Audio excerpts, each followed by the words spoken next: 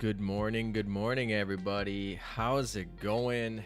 Pretty early this morning, but the servers are already up. They actually went up probably 10 minutes ago. No official announcement yet, but I figured I would go live because I accidentally already clicked into the game and already got I already updated the skins for Bunker Hill, so I haven't bought her yet, so of course we'll do that and we'll review her today. But the servers are live, no official announcement, so I guess be careful of the reroll. But I figured I'd start the chat just in case, because you guys voted to do the Bunker Hill thing right at the beginning, which is fine.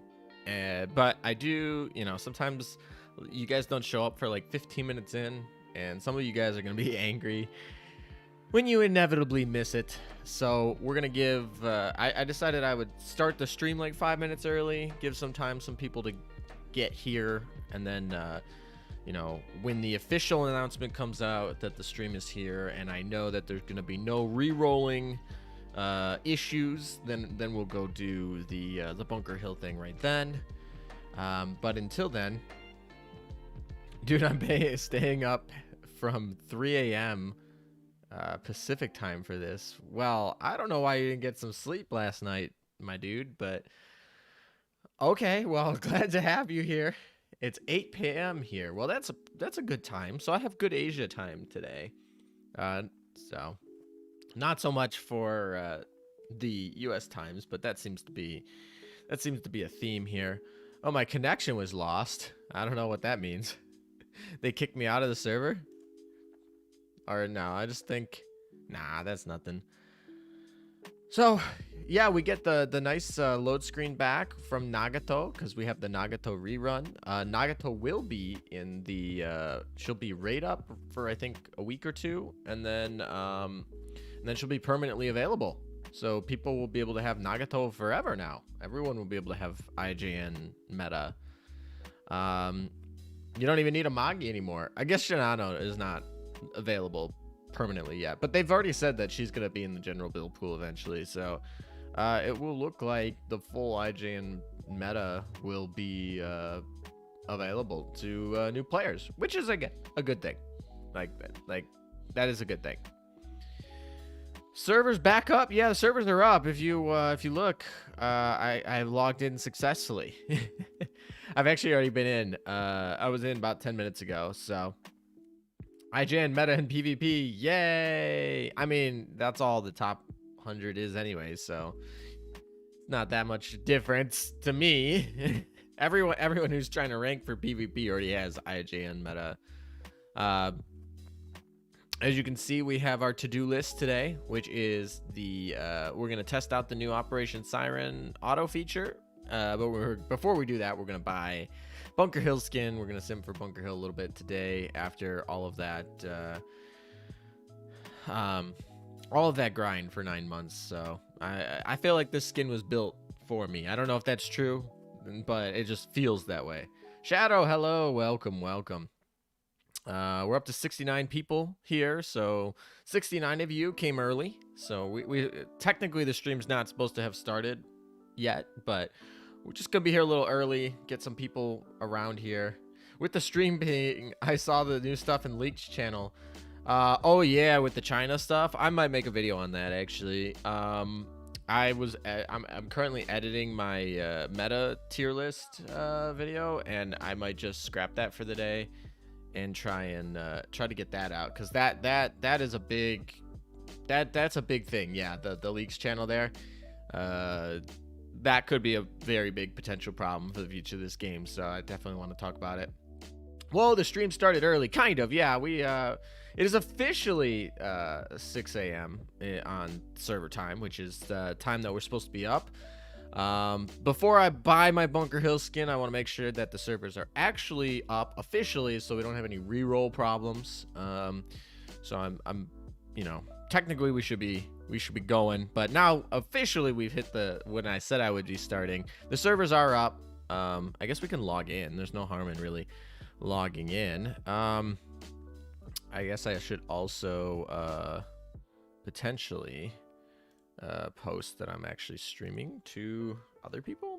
Maybe we'll do that since we're a little bit early. We'll do that. So, oh boy. And then I don't know. We can just do it in here. Woo. And where is it? Probably in. How is everyone doing today, though?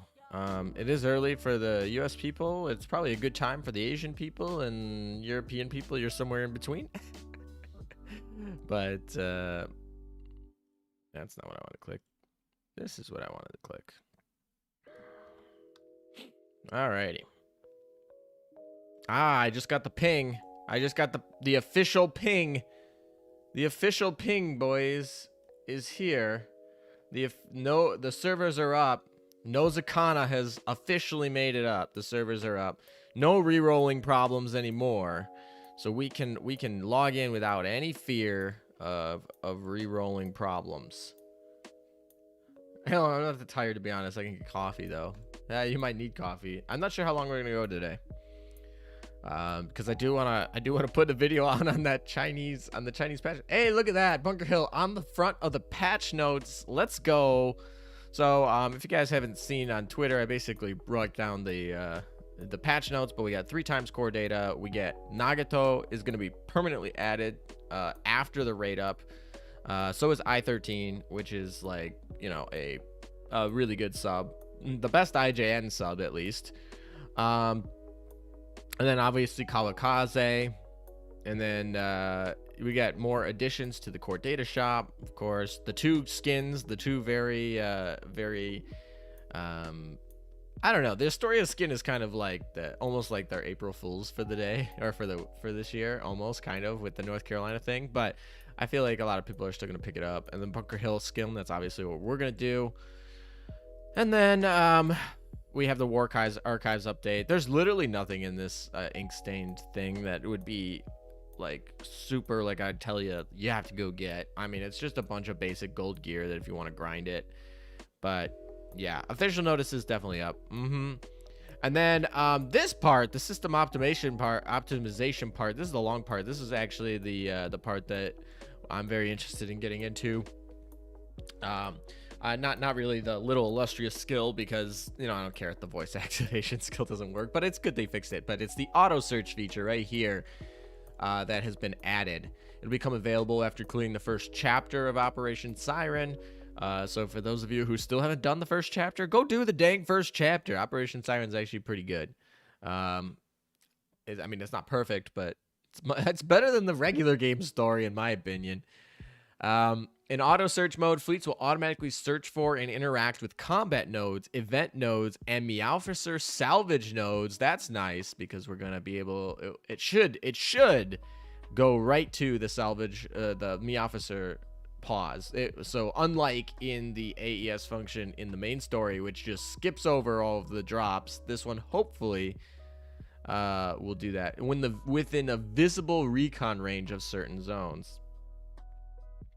After clearing Chapter 4 of Operation Siren, which is the last one, you'll be able to use auto search in special areas from Siren coordinate loggers and strongholds. So if you thought that Siren strongholds, I don't know about the Siren strongholds auto feature. I feel like that's not even going to be very possible, but that should be, I guess, okay, I suppose. I guess now the new thing is, can we auto Siren strongholds? That would be cool, I guess. I have a bunch of the loggers though. I didn't see that coordinate loggers are on this list, which would suck, because coordinate loggers are like probably the most that I'd want to auto feature off of. They're really easy, they're really big maps and kind of tedious, but I guess Siren coordinate loggers and Siren strongholds would be better. Maybe they're just missing it, I don't know. We'll test it out. Unlike the auto search feature in normal event modes, the Operation Siren auto search function will only apply to the active selected fleet. So we have 4 fleets. whatever one you select, it's going to pick, which is fine because I only use my Richelieu fleet to do everything. Richelieu Perseus will basically do all of Operation Siren. If you don't have those 2 event exclusive ships, well, rip you. No, but yeah, those 2 ships definitely make Operation Siren a breeze. But you should definitely be building 1 mob fleet and then 3 boss fleets, and hopefully the auto search feature will have your mob fleet just clear through everything. I guess the question will be like, how easy does it turn off? Like, can I have the mob fleet like clear not the bosses? I don't know. We'll see. We'll test it out. Currently, the areas in which auto search feature can be enabled is all of the secure zones, the explorer zones, strongholds, hidden zones. Hidden zones would lead me to imply that they just didn't include coordinate loggers up there in the essence of being brief and succinct. But unusable. Boss coordinates, main campaign zones, Siren research facilities, scanning mode. Okay. A direct access to scanned result has been added to scanning mode overview. I think I saw something like this where you can, like, from the scanning mode just click, which is yeah. A new overview button has been added as an instant access to quick travel mode. Okay. TB messages. During auto search feature, TB messages are automatically sent at fast speeds. Why they have to be sent at fast speeds and not, like, just delete it, I don't know, but we'll test it out. We'll give it a whole feature here. If there's a player dialogue option in TB's message, the top option will automatically be selected. Awesome. I like that. So now when TB's questions that you have to select options for, the game will automatically choose that for you. So that's pretty funny. Wouldn't it be better to just build 2 boss fleets and leave 1 ship that have out of combat buffs? Ships like Tosa, Perseus, Casablanca. Yeah, you could do that, but like Perseus and Shinano, you're gonna use regardless. Like, if you have those ships are amazing. Those ships are amazing, so you're gonna use them regardless. Oh, by the way, I should probably, let's do this. Necross, now that you're here, you reminded me I should probably do this just for the memes. I don't, where is it? It's under, wait, come on. Oh no, it's gotta be an image, that's why. Okay, hold on. This is not funny when I taking too long to do this because I don't know where I saved it. All right, browse. All right, let's find it. I know I kept it. I kept it for this reason. Please be here. If not, then I'm just gonna pretend that this never happened. Here it is. This is it. You guys ready? Ta-da! Oh my, yeah, I kept this. So, yep. But yeah, anyway, to answer your question, N subs, is that 2 of those cross fleet buffs are going to be, you're gonna use them anyway. And the other 2, like, once you have 2, like Tosa, like the Tosa barrage is not that big. Casablanca was nerfed so that her skill is much weaker than it is normally, so it's not mandatory. I mean, you can use Casablanca in your mob fleet really if you want, but I typically like to have an all battleship fleet, an all carrier fleet, and then like a mixed one, and then a mob fleet. But yeah, you could do 2 boss fleets and a utility fleet if you want to think of it that way. Some people really like adding repair ships because they have that added function, but yep. Nice TBGB there. Thank you. Will you add the TB shot emote to the stream list? Probably not. Not to the YouTube because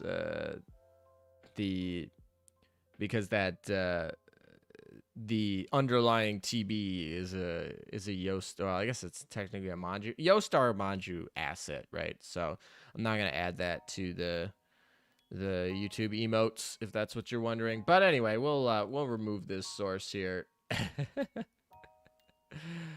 I just thought that was a little bit funny. All right, so into the game we go.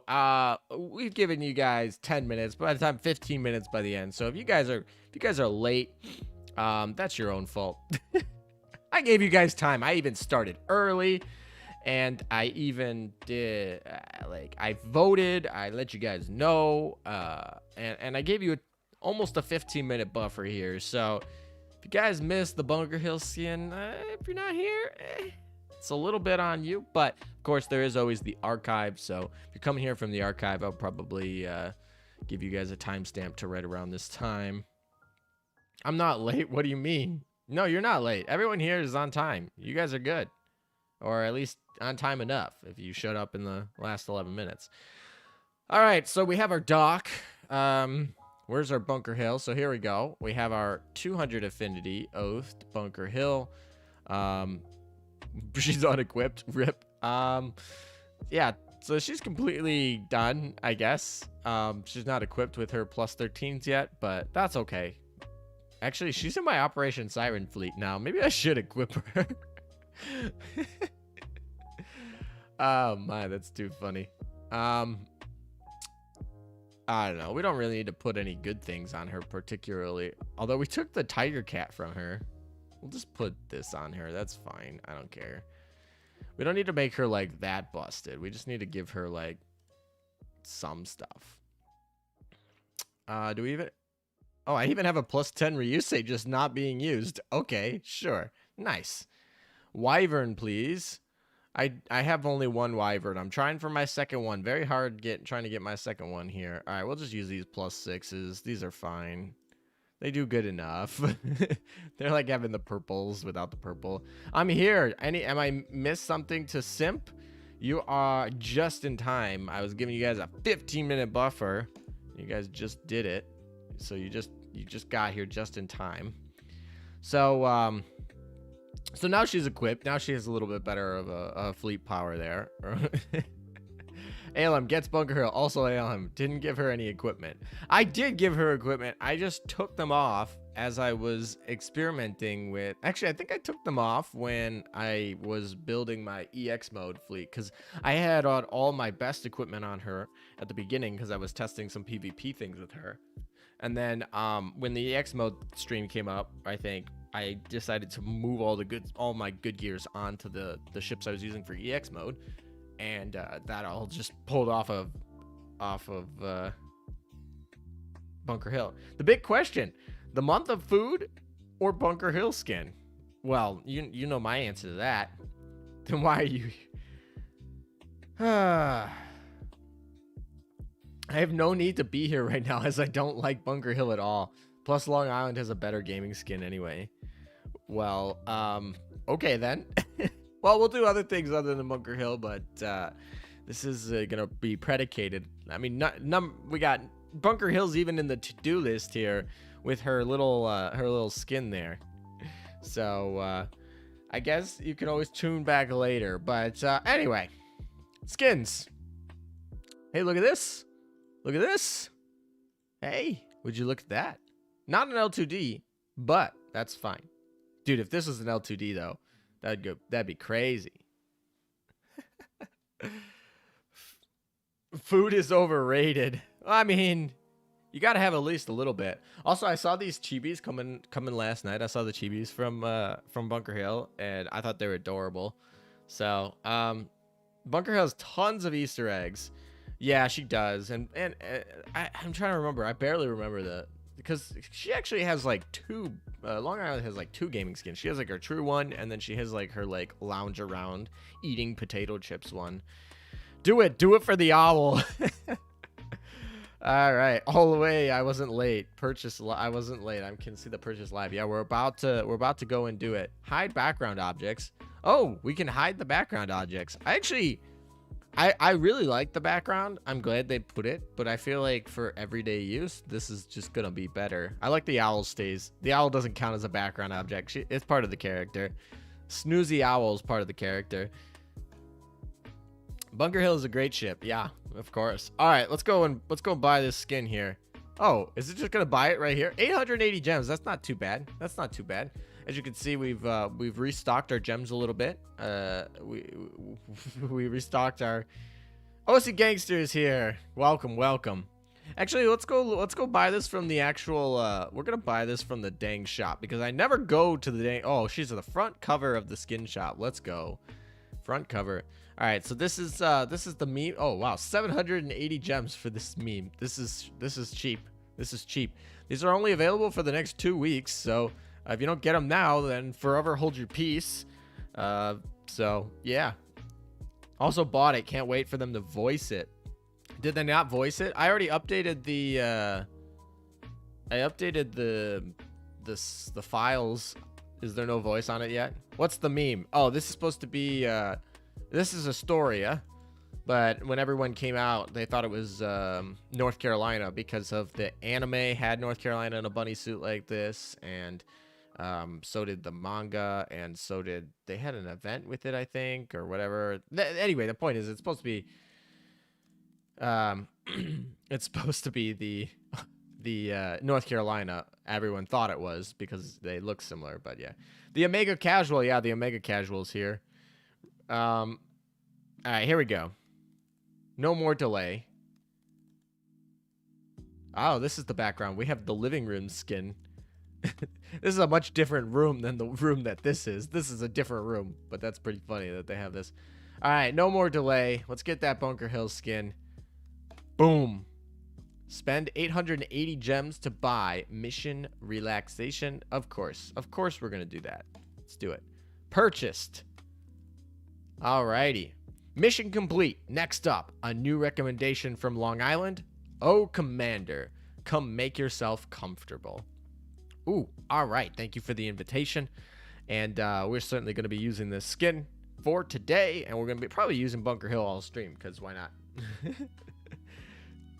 880 gems have been sacrificed to the scam cat. Yes, they have.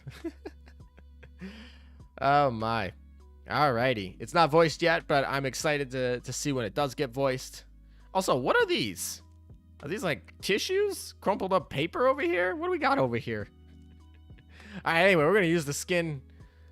Of course, we're going to use it on our... she's already our secretary. Set as secretary. She's already our secretary. I guess she's not the leftmost spot, technically. Because I am actually still trying to affinity grind for a few ships. Thanks for the money, nya. Yeah, no problem. No problem, Akashi. All right. And she should already be the secretary, so, or at least on the queue here. So here we go. Gamer paper. Alem, I have some bad news from me. What's the bad news, Luis? North Carolina fans got trolled really hard by Yostar. Yeah, they did. They certainly did. All resistance is meaningless. All right, so she still has some of the same voice lines. So, well, we should let's go look at the voice lines. I really like the gamer pop-ups here that come up, like as if you're like looking through the screen or some augmented reality game or whatever. Obviously we think she's playing PS4, but she has Xbox controls, but she has Xbox games boxes here, but also the game cover here, Bloodborne, is a PS4 exclusive, so that's pretty funny. But yeah, with the controller and the Bloodborne, I'm pretty sure this is a PS4 with some weird colored cases here. Hail to the vibing owl. Yeah, this vibing owl is just listening to some Harris Heller StreamBeats here, just like us. No, I have no idea. All right. Do we have any comments on the new skin? Worth the effort. What should our comment be here, guys? What do you guys think? What should we comment about the new skin? About the new skin. It's got to be about the new skin. I already have 2 comments on here.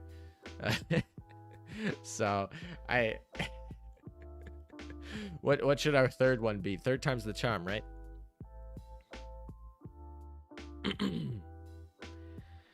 Visual novel UI. Maybe she's playing some visual novels over there. Long Island turned Bunker Hill from a quiet girl into a gamer girl. Win BBPC? I don't know what battleship that is. Long Island, finally a worthy opponent for our battle, will be legendary. I'd bunk that hill. Oh, gosh. 7 months, the effort, and this is the result. The owl be cleeping. I forgot to bind my main account, so I lost my progress when I was cleaning my phone. Now I'm on a new account named Gabriel Lim 1910 in the Washington server. Oh my. This is why you bind your accounts, folks. You gotta bind your accounts. I wonder if Bunker Hill plays Demon Souls. Maybe. Email Leostar. Yeah, if you knew the UID of it, they might be able to recover it and transfer it to you if you can prove that that was actually your account. But yeah, contact Yoastar customer support. Hopefully they can help you out, but that's a big oof. All right, let's do some voice lines because we just, what is 880 gems? That's like what, $5, $10, between $5 and $10. Everyone's simp alum buying a Bunker Hill skin. Me simp alum because of sleeping owl. All right, let's do some lines here. All right, I was gonna say, why is it? Do we not switch her skin over? We do have her skin over. I guess that's normal. All right. Here we go. Mission relaxation. We get no additional lines on here, so there are none at all. It's just a skin rework. So I don't know if we will get lines at all. Like they might not voice any extra because I don't see any new ones. Usually they don't voice them right away. But more than $10, probably closer to 14. Yeah, maybe. So usually anyway, they do update the lines with the skin. They just don't usually have them voiced right away. But it appears that I don't see any additional lines because they line up in gold here. These are all her these are all her original lines. I guess we do get to see the chibi stuff, so we can look at that. Bunker Hill, the grind begins. Yeah, exactly. The grind continues. That emote I think is definitely holds up pretty well. All right, so let's see what her little chibi does because those are a little bit different. We can see her facial expressions. All right, so obviously she comes in. This is her normal, like just chilling, little eating the potato chip, and we got our chibi. I really like this chibi a lot. She drinking Coca-Cola in that, I don't know. All right, log in. We get our gamer screen here. Not true. Often lines come with the voice. For instance, Noshiru. Oh, yeah. To be fair, they can come with they're typically not, though. The average time they usually bring just the lines and then they add the voice lines later. That's typical. Sometimes they don't do that, but in this case it doesn't look like there's any additional lines for this skin. I guess some lines will come later. In any case, I'm really happy they gave her a skin. I'm not sure how many players have her. Well, if we look at the comment section, there's only 303 likes on this ship, so I mean, I don't assume every single person who has her likes her, but if we're talking like even half or even a third, even if a third of people who got Bunker Hill liked her as a ship, and I liked her as a ship, as you can see, that would be less than 1,000 people on this server. Of course, the other servers might have their own people, so she was the rarest ship back in August. I'm not sure if that's still the case, but I would imagine it is, honestly. But yeah, I would imagine it is the rarest. 22 likes in a Magi. 22 likes in a Magi. I guess that's the new challenge, getting Bunker Hill in a Magi. Anyway, so the login skin is her basically just gaming. I don't know. That's cool. All right, we have the details. She actually gets her rigging back, so she does keep her rigging in this skin, even though it's a little bit of relaxation. Main screen 1. Nothing real different here. I guess she has her eyebrows change a little bit. They're more I don't even know what you would call that expression, but then we have this one. She looks a little bit more upset. I don't know why she'd be upset talking about Eldridge's ability. Does the chibi change at all? The chibi doesn't change at all, but her facial expression on the skin does. 395 likes in Aurora. That's probably the largest. I don't foresee any of the other servers having more likes than Aurora. So in no server in the game is there more than 400 likes on Bunker Hill. Maybe that'll change if some of you guys decide to go like her, but we're talking, 300 in Washington, 22 in Amagi, and just under 400 in Aurora. So not a lot of people have this ship. I'd venture to say under 5,000 probably, but now people can buy the skin and can grind for her and whatnot. So I think World 13 is a little bit easier than it has been in the past. So that should be good. So there's 1,300 Bunker Hills in the game total. No, that's not true, because that's just the likes of the ship. You can't like the ship if you don't have the ship, but you can have the ship and not like the ship. Thus, the number, that's a minimum. That's a bare minimum. The amount of likes is a bare minimum that can have the ship. So bare minimum would be about 1,300 then. For EN, of course. Yeah, JP and China have their own counts. So we'll see how many of those Shikikans end up buying the skin. Of course, you can buy the skin if you don't have the ship and get the ship later. So, can you ship your t-shirt to Japan? I believe you can. I believe they have international shipping. I think it costs a lot more. I've actually, because there are two for the people who have shirts, the channel merch, there are 2 distribution centers that make it. One out of Kentucky, in the U.S., and then the other one out of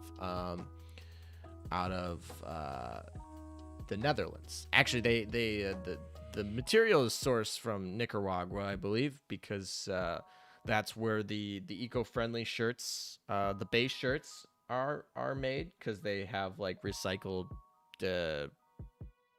water bottles for the polyester, which is a plastic-based material, and then they have organic cotton. So those shirts are, I believe, made in Nicaragua, and then depending on your location, they're shipped to Europe in the Netherlands, or Kentucky in the U.S., and then that's where they're printed, and then from there they're shipped out to wherever. So they ship worldwide, as far as I'm aware of. I've actually bought or gotten samples from both facilities, one in Europe and the one in the US, just to see if they were any different. But I believe in Japan they do ship there. I've obviously never been in Japan to ship it to myself in Japan, but I know like the one in Europe will definitely ship like to the US if you for some reason want to have your shirt printed in Europe and then bring it over to the US. Of course that costs more because shipping is more, but yeah. Anyway, let's continue on with the skins here, or the lines here. Obviously no new lines. These are all old lines. That's why I'm not reading them off. But we do get new facial expressions, and the chibi does change a little bit here. All right, so this line, okay, that doesn't seem to line up. So this one, she's talking about Eldridge. She looks really angry here, right? Here, this one, she looks like surprised. This is fine, but this one, she looks upset. Like she looks kind of visually upset. She literally has the down arrows on her game, which kind of indicates that she's not happy. And then this one, all resistance is meaningless from before the Essex class attack formation, and she's literally like smiling. She's like, your resistance is futile. He. Like, what is this? Like, I think these two should be like reversed. These two faces. That's pretty funny. This one talking about Eldridge. She could be smiling because she likes. I don't know. She thinks it's funny. I don't know. But this one, she's got her smiling face on here. Yes, I'm aware that she talks about her frowning is not her being upset, that she kind of has her resting bitch face or whatever. I'm aware, but it is pretty funny. She's winning in game. She doesn't care what she's saying. She's winning in game. That's what she's happy. I guess that makes funny. That makes sense. Ah, you cannot win. I have the high ground. Yeah, she's playing Star Wars here. The music stop? The music stop? Yes, the music stop. Fix that. Come on. All right. All right. Nope. When you poke her, this is, I assume she'll be poked in the dorm. She she winces a little bit. Alem, haven't done any Operation Siren yet. No, we've just been doing the Bunker Hill stuff, because that's what you guys want to do first off the bat. Alem, talk to Bunker Hill. Like, are you winning, honey? Yeah, no new lines. Special touch. Oh, she's not happy about that. All right, well, they got this one right. She's not happy about that. All right. Mission reminder. Pretty normal. She's got happy for the rewards one. That makes sense. Back to the normal with eating her Pringles or whatever. Then we got, oh, here's the return to port. Here's the face everyone was talking about in the reveal of this skin. There you go. Oh, I heard the Amagi. Floating Point Var donated $50. Long time no see, ALM. I just pulled Nagato. Now trying to figure out if Taiho, Nagato, Shinano, Azuma Dev 20, Suzuki Jinsu fleet would be great for bossing. Well, first of all, thank you for the dono. Very large donation, so thank you. I appreciate that. Nagato Shinano is amazing. Taiho is actually, like, if you have her leveled in terms for PvE, where you don't really care about survivability, the backline that much, Taiho actually probably outperforms with her new, she's been buffed, of course. She's been buffed in December. She got an update to her skill. And I would say that she outperforms Hiru in that sense. And obviously she's buffed by Shinano and Nagato. So yeah, that's that would be really good. In terms of the front line, Dev 20 Azuma is a little bit low. She's not a full tank at that point. Obviously, at Dev 25, she becomes a full tank. And then at Dev 30, she gets her 15% main gun efficiency. Suzuki is great for grinding.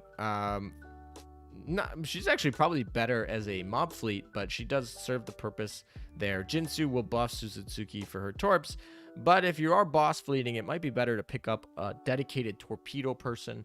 If you're not having issues with survivability, such as Ainami. If you're having issues with survivability, you could pick up Yukikaze. But Suzuki Jinsu is fine. That fleet would generally be pretty good. I try to get that dev level higher on Azuma. And in the meantime, you could use Suzuki or something like that as an evasion tank for the boss fleet. It kind of depends a little bit. Are we trying to tank aviation damage for a boss in like World 13?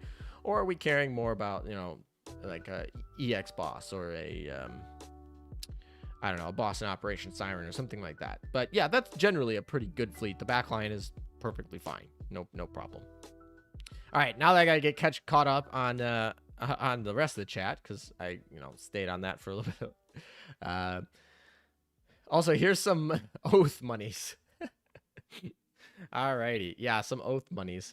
All right, someone give me a quick info on Operation Siren AES. We will be talking about that next, as you can see in the to-do list. I guess we can remove the Bunker Hill to-do list because we just did that. So which one is it? Yeah, we can remove that one, and then I guess we can keep the Bunker Hill little skin on there with her. That's fine. I don't care. But we've removed that from the to-do list. As you can see, testing the Operation Siren Auto Search feature is going to be something we are going to do a little bit later. But it should just make it a little bit more smooth to run through Operation Siren, because it is tedious to run Operation Siren. Don't take Taiho name. I accidentally retired my 105 Taiho. Oh, rip. Bunker Hill was used as a stationary electronic test platform at the Naval Air Station North Island, San Diego, during the 1960s and early 70s. Yeah, she survived the war, even though she's probably been the most kamikazed. I thought she was like, she got a lot of kamikaze damage. I think using the word most is probably not correct there, but I know she's infamous for like being kamikazed a lot, and the British were like, hey, that's why we use metal flight decks. Oh, thanks, Alem. I'll wait then. Yeah, we'll get there. We're trying to let some people who've been waiting for this for over 9 months to savor in the skin. Hey, Alem, say someone wanted to farm 12-4 for experience. What's the best way to farm in terms of team composition? What's recommended level? What's the recommended level you would recommend before farming? Well, if you're going to be in World 12, you probably want to be 115 plus on your fleet. And people don't recognize this, but 115 to 120 is a big difference in grind level. Like, in terms of performance, you can get most of the way done with 115. But you guys got to remember the halfway mark in raw experience is going to be that 110 mark. So 115 is actually a lot closer to the halfway mark than 120. Lass and HMS Indomitable. Yeah, well, she's not here yet. I'm from No Bunker Hill Gang, though. That's okay. Then you can just enjoy the skin while it's here. Anyway, we were finishing this up. So this is the exhausted face. This is the I've been grinding Bunker Hill for 9 months face. That's what this is. Or I've been playing Auto Lane for a while. This is the exhausted gamer face that I'm sure most of you have experienced. So that's pretty funny.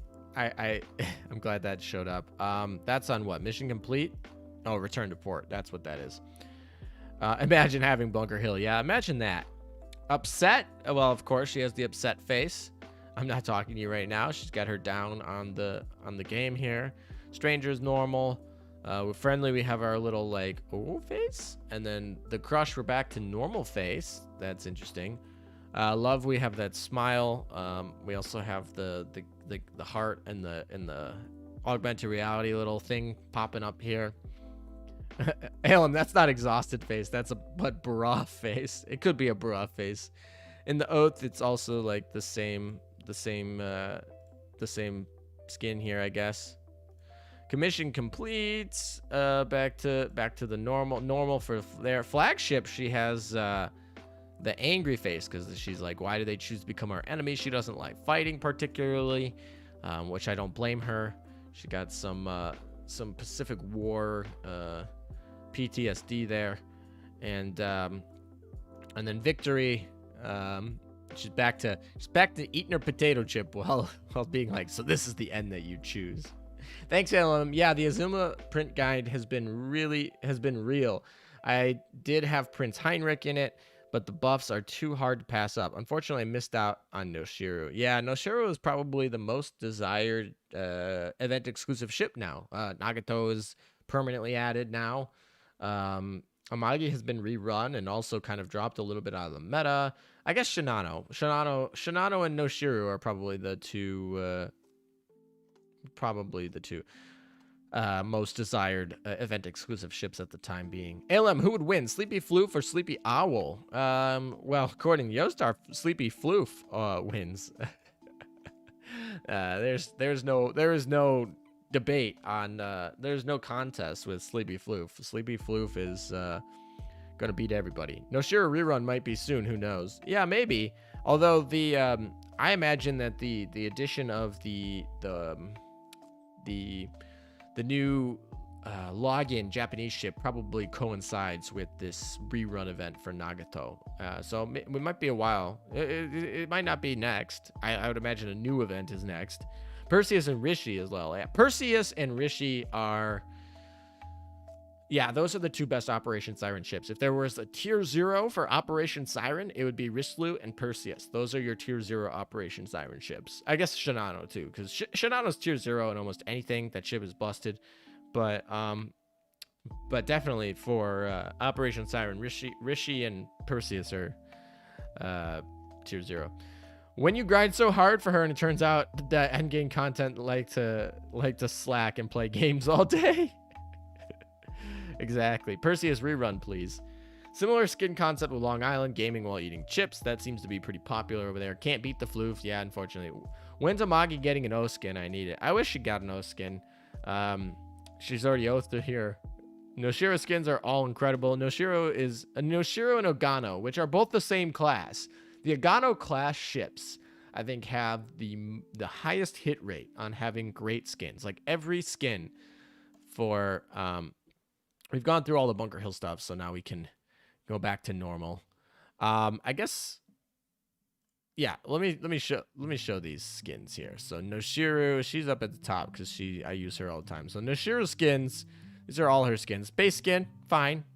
School outfit, fine. This is one of my favorite, if not my favorite, L2D skin. Fantastic. This Raven skin is also fantastic. And then this is her newest one, which. If I didn't have these two skins to talk about, this one would also be like very, very great purchasable skin. Like Noshiro, 4 amazing skins. And then her sister, Agano, which I don't have level because she's not actually any good. Where is she? Where is Agano? Agano. There she is. She's got 4 skins. She's a base skin once again. Fantastic. Her Christmas skin is probably my least favorite of all of her skins. Like, I like her base skin over the Christmas skin. I wouldn't buy the Christmas skin, but, you know, it's not bad. This one is adorable. Dating game. And then this skin is gorgeous. This is probably my favorite of hers. But yeah, both these skins are absolutely awesome. Base skin's great. So, like, the Agano class, we got 8 skins, and 7 of them are killers, in my opinion. Anyway. That's not meta. Actually, can we pull off the background? I guess I don't know if I want to actually pull off the background, but details. I'm not gonna worry about it. We'll that's fine. The background's fine. All right, so here we go. Bunker Hill, right off the bat. Glad about that. All right, so. I suppose it's Operation Siren time. We should probably do the commissions and whatnot. We got Potter yesterday, by the way. Is Agano any good? No. She is waifu only, over meta only. Although I did put her in here to level. Yeah. So actually, we got Potter and Sumner. Sumner I had probably a couple days ago. Potter I got yesterday, the literal last day possible. We got Potter. Morning, Eugene Hart. Morning, Felix. You just missed the Bunker Hill purchase. I mean, just missed. I guess we went over the whole skin, so I guess we've been there for a little while, but yeah. I do recall getting Noshiro's Raven skin in the $30 pack. I think I bought that pack and then didn't get anything I wanted. Honestly, I've been really unlucky with those lucky bags. Those quote-unquote lucky bags. But yeah, anyway, we got Potter, so that means that I'll be able to test some phone combinations in the future. I'm excited about that. Whenever I see someone with an Alabama, I get triggered because I tried my best and I didn't get her. Yeah, I've had Alabama for a while, so she's not even new for me. All right, we'll put in, I guess Saratoga needs to technically be leveled up to 120, even though this won't even put a dent. But, what else? What other ships need to be up to level 120 that aren't yet? Udachi being removed from the Chinese game. Casablanca, I need to level up. Guess we could put, like, Cooper in here. Or maybe North Carolina. Probably North Carolina. I probably won't use her. At least today. During stream, I won't use her probably. Because I would totally put in some of the other ships, but I actually wanted to grind with some of the ships today with you guys. All right, Operation Siren. We're gonna do that next, I think, guys, because we're just doing some housekeeping here. I wonder what this is. Nothing. All right. We're just doing some housekeeping. We're gonna do Operation Siren next, so we can test out that auto search feature, which is being great. Wait, being removed? Yeah, the Chinese, if you guys don't know, I'll probably make a video on it very soon, but China is removing a whole bunch of skins and ships totally from the game. They got shut down. Their Play Store app got removed a little while ago. Not necessarily sure if that's in relation to this, but afterward, they removed a bunch of skins, and then today they announced they're removing access to ships. They're not removing them from the game, but like if you didn't get Yudachi before today, you could no longer get Yudachi in the Chinese server. The 18 ships, I believe, total. Yeah, something like that. It's really bad. Look, especially since even the English server is going to be hosted on Alibaba servers. So yeah, I'll talk more about that. You got 5 potters. I've been jealous watching people get potters because ooh, we get to play some operation. We'll do our operation fight here. I guess we'll just fight with this. I'm not sure this is. I don't want to change it. We'll just fight it. We'll just fight with it. Is it a censorship thing? Yeah, it's a censorship thing.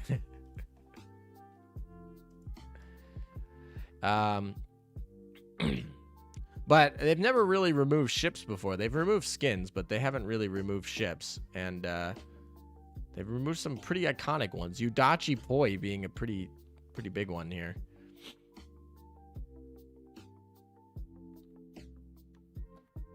All right, come on, FDG, smack them.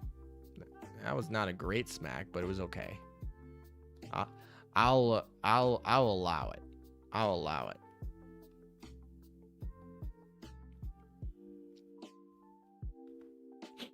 All right. Well, we'll get like halfway there, I guess.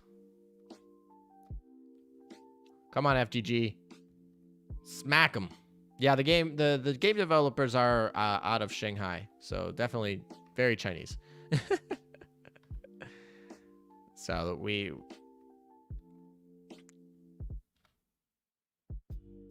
Fox Twins got removed too. Yeah, the Akagi is on the purge list. Basically all IJN stuff. I don't know if it's, well, not all IJN stuff, but the ones that I noticed were all like IJN droppables. Like I said, we'll talk about it in another video.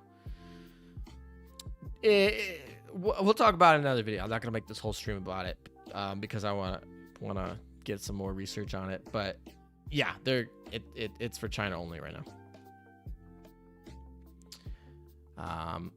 Hey, look at that, 3rd place in the guild. That won't stay for long, but I'll take it. Let's go.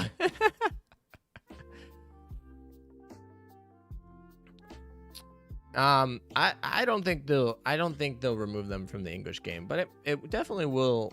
It definitely bodes the risk there a little bit, and then also like if they're not going to be able to make money by selling skins to those ships in China, are they going to make skins for those ships in the future? Probably not. I wouldn't imagine. I wouldn't pay my artists who have a limited time to build skins that can't be sold on all the servers, right?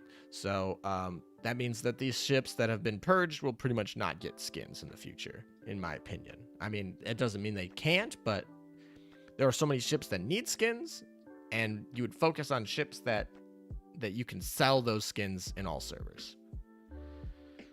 Alrighty. ALM veteran clanmates, how cute. Yeah, exactly. That wasn't even that good of a score.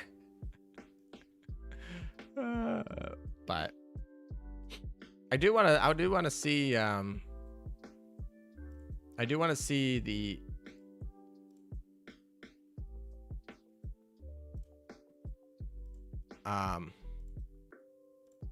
Yostar wouldn't care. If the Chinese government told them they had to do something, they wouldn't care about bitching from the US server. I'm gonna be real with you.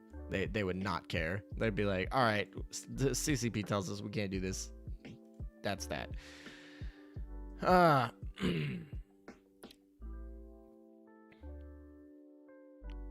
yeah, Akagi, especially with the Japanese player base, might get some exceptions here. All right, so what I wanted to do here is change floors and go to the second one and add Bunker Hill here and play around with Bunker Hill here. I guess Cooper doesn't need, or Laffy doesn't need to be in here. Why is Laffy in here? We're gonna have our new Bunker Hill skin, which there she is. Here we go. Okay, she's got some cute chibi gaming over here.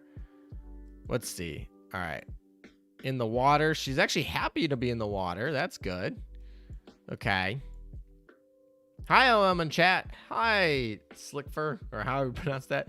Is Sovietskaya Belarusia any good? Yes, she's pretty good. If you don't have a barrage battleship, she will definitely do the trick. I prefer Monarch to her a little bit. So if you have a Dev 30 Fate Simulated 5 Monarch, you're probably going to use her over Belarusia. But if you need to, or if you don't have that yet, she's a great substitute. All right. What is she like sitting down? She does. Oh, okay. She's just like angry over here. Of course. Okay. Alabama, stop stealing the show over here. Get in the water. Like, stop jumping around everywhere. Okay. Just calm down. Calm down, Alabama. Okay. Like, I thought you were sleepy. I thought you're always talking about sleeping in your skin, but over here you're doing like freaking backflips and everything. All right. So she sitting skin's pretty cool. All right. Let's run through the animations here. So she sits down, gets her fan. She's getting angry gaming, really serious. She gets really sad. She looks like she loses, flicks back the hair, and then stands back up. So, yeah, she's definitely a good option for Russian players. In fact, if you are a Russian player, there's only one backline you can viably have and be pure, which is Gangut, Belarusia, and Russia. There's only 3. You only have 3 options. So, yeah, I mean, everything's if you're going to go Russian only, then of course, yeah, you have to use her. It's not even a question. She does sit cross-legged in the chair. That is true. Let's see. We didn't have her sleeping because there's no bed in this dang place. I guess we can add one. Not the shop. I always do that. I always click the dang shop. Let's add a bed so that we can see if she gets sleepy. Gang got the best. Yeah. Okay. We're just going to add this floor mat. It doesn't fit anywhere. Great. Okay. Fantastic. Does this fit? No. Okay. All right. I guess we're just going to have to move this. Fit. There we go. Bed's here. All right. How does she sleep? Fine. Just fine. Okay. She's in sleeping gear already, basically. Still no Soviet Sky Soyuz. Yeah, I imagine that Soyuz will knock Gangut out of her use in the fleet whenever she drops, which I don't think will be for another year. I had a dream that almost looked like Bunker Hill with the gaming skin for a short time, though. That's interesting. All right, we'll go back to the actual like saved version of this map, so we can go back. Where is it? It's oh, it's in themes. Put LCD TV. ALM. Now we're gonna go back to Miss Meta's original design here, and with her little anglerfish over there, and there we go. Actually, yeah, Bunker Hill does it does buff Alabama really nicely if you're using for PvE stuff. What the heck? I did not know that Cooper just totally punted a Manju. Wait, really? Does Cooper just totally punt Manjus in her free time here? We got to see this again. Oh no, I clicked her. Dang it. Now it's just gonna. All right, we're gonna wait. Oh my god, she just punts the Manju. She just freaking punts it. She's just like, no. All right, no, we're just gonna punt this Manju. I never noticed that before. That's hilarious. That is so funny. I love it. All right. Well, she gets to stay in this dorm, I guess. All right. You finally cracked top 1,000. Nice. That's pretty funny. All right. I like that. Okay. Operation Siren time. Here we come. Sorry for the wait for those of you who have been waiting. We're about an hour in, so this is perfect. 1 hour mark. Auto search feature, you can see it's already here. This overview button looks bigger. I don't know if that's actually a change. Is that a change? It looks bigger. We have overview, which pulls us out into this, which means we don't have to actually, yeah, this is new. So instead of having to click off the map, which you can still do, you can just click overview and it will go to the blue map, which is the map that you can move around in. I like that. I like that. Auto search feature. What happens if we turn it on? Oh, it tells us. It gives us the little instructions the first time we click it. Toggle the auto search button to command the current fleet to automatically investigate visible nodes and enemies within. So this is the section here, because obviously most of the map is under fog of war. You can use reconnaissance command to gain vision in non-secured zones. So I assume in non-secured zones, obviously we're gonna have to use recon, otherwise the feature is probably not gonna work very well, because 9 times out of 10 you're like in your little fog of war, you can't see anything. But in the cleared zone, the secured zones, this probably worked just perfectly. How do you make the Operation Siren reset days? You have to clear the chapter 4 of the main story, or not main story, but you have to clear chapter 4 of the story in Operation Siren before it will start resetting. Will it tell us anything else? No. Okay, reset cycles back to here. Although they fixed it. Look at that. Oh no. What is this? They still have this here. This is not true. We know for 100% true. After completing Operation Siren, your exploration and progress rewards will be reset every other cycle. That's not true. Right? Unless, like, cycle being a month, the stars don't reset. The progress rewards, which are the stars, don't reset. This is not true. Fix this, Yostar. This is confusing. I literally reported about this. This made me nervous. I don't know if you guys changed it after we got all nervous, because this would be a terrible idea, but fix this. Change this, please, because this is either wrong or, yeah, just wrong. It just doesn't happen. We've had more than 2 cycles. Every other cycle, it doesn't reset. Okay. Anyway. Okay.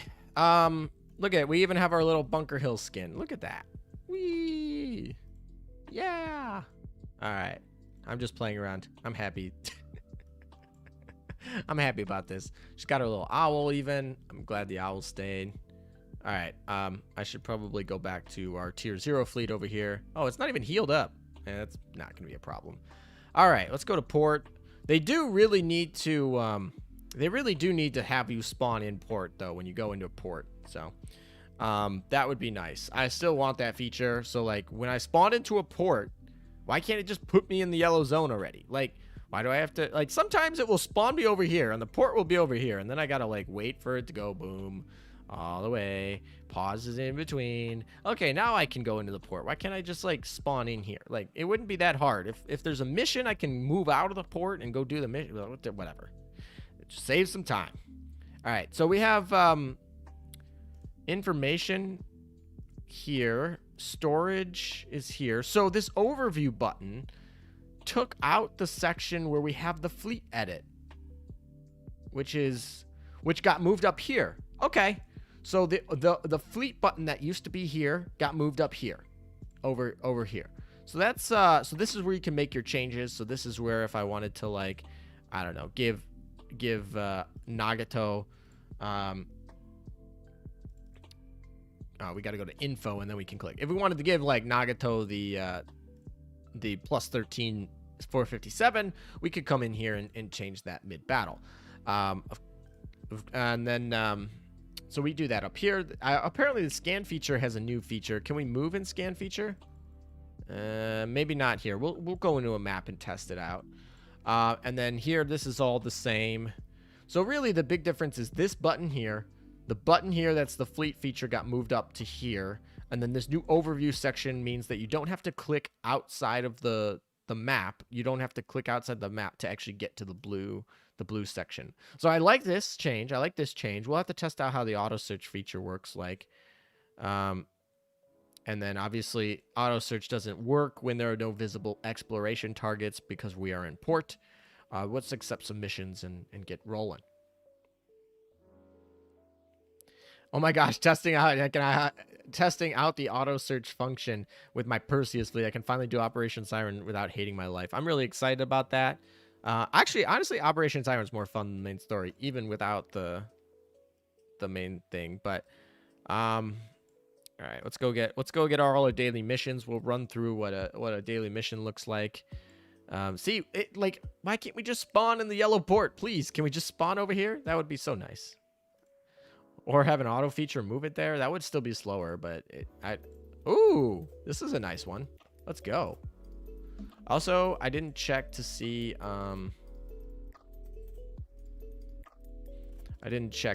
if that was expensive, but I guess we got a Siren coordinate logger. What was that, rank 6?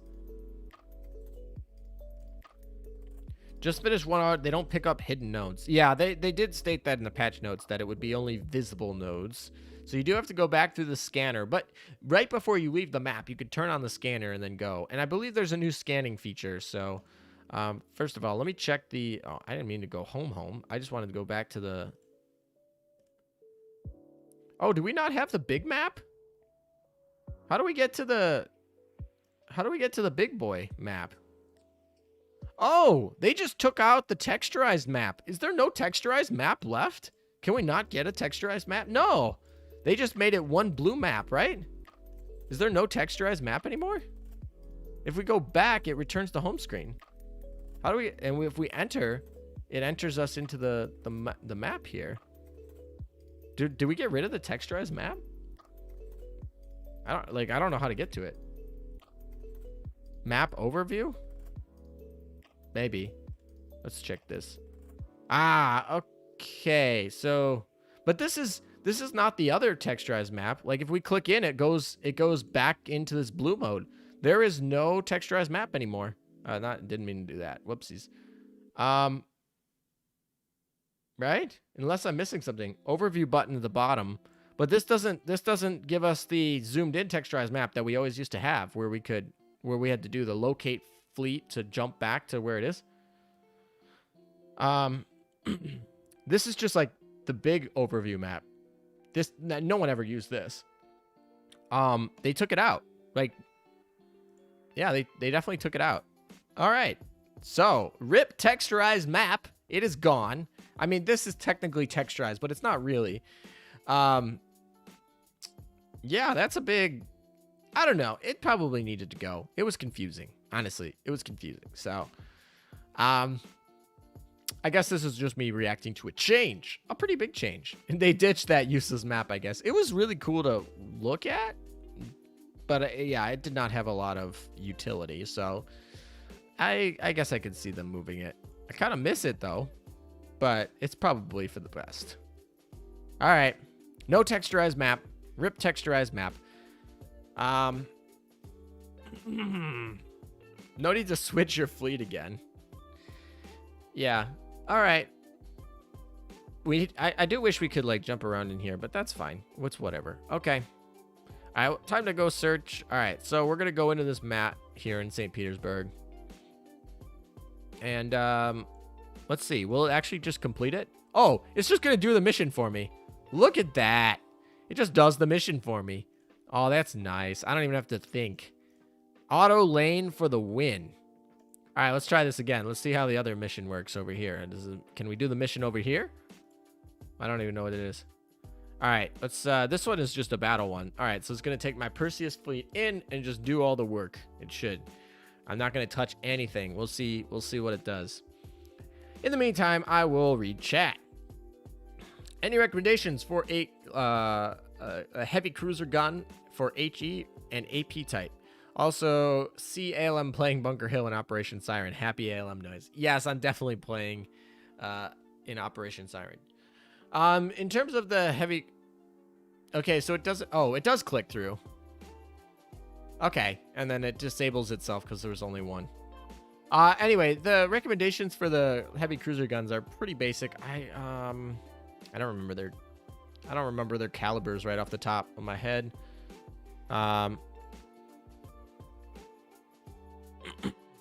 All right. Let me see if I can get a. Let me see if I can go. I'm gonna go check to see if I can find the exact calibers for you, because I don't remember them off the top of my head. So obviously, if you can use Drake's gun, which is the 234, that's the best. It's normal ammo, but it's still the best. You could also use actually the other 234, the twin, if you really wanted to. Once again, but if we're going for AP ammo, then the triple 203, that prototype gun, is probably the main choice there. And then if you're going for HE ammo, the twin 203, the 1924, as well as the well, they're both 19. Are they both 1924? No, the 1934 and the 1924 are both fine. 24 is, I don't know. I like both of them. Some people like to prefer the 24 over the 34 for the HE for heavy cruisers. But yeah, so you can do the either 203. The 203 1924 is only from an event. It's event exclusive. The 1934 is from the research, so you're fine on that. And then obviously, yeah, the upgraded 203 is probably better for AP, or if you need some sort of raw DPS. Of course, like I said, Drake gun is the best. All right, now that I got that out of the way, it'd be so nice if they remove some of the moving restrictions of 4-tile turn, especially now that they make auto search. It just wastes so much time. Yeah, it is interesting because it's kind of like the same concept of like, why are sirens chasing you in Operation Siren when you can just retreat from the battle and avoid it? I don't know, because in theory the restrictions to the fleet movement is because it's because they need to calculate turns, which turns are used to count like when things happen, which I guess could break certain functions. So I guess I see it. It's just kind of a little bit, I wish it would be not as much lag on those different turns. All right, let's try a full auto search feature. So full map here. We're going to use Richelieu, obviously. Hopefully they pick up the visible stuff. Non-visible stuff. So we have a non-visible stuff here. Ooh, directional scanning. What is this? What is that? I don't know what that is. Oh, I can click go. All right, so this is a new feature. So when we go into the scan here, rather than like exiting the scan and remembering exactly what that dot is, which isn't actually that hard to do, but in case, you know, you're smooth-brained a little bit and you need some help, we have this new feature here, and we can just click it. It's a hidden catch, and we say, oh, I want that. We can click go, and then rather than like having to remember, it will just go straight there. It will path it. Be great. Of course, so hidden nodes like that will not be used for the auto search feature. The auto search feature won't find that at all. So you got to be wary of that. So always check the scan before you leave a zone. But if we turn these on, okay, I'm kind of interested to see how they do on the map, where they choose to go on the map for this auto search feature. But so far, probably pretty decent.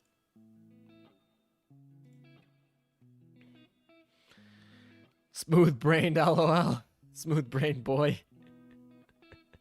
Exactly. ALM, is a fleet configuration of a destroyer, light cruiser, and heavy cruiser good for starters? Honestly, it really depends on what you have.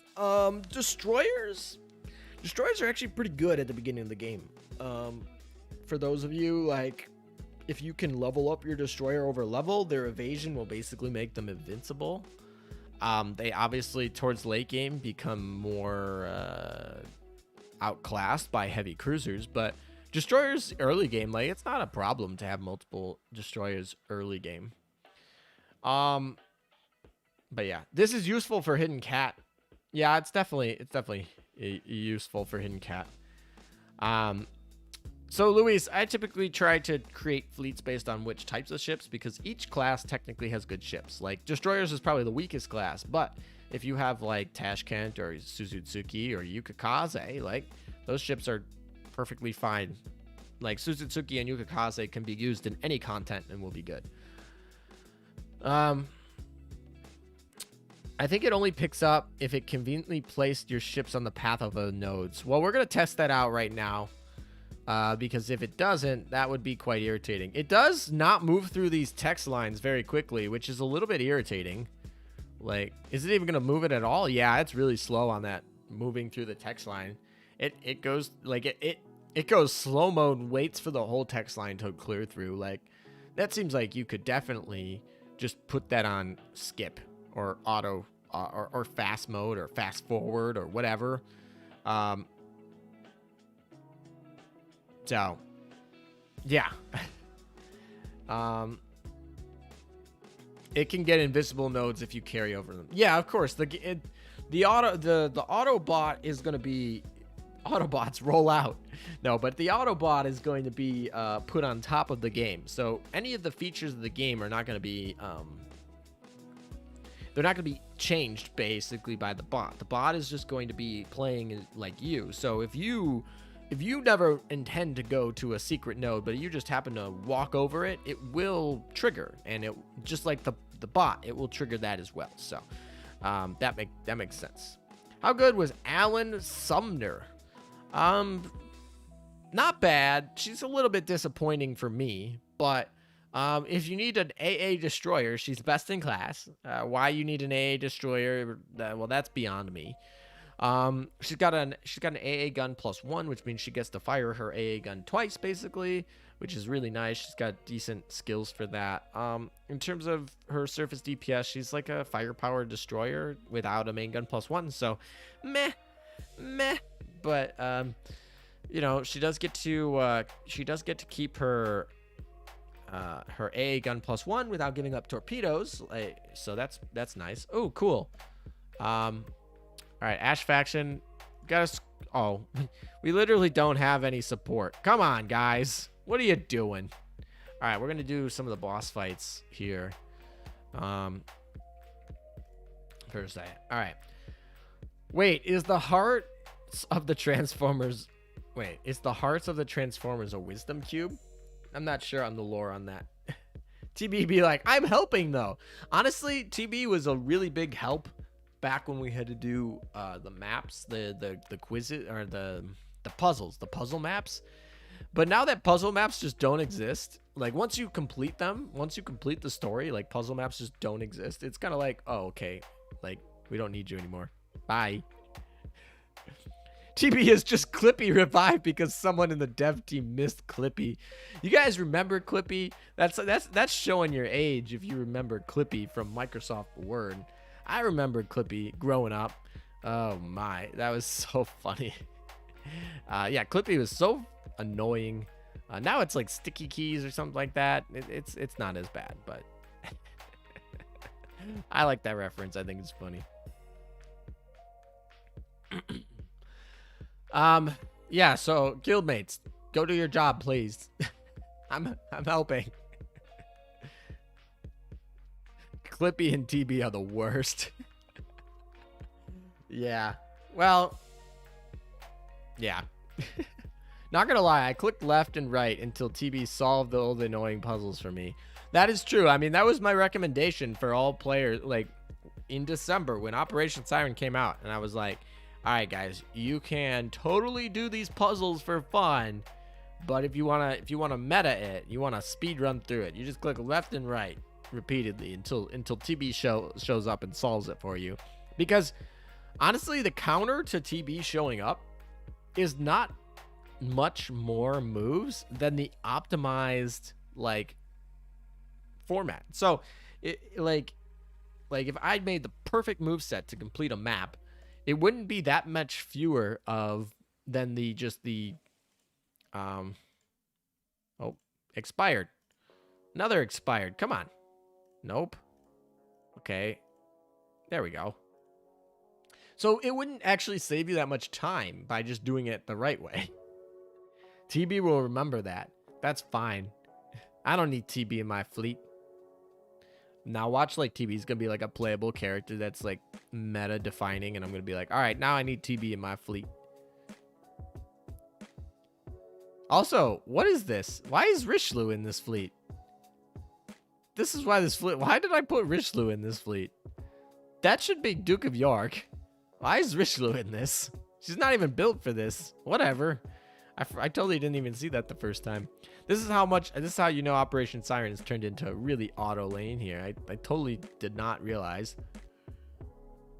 that Duke of York. Wow, yawning. That's what happens when I get up early. TB is disappointed. Tuberculosis. Yeah, exactly. It's my first time to see Arc Royal meta attack. It looks like Ballistic from Friday night. Yeah, there's a lot of I really like the fact that she has the little shotgun sniper things or whatever you want to call them, but yeah, she actually gets those when you get her, when you obtain her. I actually have her. I don't really use her, but I don't really use any of my meta ships, but she actually has that ability too. She also has a barrage with the suicide boats too, so a lot of what you see in terms of the barrage from this battle here are actually going to be in her, are actually things that she gets in her normally. Particles go burr. Yeah, exactly. This is definitely what happened in World War II, right? We just had like particle lasers and everything like that. It's called a musket. Is it a musket? Maybe. Arc meta is Black Rock Shooter. I could see it. I've actually never watched that show. I just watch. I honestly only know that show because there was a good time, maybe 2 or 3 years ago. Maybe actually probably longer than that. 5 years ago, maybe. I don't know. A long time ago. Basically, where every anime music video song had a Black Rock Shooter version. And so as somebody who really likes anime music videos, I've definitely seen pretty much almost the whole show just through like clips of anime music videos. Yeah, anime music videos were crazy. It was a time where it was just like you couldn't go on YouTube without a Naruto or a DBZ anime music video to some like Linkin Park song, but they've basically fallen off the face of the earth here. YouTube doesn't recommend them anymore, basically because of copyright material and whatever. But now they don't get recommended, so all those like million subscriber anime music video channels have like 1,000 views on their music video. Which kind of sucks. Anime music videos take good ones at least take a long time to make. You can obviously crop together whatever crap you want and call it an anime music video, but good ones that were like well edited, actually take a very, very long time to make. And so because you got to go through the show, you got to clip everything, and then you got to time every part of it, and it's a lot of effort to do that. So mad respect to some of those people who take the time to do it and whatnot. That's the time when copyright was not too tight. Well, actually, Google's been definitely been more on the fair use side lately. I wonder, and I don't know if this is true. I wonder if it has anything to do with their recent Supreme Court case, where if you guys don't know, Google had stolen, I don't know about stolen, but yeah, basically stolen, taken, reused, repurposed, whatever you want to say, had taken 11,500 lines of code. Now, if you guys know coding, like 11,500 lines of code is not a huge amount. Like, it sounds big, but it's not actually. Like, there are millions of lines of code in a lot of the Google's programs. So, like 11,500, not a huge number, but it is, substantial. And they had basically copied it and put it into Android operating system, which is obviously Google's phone application, or not application, operating system. And so we got to turn on what we did was, and anyway, so Oracle sued them basically and said, hey, you stole our crap. Screw you. Give us money, like pay us for it. And anyway, Google was claiming that they had fair use, that they had transformed the 11,500 lines of code into the operating system that is today known as Android, so that it was fair use. recycled. Yeah, Felix, that's a good one. But yeah, 11,000 is not that much. Anyway, the point is they claimed fair use in court, and of course they lost in the lower courts, but they had appealed, and it came out this week, or the Supreme Court, in a ruling of 6-2. I don't know who abstained, but in a ruling of 6-2, they had said that Google had properly transformed the 11,500 lines of code, and that their use of the code was fair use. So I do wonder if Google, being on the side of trying to pick up the fair use clause, decided to be a little bit more friendly. But I have noticed they've definitely added a lot more fair use friendly options in the studio in terms of fighting for fair use and stuff like that.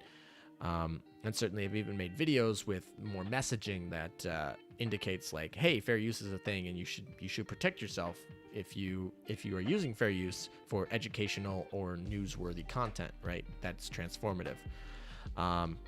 And so Google's an environmentally friendly company, recycling codes and such. Oh yeah, totally.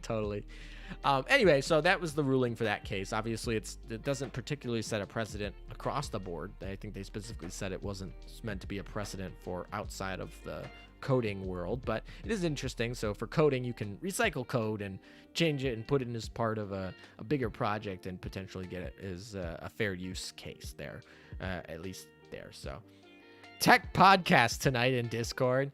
Probably not tonight because I'll be recording this the new Chinese scandal or whatever. I don't know if it's a scandal, but the noteworthy news coming out of China for Azur Lane. I'm probably gonna put on my tier list on hold. I was literally gonna edit it today and put it up tonight, but I think I'm gonna put priority on the newsworthy stuff because the tier list can come out. It doesn't matter if the tier list comes out Saturday, like. But if this news in China comes out Saturday, it would be less valuable if it came out Saturday versus tomorrow. Whereas the tier list, if it comes out tomorrow versus Saturday, isn't going to make a big difference in that. Anyway, so while I was talking, the auto search feature just completely fixed the whole map. It's clear. Everything's gone. It just did the whole thing as we auto lane through it. I'm so used to tapping off the side, I got to use the new search or the new overview feature too.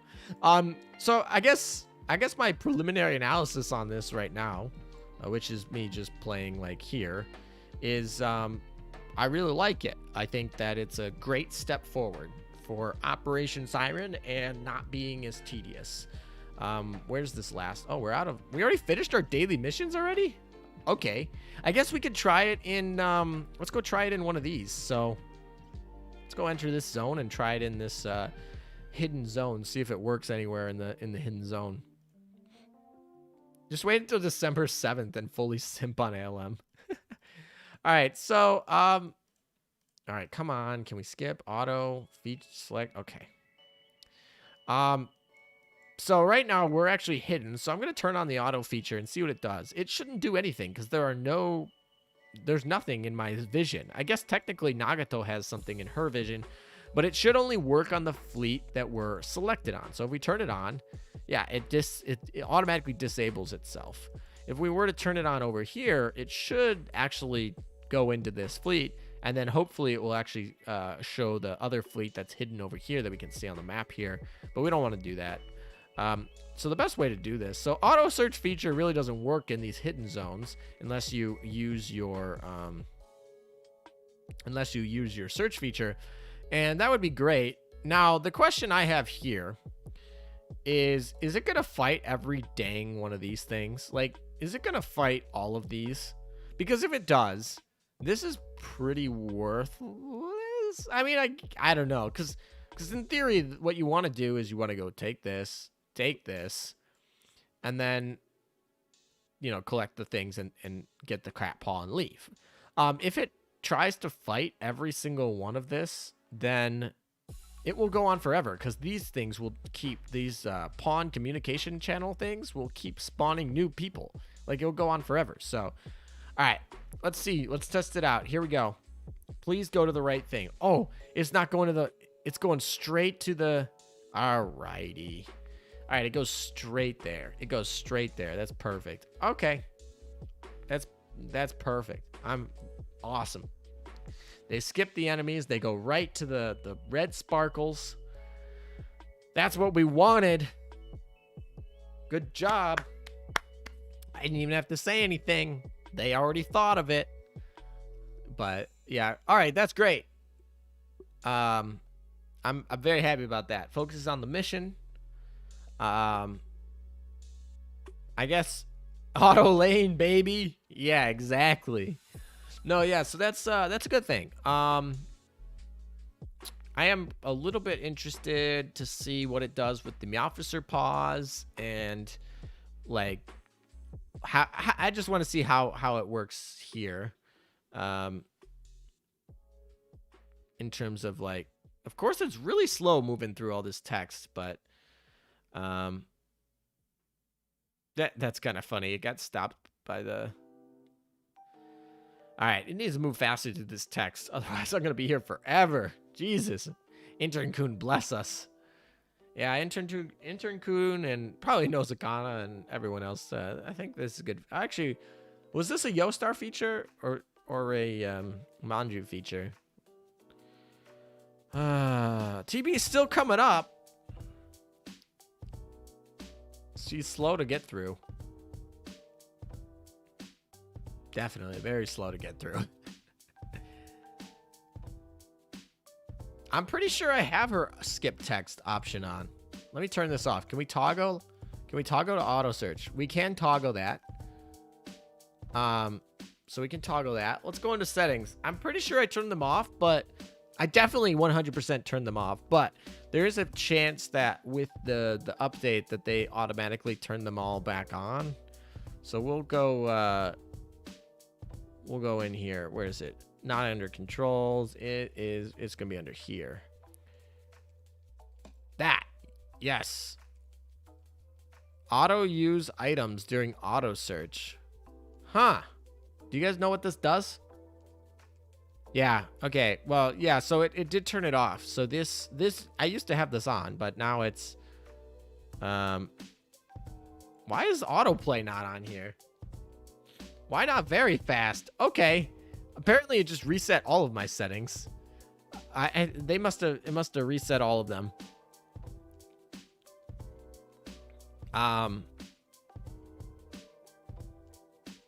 Yeah, okay. Enemy storage devices probably. Oh, okay. So this will just automatically use enemy storage devices? I don't know. I just don't want it to use like. Yeah, okay. So, if you guys just logged into the game, make sure you go into your settings. Actually, I don't know why this isn't 60 FPS. Make sure you go into your settings and change these. So, turn this on, enable this, and then turn this to very fast. That's the ideal setup for auto lane, I guess. All right, that makes a lot more sense. All right, that could probably just scratch most of my complaints there. All right, let's try on auto search again. See if it. All right, we go straight in. It's for heals in normal mode. I don't particularly want it to use my heals. I have Perseus. Perseus is my heals. Yeah, if it's heals, I'm going to turn it back off. But if it's energy storage devices, then it obviously needs to stay on. Because you pretty much... There's no reason to store energy storage devices. Like, there's zero reason to store them. So, I guess, yeah. Because, like, you don't need points. You don't need voucher points. All right, let's see. What does it do here? So, we've completed the mission. Is it going to collect all the nodes? What is it doing? Is it going to the cat paw? Oh, it's doing the enemy storage device. Oh, it just automatically does this? What? What is this? This is literally better than what I do. I just totally skip it. It does all 4 of them for me? What is this? That is awesome. That's hilarious. Okay, and then it's going to collect all these. Is it going to go and it does them in a really dumb order. Yeah, it's doing like a circle in. So I think it actually starts on the outside and circles in, which is kind of weird. But you know what? This is auto lane. I can't be that upset. All right. Okay, so this is fine. All right, so we collected this. Now I can spawn another one. Here we go, guys. All right, let's turn this. That obviously breaks the. All right, let's keep this feature here. I'm really liking this so far. Let's go. All right, so it auto completed that. Doesn't even tell me the rewards because it skips through it. It's not gonna do the cat though, is it? Oh, it's gonna do it. It takes me to Akashi and just buys everything. Is that how it works? Is that what it does? It did just take me to Akashi and buy everything? Or no, it didn't buy anything. It just took me to Akashi and broke the sequence. Okay, that's fine. That's fine. All right, let's see. Oh, it just keeps taking me back to Akashi until I buy out the shop. Okay, that's a little bit annoying. Like if I go over here, it just it will take me back to Akashi, right? Yep. So it kind of just breaks here if you don't buy out the shop. Like if I don't buy, you know what? I'm just gonna buy everything just to see what happens. Just to see what happens when we buy out the shop. Like, does it keep taking me back? All right, let's see. Now what does it do?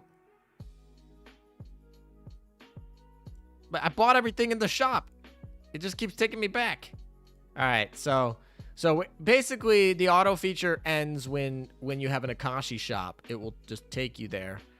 Akashi auto lane was coded by Akashi. All right, so let me go destroy this fleet here. Because the paw is blocked, which I'm actually really glad it is, because this now we can test it out. So I'm going to destroy this fleet over here. I'm doing this manually, of course. And then I'm going to go move the fleet away and then see if it still pulls me to Akashi. Or what it does. Go past it? I don't know. I think it's kind of funny. So we bought the whole shop out and it still keeps bringing me back there.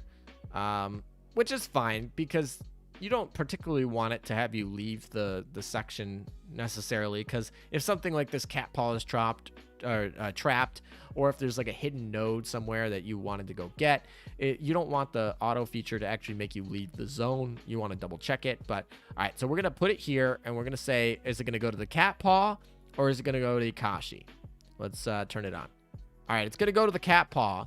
So it's actually going to do the cat paw first before Akashi, but the only reason it didn't do that is because it was trapped.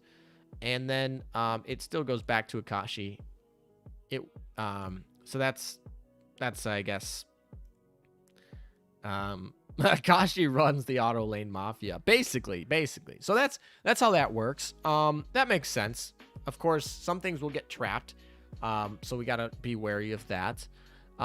It won't auto complete the fact that it auto-completes this is nuts, because these are kind of hidden. These are actually hidden nodes, so I wasn't thinking it would auto-complete this because these are hidden. And it says that it will only see, like, visible stuff, which is interesting, because it just completes these. Also, another thing to note is it's not going to fight these at all. It just doesn't go towards these at all. Like, in theory, if it wanted to actually finish this mission towards the cat, it doesn't fight them. It just... When it's trapped, it just doesn't see it anymore. It just skips it, which is fine. That's actually not a bad coding thing. It's just something to be aware of. Like, I'm not advocating for them to change that part. I don't necessarily want them to code in something where it goes through all these dang ships, all these little pawns. But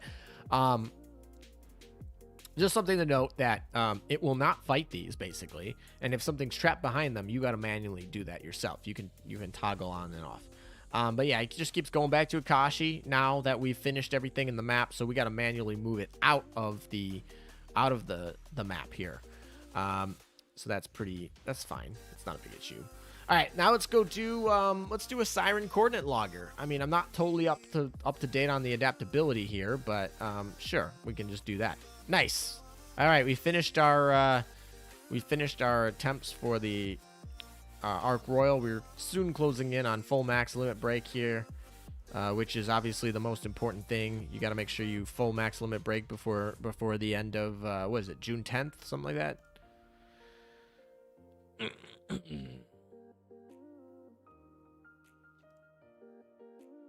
Auto search paid promotion, yeah. I mean, I just wanted to test it out, and I figured I'd test it on the stream with you guys. All right, what we're gonna do? Oh, we're gonna test this out up here. Whatever. We don't need things to be equipped. We don't care. Someone should stop me. Someone stop me from using all my cubes on Nagato. She's too cute. She does have a raid up, so it's not particularly bad. All right. We don't necessarily want our actual mob fleet fighting in this. So let's oh crap. All right. Put you back to normal. Let's switch over to Nagato's fleet, which I think is fleet 4. Yeah. Okay. And now we'll turn on the auto feature. Oh, auto feature doesn't work in here. Okay. Auto feature just doesn't work in Siren Coordinate Loggers, which, by the way, makes sense. But if we go back and we look at the patch notes, it specifically said Siren Coordinate Loggers. So we do have to do it manually this way, which, by the way, is not a problem. It auto selects. So when we go through here, we get moving through the TB stuff. Oh, look at that. Boom, done. Okay, that's better. That's much better. With the very fast speed and the auto skip feature, that is better.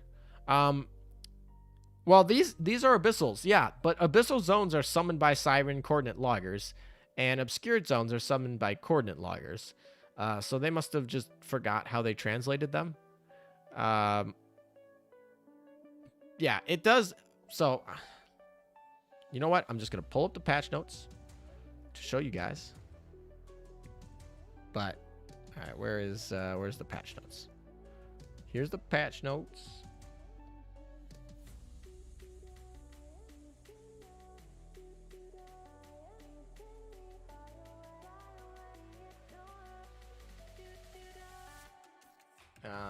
Come on. I have it somewhere. Here we go. All right.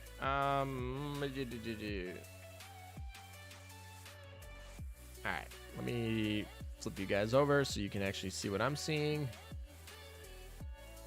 All right. So if you look here, down here, under the, after clearing chapter 4, it says Siren Coordinate Loggers and Siren Strongholds. Maybe we'll do a Siren Stronghold. But it says Siren Coordinate Loggers. It doesn't say Coordinate Loggers. It says Siren Coordinate Loggers, right? All right. So now let's go back to the game.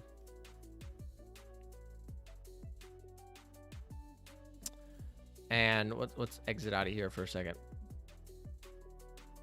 Oh, right. The back button, actually, we have to go to Overview now. Now if we go to, okay, I think it's in Info. No, it's in Storage, sorry. If we go into Storage, and we have the Siren Coordinate Logger here, and the Coordinate Logger. If you click this will summon an Obscured Zone. That's what we were just in with the red sparkles. If you click this, it will summon an Abyssal Zone, which is what we are in currently. So this Siren Coordinate, this is a Siren Coordinate Logger. This summons the Abyssal Zone. This is a Coordinate Logger. They're not the same thing. They're very different. Okay? So when it said Siren Coordinate Logger on the patch notes, I'm assuming it meant Siren Coordinate Logger, which is Abyssals, not Coordinate Loggers. It makes sense to me that it is Coordinate Loggers, because that's where you want them to be used. So it makes sense that they did that. But it's not what they said in the patch notes. That's all I'm saying. I'm not saying I'm not saying I'm like upset that they did it. They should have made it for Coordinate Loggers. That when I read it as Siren Coordinate Loggers, I was very confused because I was like, why do I need it for a Siren Coordinate Logger? It's just a boss.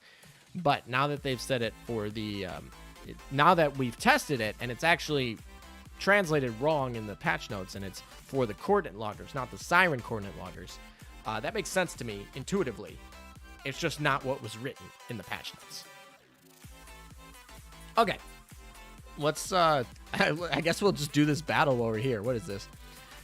Enemy flagship enters the battle, gain 10% to all stats every 10 seconds and stacks 5 times.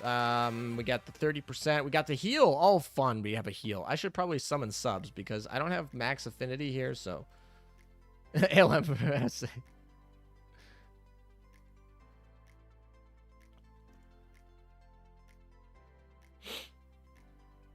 There's a second page. Yeah, I know there's a second. There's 4 pages.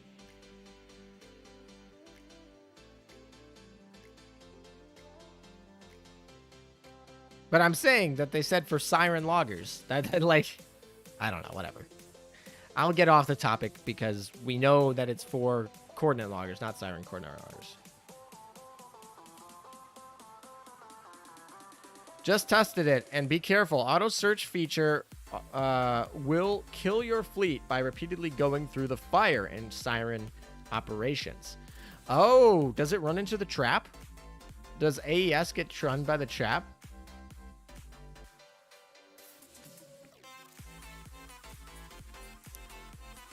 I don't know. Yeah, fenophobic. I mean, that makes sense. They translate it wrong, so it would make sense that it contradicts what they said earlier. But technically, a boss can be anything. The boss can be anything in any map, right? So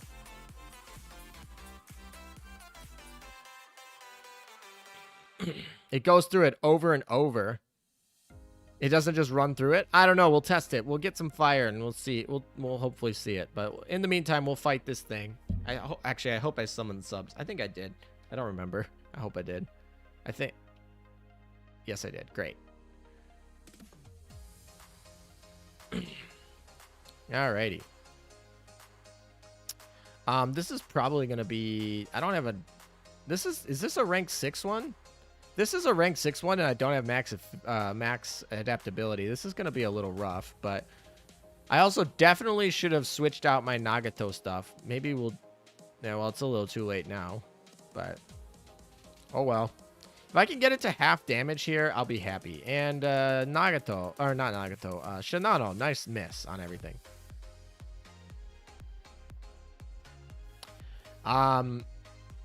Yeah, I'm interested to see how it deals with traps. So you guys are saying that it just continually runs over and over into them. So I'm interested to see that for myself when we get there. We'll most certainly get to a trap eventually. So, all right. Yeah, Nagato should have definitely had a 457. That was a mistake, especially on this siren, but. That's all right, I guess. We can totally just reuse this fleet later with some heals if we get the problem. If we have some problem. Who died? Oh, Jinsu died. That makes sense. Jinsu's a little bit weaker.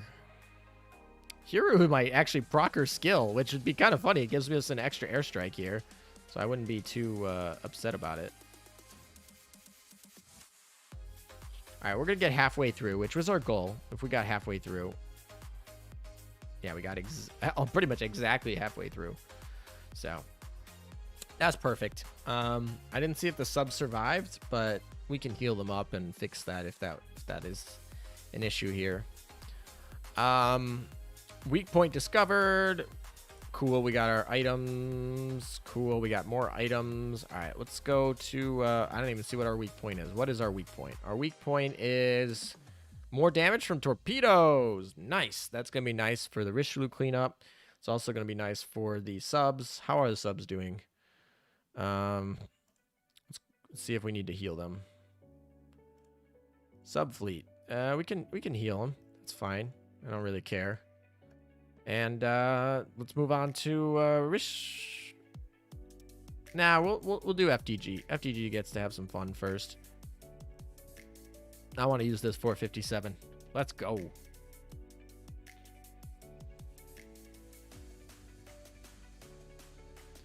All right, summon our subs and let's get rolling.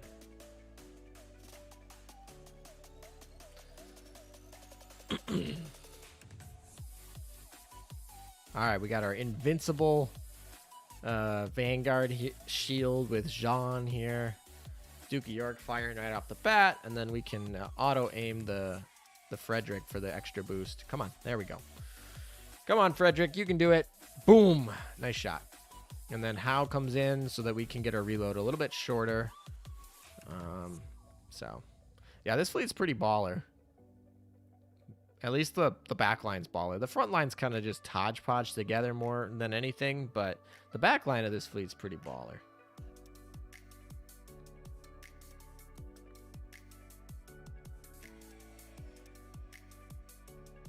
What can you change in auto search feature? Well, there are settings that can like change a few things, but most of it is kind of just predetermined by the devs on how you should play. So there's not too much customization of it, which is not particularly a bad thing. I mean, I think largely they've touched on most of the things that you would want. Oh, dang, I meant to auto aim that, or not, didn't mean to auto aim that.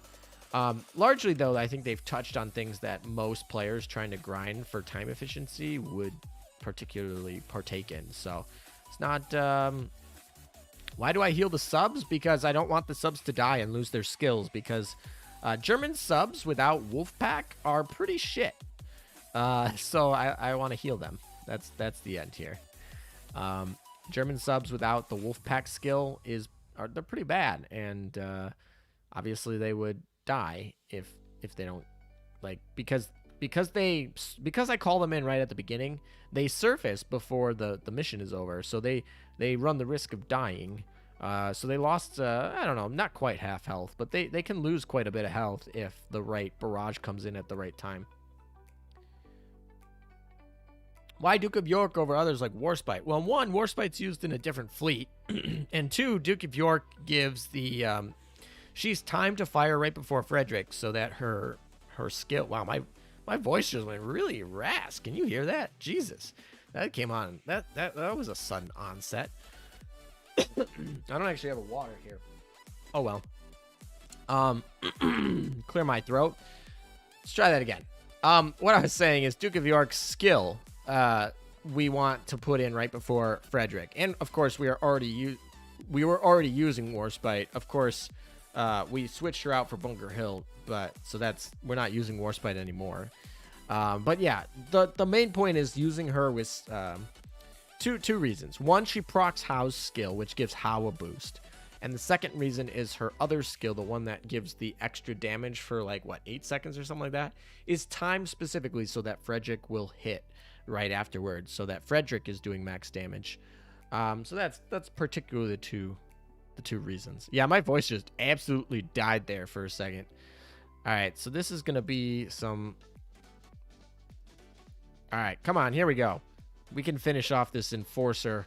This is the new boss, right? This is the brand new one. Obviously, it's healing right now, which sucks. Healing because of Perseus, but whatever. We'll hopefully deal with... Wow, okay. Healed a lot. Jesus. It's still going. It's still healing. All right, well, maybe this fleet isn't going to do very well. I thought we could have one-shot it pretty quick, but no, it's still just healing. All right, we're back down to where we started. Great job. The fleet that's... Also, I totally didn't heal the subs this time. Rip. Hopefully I don't need another battle. Oh God, I drink like 200 milliliters of water.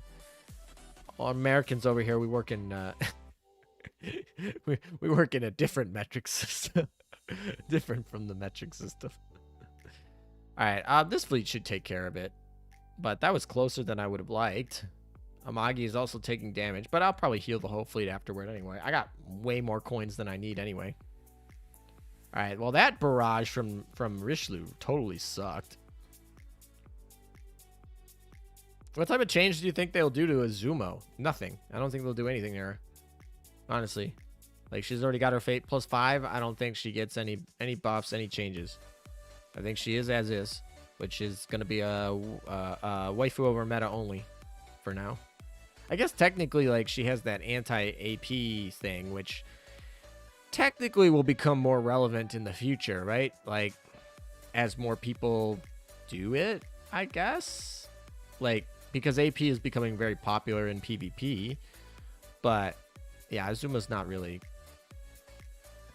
2,000 inches of water. Yeah, there you go. That's how we measure. In inches. We measure our water in inches over here in America. All right, let's go heal up. I guess we should test it in Operation Siren, right? Or not Operation Siren. Oh, we are in Operation Siren. We should test it in the Siren Strongholds is what I meant to say. I think I might be powerful enough to do it. I don't know. Our adaptabilities aren't all the way up there, so it's going to be kind of rough. Especially for the... I don't know. So, can we buy more adaptabilities? I don't want to buy that one. That's not... I'm low on these tokens. I should probably buy these top secret stuff. But, yeah, I barely got the... There was a UR, like, universal print for the shop the other day, and I barely got enough tokens for it. So I'm light on tokens. I need to store those up. But anyway, let's go try a stronghold, I guess. Mostly because I just want to test it out. All right, let's go.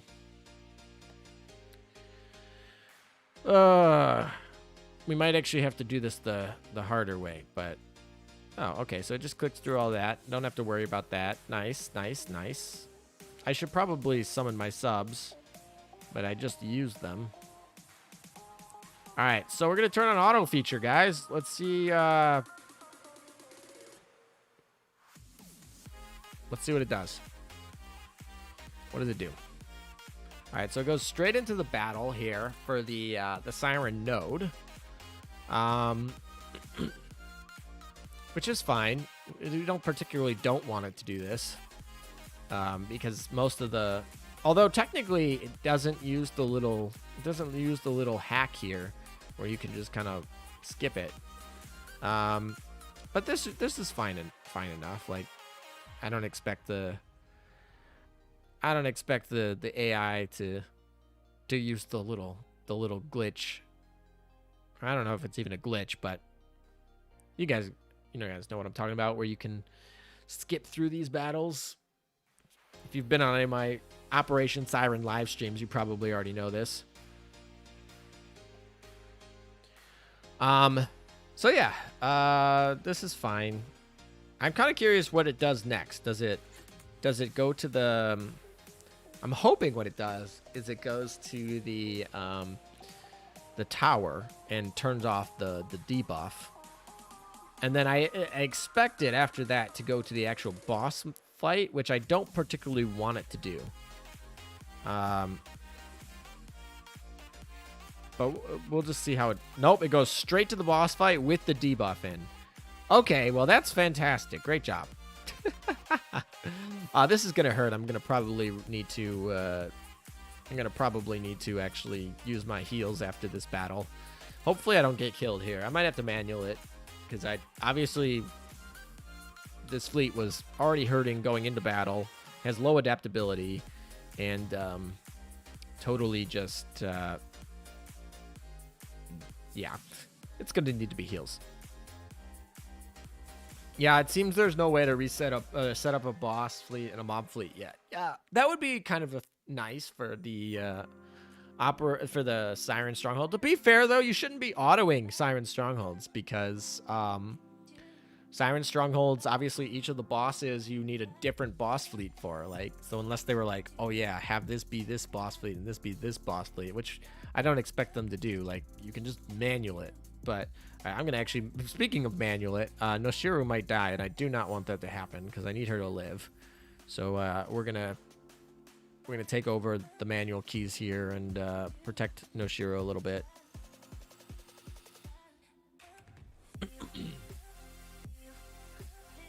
What do you mean I'm abusing them? I'm just testing out things for your guys' benefit, so you guys don't have to abuse your own stuff.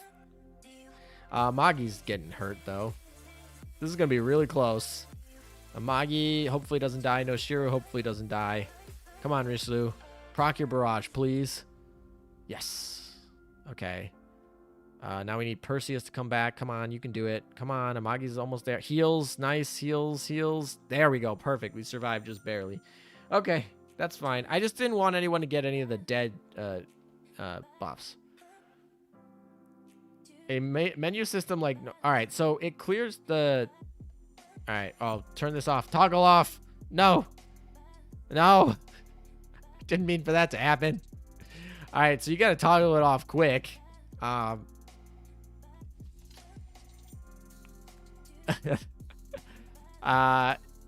so I definitely not recommend using the AES feature on Strongholds. That's certainly something I would not be like, hey, you should totally do this. But yeah, I guess. I don't know. All right, we need to heal these guys up a little bit.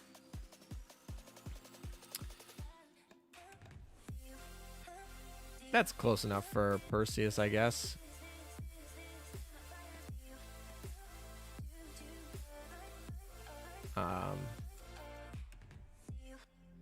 Can heal these guys up, I guess. All right, that should be good enough. With Perseus's heal right off the bat, that should be fine. All right, so I guess we'll turn this back on and we'll just keep fighting again. Your girls are going to be pissed with you because you use them as guinea pigs. Well, you know, how the game works is if you use them more, they like you more. So, to a certain extent, there's obviously a climax there where it goes exploit, not glitch. It's not really a glitch. It's true. Glitch is the wrong word. It is an exploit of the current mechanics that were in all intents and purposes intended, I think. I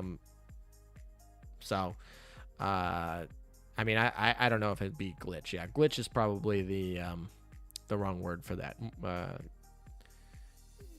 Exploit is probably more correct. Which, once again, I didn't use the exploit here, but that's because we're testing out the AES system. They do lose morale. I've definitely actually had girls lose affinity for me because of morale in the past. Anyone who remembers the infamous Centaur grind for Bunker Hill, where I just completely disregarded Centaur's desire to no longer battle, and she went from her 100 affinity perch to like 90 affinity or something like that. And it actually took me like 3 months before I actually got her back up to 100 affinity. So that was pretty funny. Well, yes, but actually no moment. Hello, ALM. Hello, Varun. Welcome back. I haven't seen you in a while, Varun. I don't know if you've just been lurking or what the deal is, but also this fleet, once again, struggling a little bit here. All right, Noshiro actually lived. Great. Great. Oh, yeah, that stream. Yeah, that stream. All right, toggle this off. Do we got to do this real quick? Can we toggle it really quick? Toggle. No. Oh, my gosh, come on. All right, so there's not a real great opportunity to toggle things off. Good thing you can just leave battle without any punishment. But yeah, toggling this AES off is a little bit difficult. So we can just escape this, I guess. I don't know. All right, where is my other fleet? Here you are. Other fleet, FDG.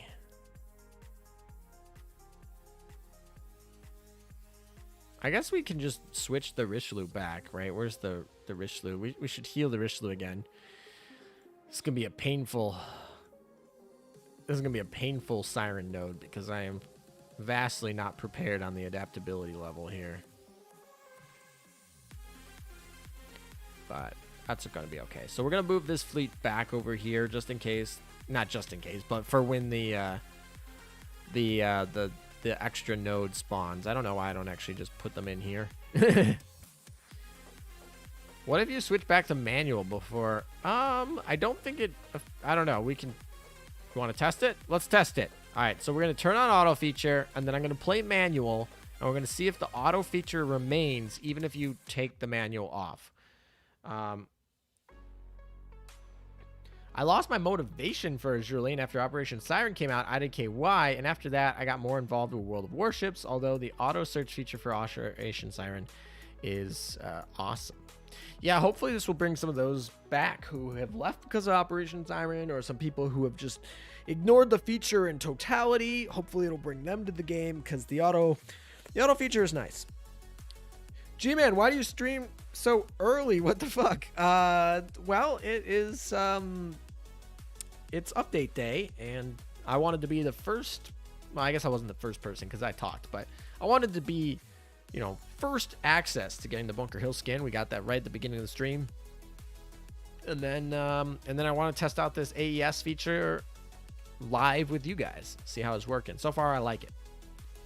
Which is better in your opinion, FTG or Champagne? FTG. Auto lane makes me want to play Operation Siren more. I mean, yeah, me too. All right, here we go. We're gonna test to see if we can deactivate auto search feature by going into manual mid battle. So we're gonna turn on. Surprisingly, I play more Operation Siren than before because of auto search. I mean, auto search has only been live for what, 2 hours? So like more like. Okay, it's been live for 2 hours. Don't get too much ahead of yourself. But hopefully it does mean that more players will play more Operation Siren. First on YouTube. Yeah, I was the first on YouTube to buy the Bunker Hill skin, as far as I'm aware. I doubt anyone else did that. But I don't even know if anyone else is streaming right now. I guess I could check. Let's see, is there anybody else streaming? I don't even know where I'd look. I guess I can go look at AOL and see if anyone posted content. Psycho Kiaza apparently is streaming, and but he's streaming on Twitch. I think that's the only other person. I guess I could go look and see if anyone under the Azur lane tag is streaming. No one in the search feature. Now if I go tag by the game, let's see, anyone live? Oh yeah, there's a bunch of people live. I'm the only English person live. I think this is what, Chinese? No, this is Japanese. This is also Japanese. This is Japanese. This is Thai, and this is Japanese here. Although, guys, we are officially the largest. Let me show you guys this so you guys can see what I'm looking at. We are officially the only English stream going on right now on YouTube, at least. Probably one going on Twitch, maybe two. But we are also the largest one. Look at us. Barely, by 3 people, so no one can leave. we gotta keep it that way. Yeah, I don't know who these other people are, to be honest. Mostly, oh, it's Yamada. Yamada is streaming. Yamada is streaming. We should go say hi to Yamada. For those of you who don't know who Yamada is, he was a Japanese streamer, small streamer. Actually, we found him when he was like what, 100 subs, something like that. He's a small streamer. We'll give him a shout out. Why not? He was so nice to us during the during the anniversary event. So anyway, he speaks Japanese, but me and a bunch of the patrons down in Discord decided that we'd have a little bit of fun and we'd go check out some of the Japanese streamers, and they particularly don't like people who come in and speak English, so they're like, no, Japanese only. So, we didn't really, we didn't want to bang too many heads. But anyway, we went to his stream after going to a couple other ones. And he was like, he saw us all come in and he was like, all right, I'm going to pull out my English skills. And arguably his English is not too bad, but it's, it's like me speaking Spanish, like could be vastly improved, right? And anyway, he tried his very best, did very well to accommodate us, was very nice. And then we asked him and we were like, hey, the second anniversary event's coming, the Japanese stream, and we don't know how to speak Japanese. Would you mind streaming it? And would you mind like going over that or whatever? And and translating for us. So that 24-hour live stream, if you guys, or I think it was 25 hours, that 25-hour live stream, if you guys don't remember, for the Japanese anniversary, the English one was only an hour. They zoomed right through it. We're like, here's the Amagi skin. And we're going to skim through all the stats. I liked it. I prefer that rather than a dragged out 25-hour stream with a bunch of advertisements in it. So I prefer the way that they did the English stream. But they did have a 25-hour Japanese stream, and it was the release that told us about Shinano and a bunch of the other updates. So it was kind of important to be there. And he live translated for us. And I don't think he streamed the whole 25 hours, but he definitely streamed like a good chunk of it. He streamed day 1, and then he was like, all right, they're kind of going to bed, so I'm going to go to bed. And then he streamed day 2 as well. So anyway, yeah, I don't know. Go check out what he's doing on stream. I don't know. Sorry, Yamada. Oh, he's got 22 people watching now. Oh, he's almost up to 1,000.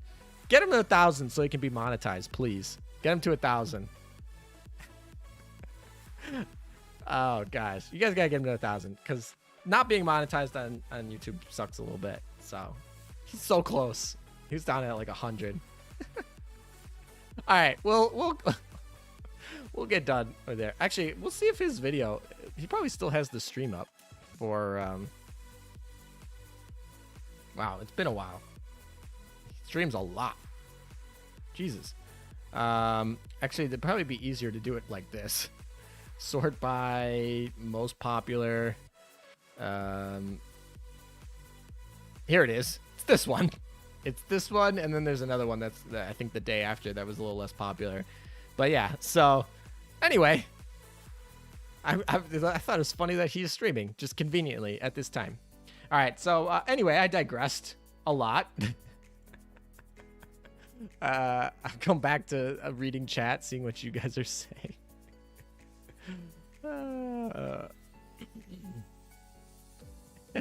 Yes, Raid.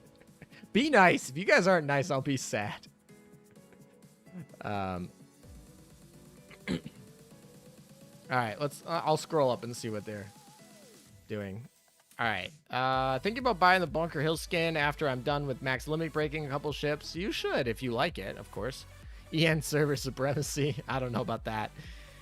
Japanese here, Japanese there, Japanese everywhere. I mean, it is a Japanese friendly time, right? It's like 8 p.m.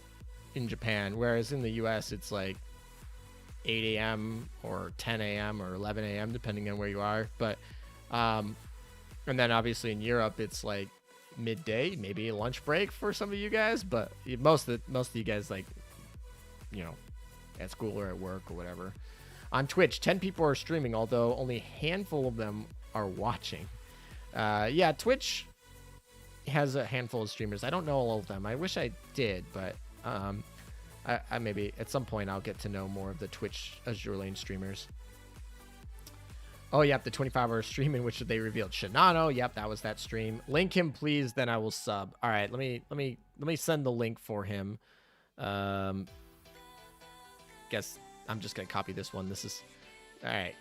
Yamada, get Yamada up to 1K. We'll link it so that's those of you who 50 more subs. Let's go.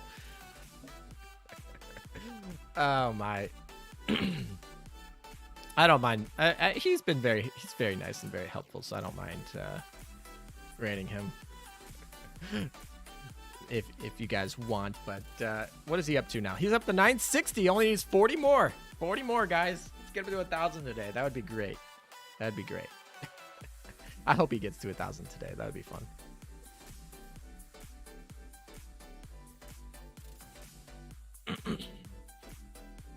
He also has a fun little feature where he has a text-to-speech for his chat. Actually, I might look into doing that in the future.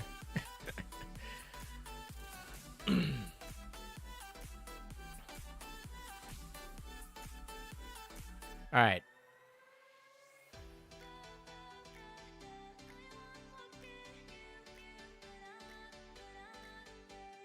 What the heck? What did this happen? This is not supposed to happen for the music. Did I run out of my playlist? What happened? All right, hold on. Let me fix the music here. I was on songs that I wasn't supposed to be on by accident. Ah! All right, this is what I wanted. Why doesn't... All right, here we go. I guess we're just going to restart from the beginning of the playlist. That's fine. I like this song. The Ambient Gold song by Harris Heller. I really like that song. All right. 28 more. Let's do it. Is that what we're up to? I'm going to refresh the page. Yeah, 28 more. Let's go. Hi, ALM sent me. All right. Well, now he's got some more people watching him stream. Oh my, what meme should we send? I don't know. Actually, he'll get nervous. I don't want to get him nervous. He'll get nervous if we start speaking English memes to him. So don't be mean. But let's see. Let's refresh. He's up to He's got less. He's closer now. I'll come check it. I'll come check in it in a little bit. Did LM just squawk? 28 more subs. Come on, boys. There's 173 people here. And I guarantee you that there are more than 27 of you that are not subbed to him. You can unsub once he gets his monetization, I guess. Like, get him to monetization so he can earn his 25 cents on his videos. Probably less than that. I don't know. Burb. Yeah, burb memes. Burb memes. All right. I'm going to actually test this AES feature now that I've been talking about for a while. So, you know, whatever. 24. It's like a countdown in chat. All right, so we're going to actually play this one manual, and we'll see if this takes off the AES function. And then afterward, we'll probably go say hello to Yamada, because I'm glad to see he's still streaming, and that hopefully he'll be up to 1,000 quick, and he can get his 25 cents well earned. Has the burb meme not died yet? I don't think so. I don't think the burb meme's dead yet. I think it's pretty funny. Come on, 20 more. Joined way too late. Yeah, if you came here for the Bunker Hill skin, then you probably have to go backtrack and rewatch it. There will be an archive, so you can always watch it later. Right now, we've been testing AES. We're pretty much all but done testing AES. We're testing out a couple more features in Siren Stronghold, and we're rating Yamada because I just noticed he was streaming at the same time as me, and he's a friend over from Japan, and he needs some love to get to 1K, and I'd love to get him to 1K so that he can apply for monetization. Yeah, I guess he also needs the 4,000 watch hours. I don't know if he's there, but he streams a lot, so maybe he's there. Yamada 1K special stream. That's what this is gonna be retitled to. I'm gonna retitle this archive of this stream to Yamada gets to 1K. Why is FTG taking so much damage? FTG has a 10K health pool. Still taking so much damage here. Is there like a double damage thing on this stinking? If FTG dies as my flagship, I will be so upset. Yep, she died. All right. Nice. All right, well, if we die, A's function definitely doesn't work. I guess I should have checked what... Did I even check what the... Wait, did it just enter the battle again? Okay, I don't think I clicked in again. Maybe I misclicked something. Dude, there are more than 17 people in chat that aren't subbed to Yamada. Come on, just 17 more. Yeah, exactly. All right, I guess we're just going to use our daily heal. Oh, it doesn't, whatever. We can just... Look how much... How did that die? How did you die, Frederick? That was dumb. All right, whatever. This wasn't meant to be. What is this battle? What is the nodes on this? Oh, reduce damage from shelling. Look at me. I'm an idiot. I was like, why did that work? Why didn't that work? Well, it's because I put an only shelling unit on the freaking node that says reduce damage from shelling. Good job, me. Okay, whatever. So we should actually go take do I actually have I think this is my carrier fleet technically. That was really smart. I subbed IDKY though.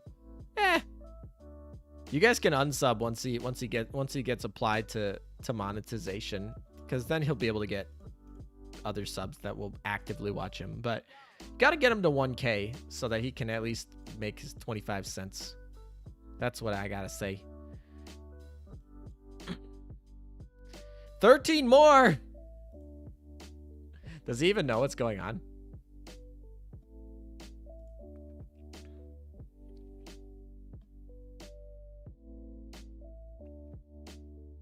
Yep, 13 more, 987. I'm going to be excited when he gets there. All right, as we were saying, I was just meant to... There's the chat. I think Yamada is clueless right now. That's fine. I mean, he oftentimes just does random things like while he streams, because he streams a lot.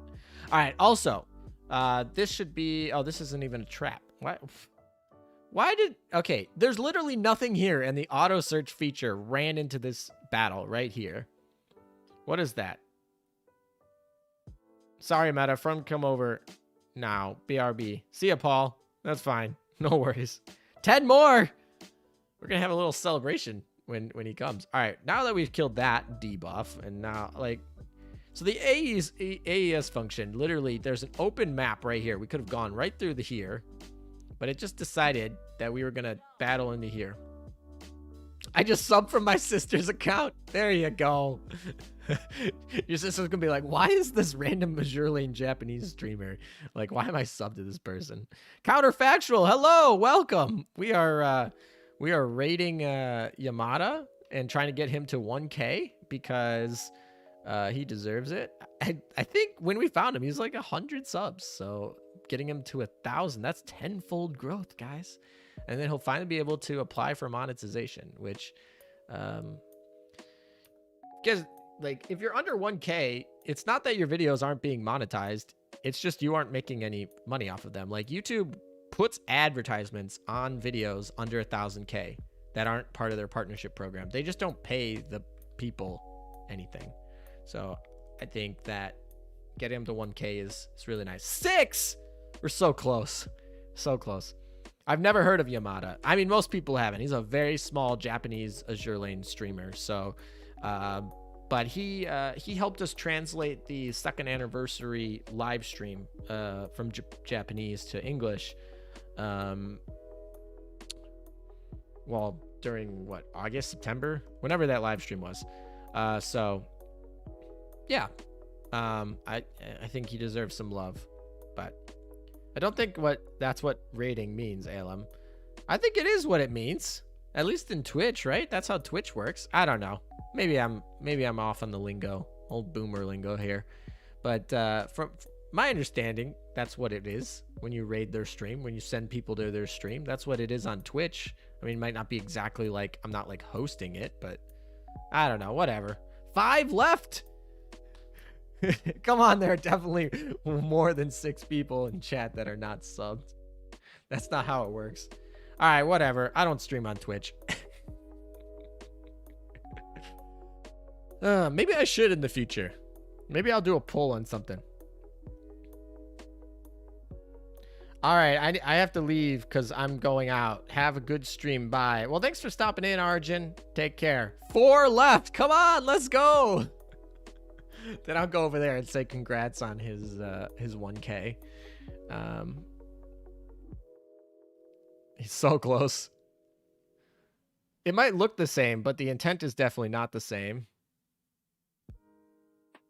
What is the intent of raiding? Isn't that to like send your followers to another streamer? Isn't that the intent? That's what I thought. Noshiro just took an L. That's all right. Richelieu's surviving, so as long as well, I guess the gosh dang it. I can't auto this with the low adaptability with this fleet. This is irritating. After this battle, we'll go check in Ramada. 3 left. Come on, we can do it. There's 3 left.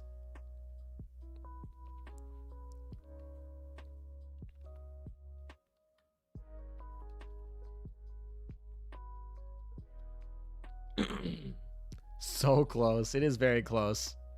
So come on, Suzutsuki. Your friends have all died, but you can live because Suzutsuki's survivability seems to be amazing still. Oh, come on. There we go.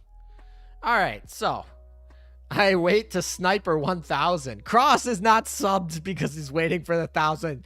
No, both of you guys just subbed. Raiding is definitely not supposed to be malicious. Sometimes it's trolly. But raiding, in my opinion, is always meant to be like reaching out to somebody friendly or something like that. Or, you know what I mean? Like, I never thought raiding was malicious. I always thought raiding was a good thing. But maybe my intent was wrong. Quick, someone make 3 dummy accounts. Literally, there are a bunch of you who are all trying to be the dang 1,000th subscriber, and you guys aren't clicking. All right, there's 2 left, and I know 2 of you are at least holding out for 1,000. So go sub. No one will know the difference. All right, let's switch over from BlueStacks to here.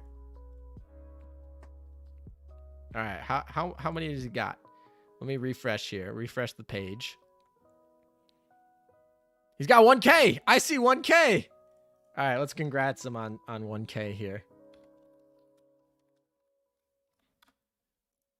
I don't know if he says anything. Oh, I have the volume here.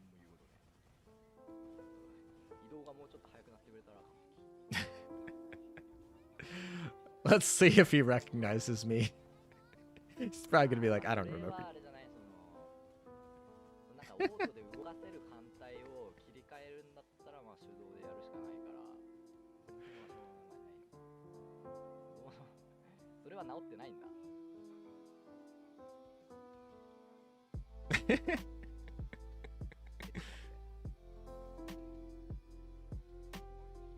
Does he even know what 1K means?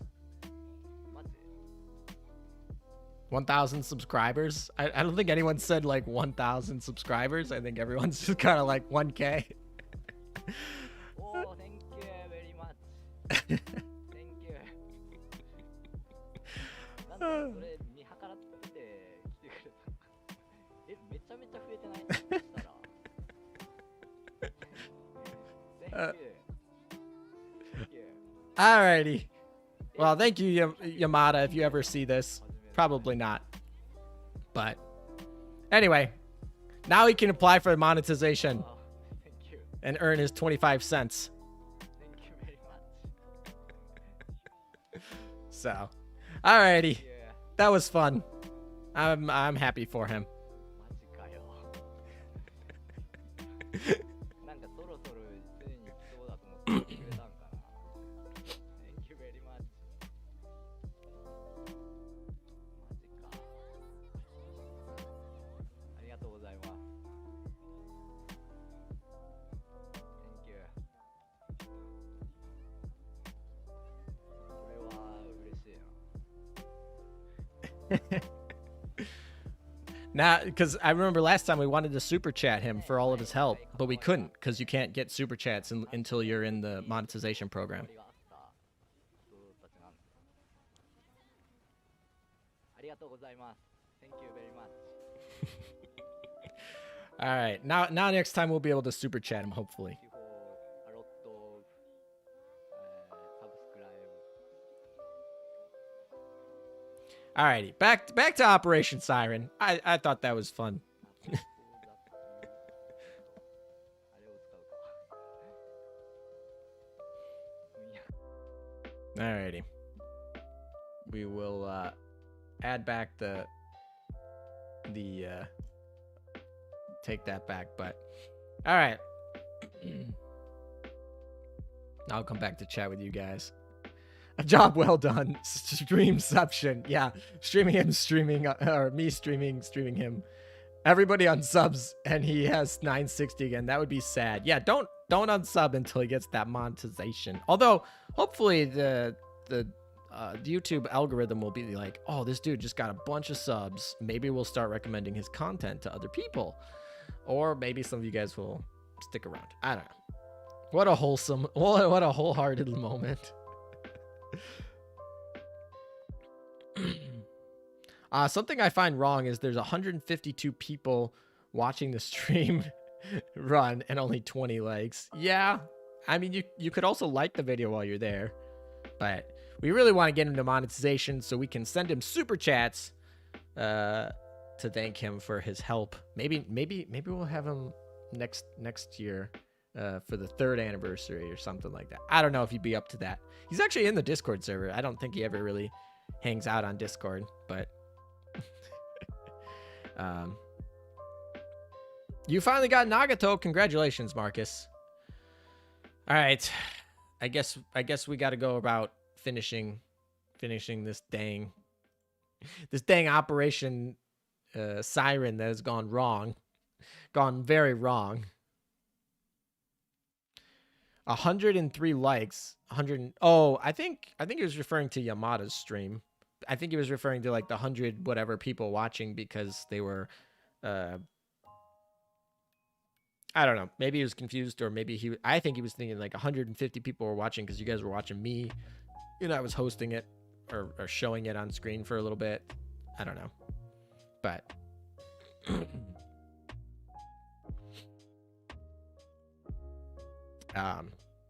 And his video doesn't have, I think his video has like 20 likes or something like that. Let me check. His video has 23 likes. So yeah, I think that's what he was referring to. Not this video that you're currently watching. All right.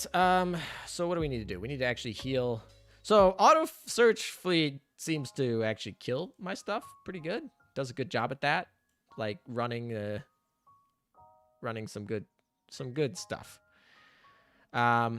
Running an all battleship fleet into a 50% battleship reduction node. So that's great.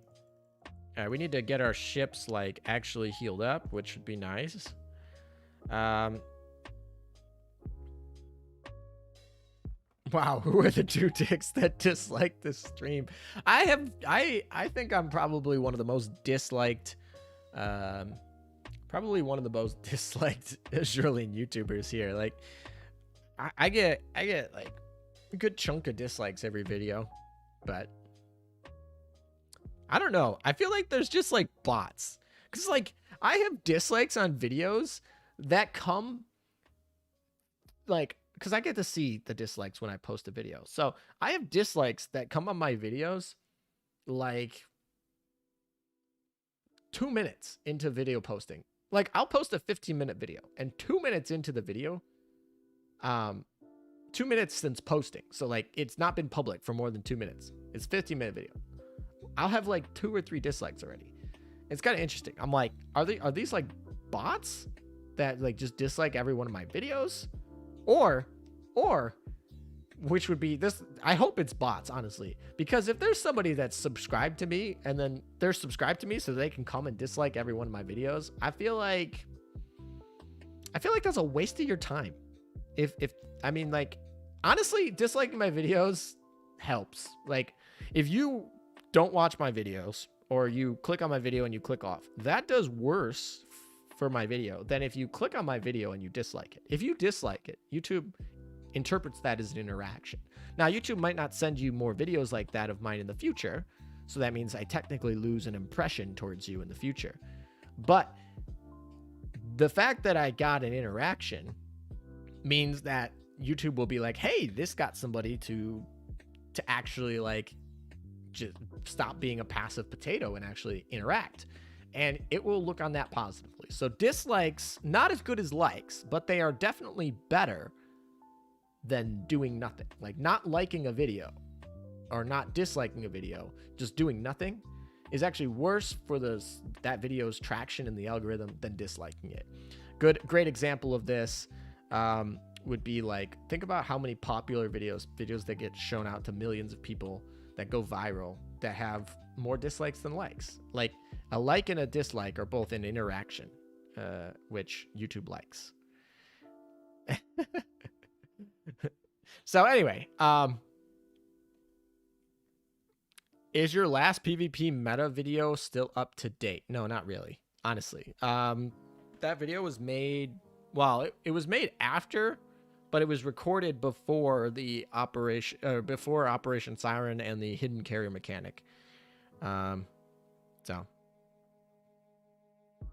they probably don't hate you and also subscribe. There's also a good chance that there are some people who subscribe to me for specific types of content.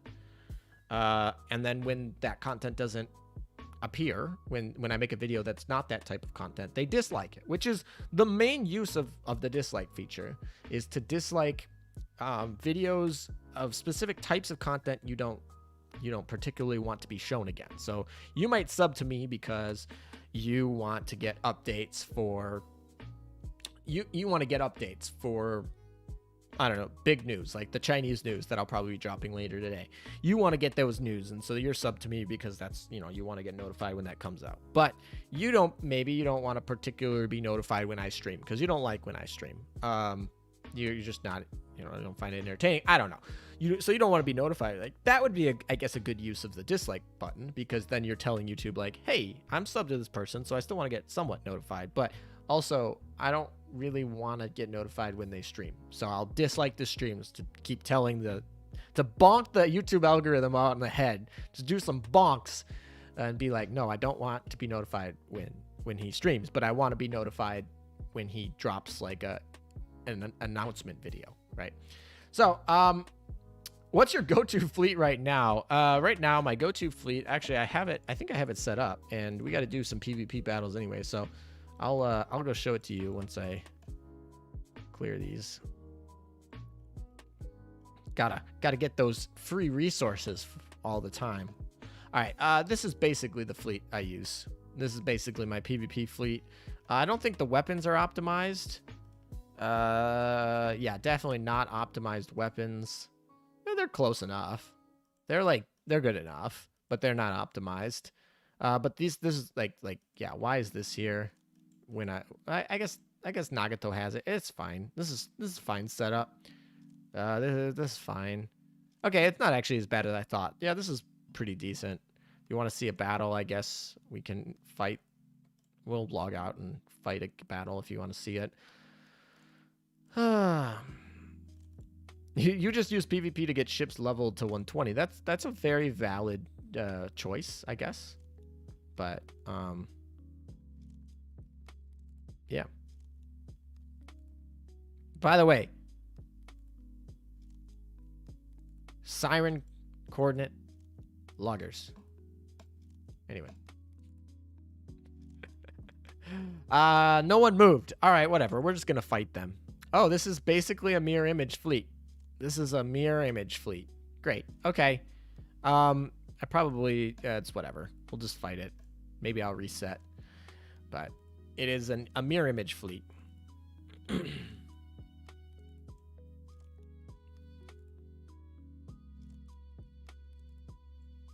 Oh, I just noticed. Oh, wait, hold on a second. We need to pause this. Pause this for a second. Hold on. I just noticed this out of the corner of my eye. Oh, this is cute. All right. Where is this? Here it is. All right, this is back on his stream again. Okay. But he literally linked and shouted out my channel. Aw, that's so cute. It literally goes to my channel. That's so funny. Nice. I like it. Well, thank you, Yamada.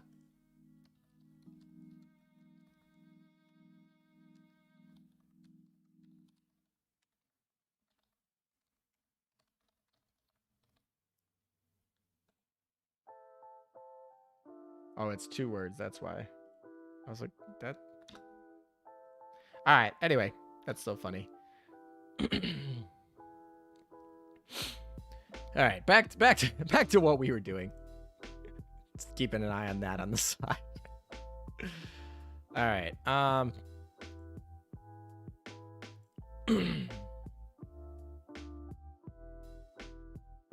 Hi, thank you for the channel of Yamada earlier. Yeah, no worries. No worries. Yamada's been helpful in the past, so I'm happy that he can now apply for monetization. That's the true point of a raid right there. I mean, sure. I'm sure none of his viewers are going to really stay and watch me, right? Most of them probably speak Japanese and aren't probably going to stay around for the English server particularly, but it was a kind gesture. It was a kind gesture. Thank you for your support. Oh, no. No worries. Okay. So I think this is going to be tight, but our hero procced for second, so we're going to be good. Quick question. Are the video for newer players still relevant? Some of them are, some of them aren't. If you tell me which ones then I can probably give you a better sense. Most of them still have like a good chunk of things that are still informational and useful. Some of the old ones have been a little bit dated on the numbers. I know like the gem guide one, like none of the numbers on that are really correct anymore because all of that has changed. Actually, that's why a lot of my newer videos try to stay away from just giving straight numbers, because those can change overnight, and I just don't make updates to them all the time. But like for the gem one, like my recommendations of buy dock space and buy rings, which is the ultimate conclusion of that video, is still relevant, and that's why I still keep it up for now. I mean, I might make an update at some point in the future, but I mean, buy rings, buy dock space. That's the meta way to spend your gems. Obviously, you can buy skins. I literally bought a skin today, waifu over meta, right? But yeah.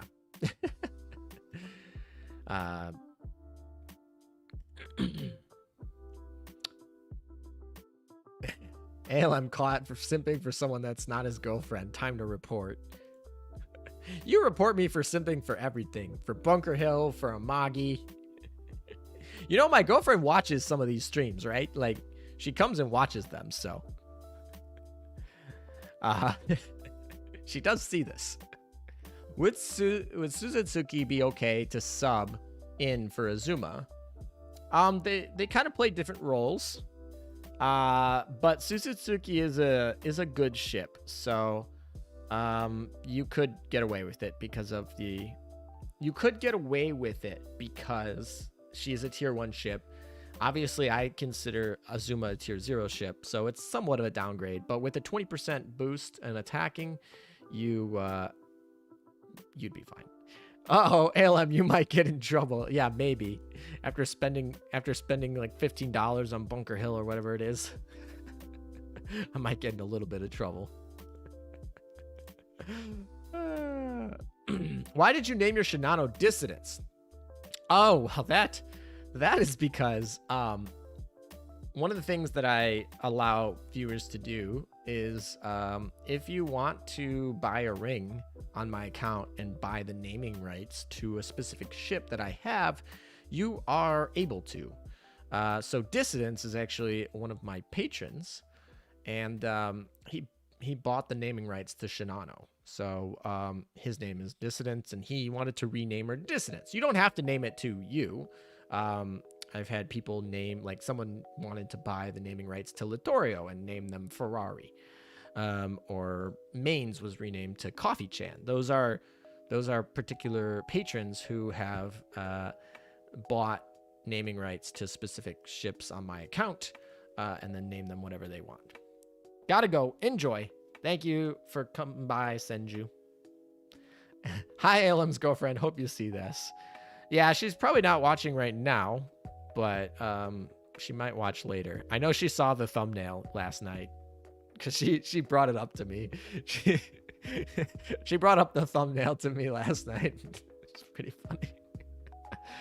My, but maybe she probably won't watch this whole stream. She, as you guys might suspect, she doesn't actually enjoy watching Azur Lane content. Do you think the game has an IJN bias? Yeah, definitely. Yeah, I mean, would you not? The game was literally dead in the water in China, didn't have a global version, and then Japan came up here with its as a savior and just brought the game from the depths of despair, basically going bankrupt, into top downloaded mobile game on the Google Android Japanese Google Play Store. It was the #1 downloaded app. Back in before they opened up they make 4 times as much money from Japan than they do from China, and I believe they make more from China than the English global servers. So, of course they have a bias towards Japan. Japan spends the money. It's that simple. I mean, it's not even like, I mean, these are Chinese developers, right? You know, there's some political animosity there potentially. I mean, I don't know about that, but particularly with the devs, but potentially, right? But it's because Japan spends the money. So that's why there's the bias there. Also have to leave for Zoom class. See you around. Well, good luck at class. Yeah, stay in school, kids. Although you don't have to leave your bed to go to school anymore half the time. Can we buy your account naming rights? Probably not. I'm probably going to keep it on brand with the channel. So ships only. Ships only. OC Gangsters in the chat. Here we go. ALM, I'm working on a video about a certain Japanese battle cruiser you know, and why a certain British battle cruiser is better. I mean, there are no British battle cruisers that are better than Amagi. Do you have any input on it or anything you'd like to say?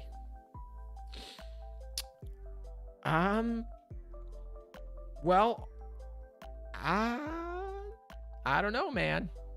I think a lot of people would argue against the concept that freaking Hood is any better than Amagi. I mean, Amagi hasn't been straight up power cred by how, right? Like, there's no reason to use Hood anymore, other than waifu over meta reasons. I can see why, though. Japan is their highest market. Yeah, of course. It's like an understandable bias. I mean, it's not something I'm like, yay!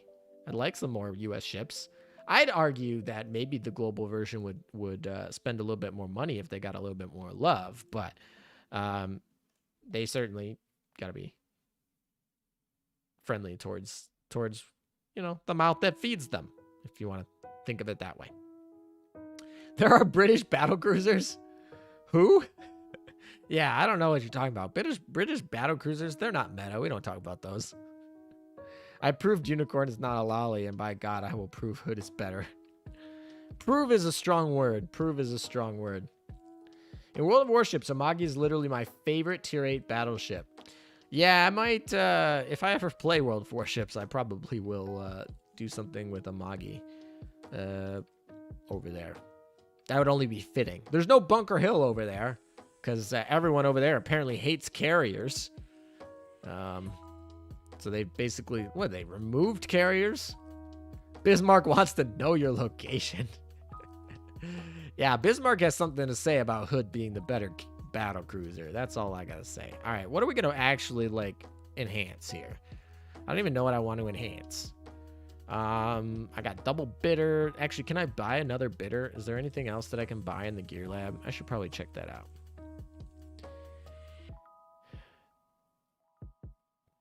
They would get more of my money if there were more O skins. I mean, I guess it's kind of counterintuitive. I buy rings regardless of the O skins a lot of times, but I would definitely buy more rings if they bit more O skins. Carriers are the no fun police in World of Warships. I mean, I feel like that's just poor game design. I feel like you can definitely make carriers be balanced and be fun. So I feel like the World of Warships carrier update is just bad design by the devs, potentially. I don't know.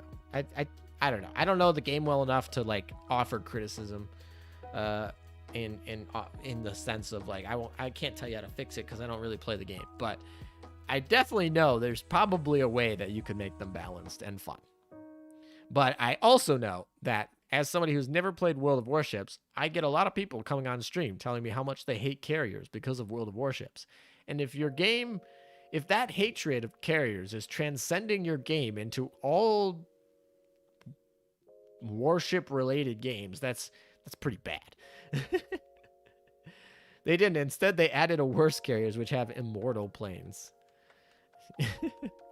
To be fair, would the World of Warships community ever be happy with an update? I don't know. I don't know. But sometimes in certain communities that I've been in, certain gaming communities I've been in the past, it's kind of like a damned if you do, damned if you don't. It doesn't really matter what they do. Somebody will always be whining about it. Clutter Cold. Bye, ALM. I gotta go grind more stuff. Hope you really enjoyed Bunker Hill skin. I do. Thank you for stopping by. And I'm excited for the Bunker Hill skin. Now we can use... Oh, can I make another one of these? I want another one of these. Do I have another... Can I make another one of these? None owned. Great. Can I make another one of these? Do I own this? Probably not. I retire all my dumb stuff. Yep. All right, so I can't make another one yet. All right, whatever. We don't need any of that crap. Anything down here? This is not even that good, if I recall. Not really. But we can make one, but I don't want to use it. If I recall correctly, it's because they wanted to increase player size for CVs in World of Warships. I mean, I don't know their motives, but maybe, I mean, to be fair, battleships totally got, like, carriers versus battleships in real life was not balanced. So if you're trying to make a realistic simulator, which I don't think they are, but if you are, then you would expect them to be unbalanced. AA doesn't work on World of Warships. Yeah, I heard that they nerfed AA, which seems like an interesting choice given everyone's complaining about carriers. Will they ever be happy? No, World of Warships will never be satisfied. Yeah, probably.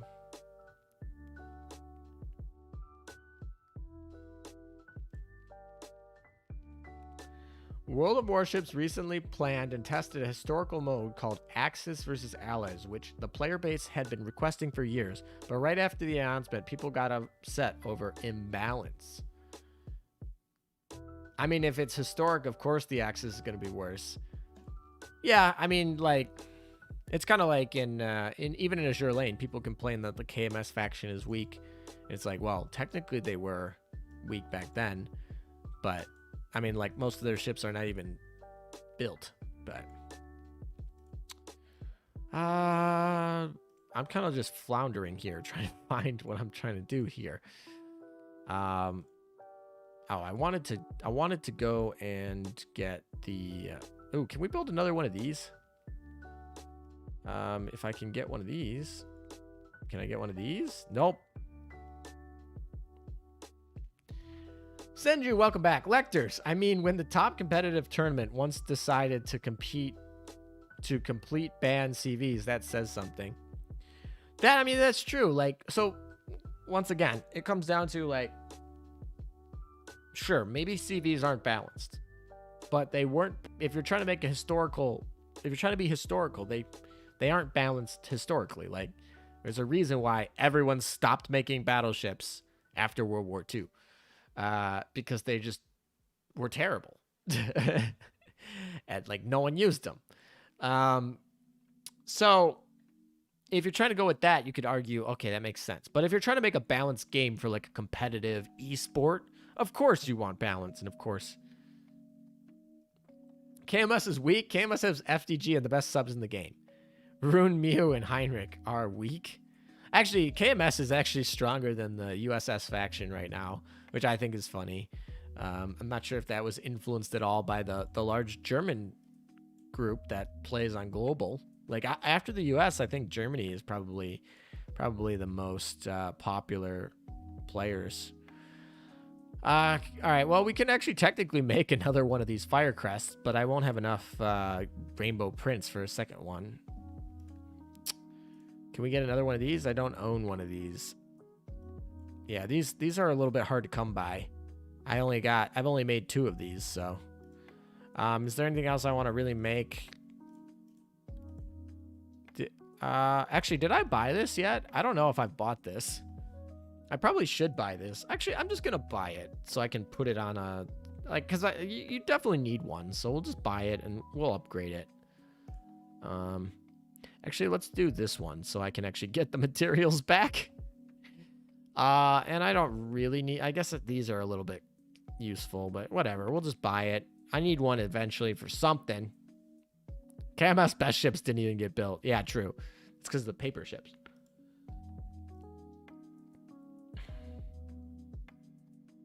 Can't stop talking about World Warships. This isn't a Mr. G stream. Yeah. Back to Azur Lane. All right.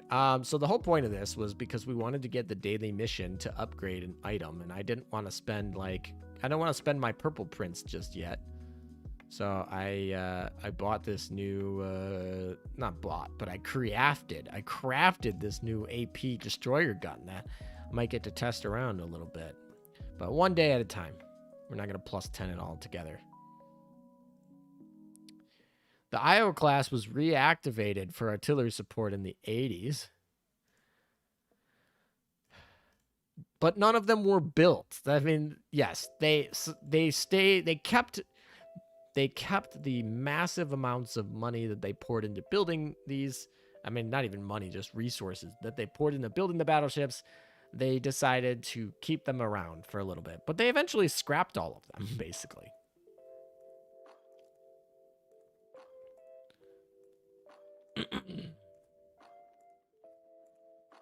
Shut up, KMS best faction, German engineering the best.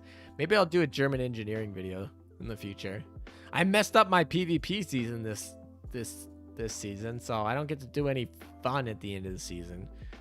I'm gonna be struggling just to get the Admiral of the Navy this season. I don't know if I'll get it. I totally just slept through 2 resets already, so it's gonna be a rough end of season ranking for me. Probably not gonna hit top 100.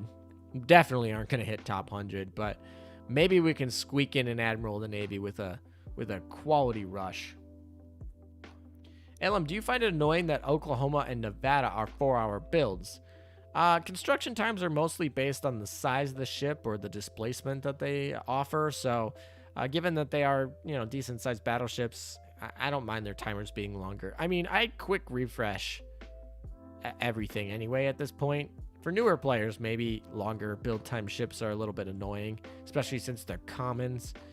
But no, it doesn't bother me to answer briefly and bluntly. No, it doesn't bother me.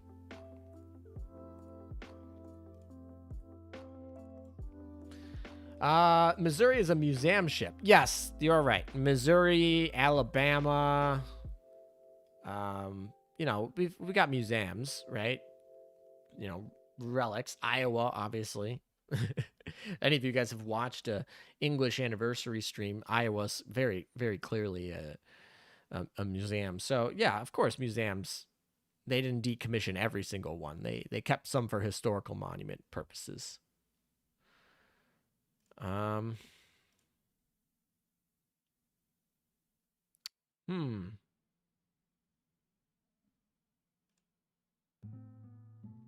don't know why that was having trouble loading.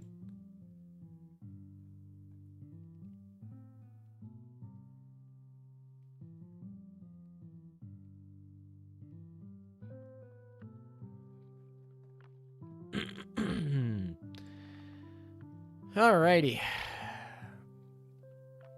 Admiral of the Navy is top 10, right? Yeah, it's top 10. Iowa class was preserved. All 4 ships are museum ships. I'm trying to remember the whole class, but yeah, there were a lot of ships were preserved.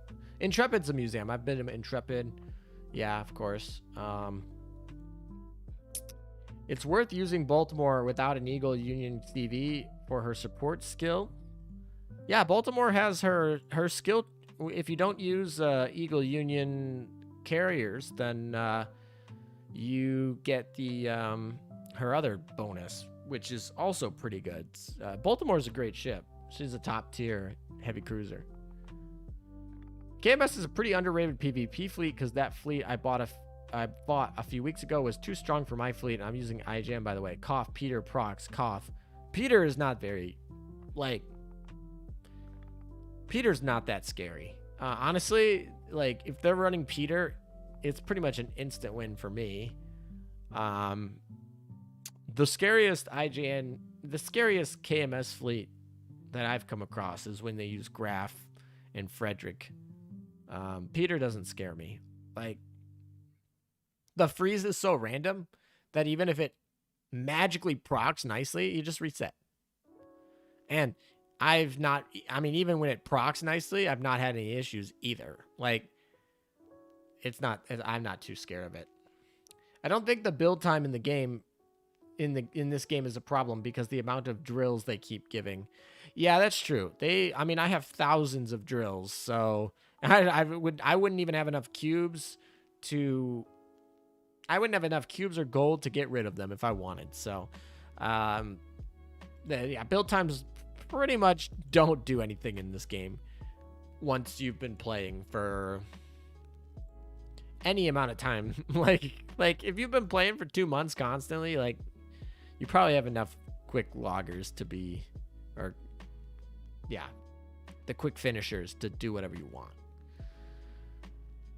What if ALL is shutting down after this anniversary? I doubt it. They're still making money, so I really doubt they would do that. But it's possible if this fight with the CCP continues, that they get the axe. But I don't think they would shut down willingly.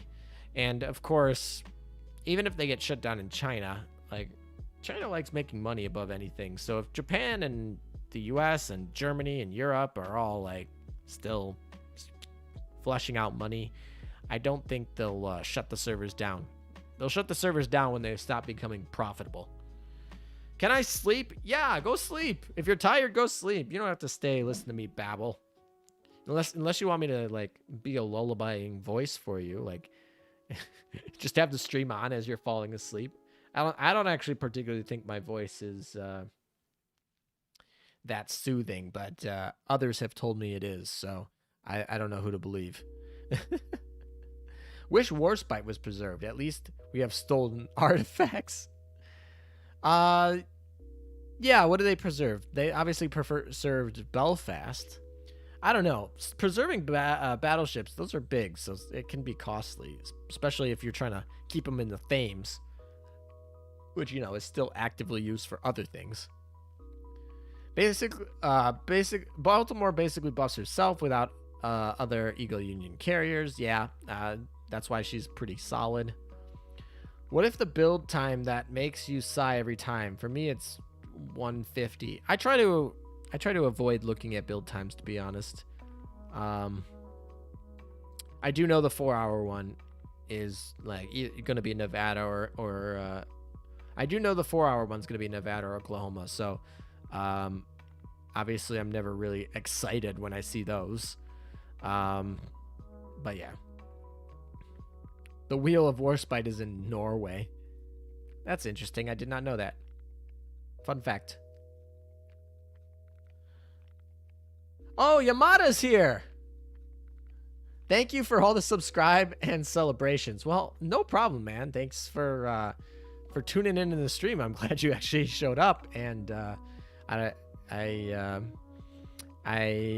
yeah, thanks for all your help with the last anniversary. Maybe we'll do something again next anniversary. I don't know, but congrats on 1,000 subscribers. And I don't know what your watch time looks like, but hopefully you hit the 4K watch time, or if you haven't hit it yet, you'll get there really soon. And you can apply to monetization. That way you can get your 25 cents from AdSense. And more importantly, you can enable Super Chat so we can actually donate to you in the future when we come over there and raid your streams. But anyway, yeah, thanks for stopping by, and I'm congratulations on 1K. I mean, you know, you were already over 900 before I came over today, so a lot of that work was you grinding over the last 6 months. Because I remember you when you were like 100, something like that, probably a little over 100. So actually, were you? You might have been even 70. I don't know. You were pretty small, but you've been grinding. Why? I literally haven't. I don't go on your channel all the time, but I literally scrolled through it today, and I was like, dang, you got a lot of videos here. So you deserved it, man. Alrighty, how was the Bunker Hill skin? Bunker Hill skin's great, and very excited. If you want to see like my first reactions to it, you can go back to the archive of this stream. But yeah, great. Thank you. I'm not good at English, so I'm sorry I couldn't reply well. No, that's no worries, Yamada. No worries. I'm not good at Japanese. Actually, I know pretty much none. So, but thanks for tuning by, and good luck. Good luck in being monetized, hopefully. The drama video I'm gonna wait for because this is a weird time. I don't know if there's gonna be a drama video, but I am gonna probably make a video about the Chinese update, or really removal, because I think that's noteworthy for people to know about. Certainly interesting. As a viewer, I would be interested in it. So that's probably why. That's generally how I decide to make most of my content. Like, if I would watch it, I'd probably make it. The only exception was early on, I probably wouldn't have watched streaming, but a lot of you guys requested it. So I started, figured I'd try it out, and now you guys like it. So, and now I find it fun. I'm not a huge stream watcher, but I certainly, like, I don't know. It's kind of fun to do. I definitely was not a huge fan of it right at the beginning, but now that I know kind of what I'm doing, and I like it definitely a lot better than I thought I would when I first started. So thank you guys who pushed me into doing this back a year ago. So, I mean, the shutdown game, nope, Chinese business makers won't let it happen. They need to make tons of net income. Yeah, they probably, if it's making income abroad, they might ban it in mainland, but if it's making income abroad, they probably won't shut it down.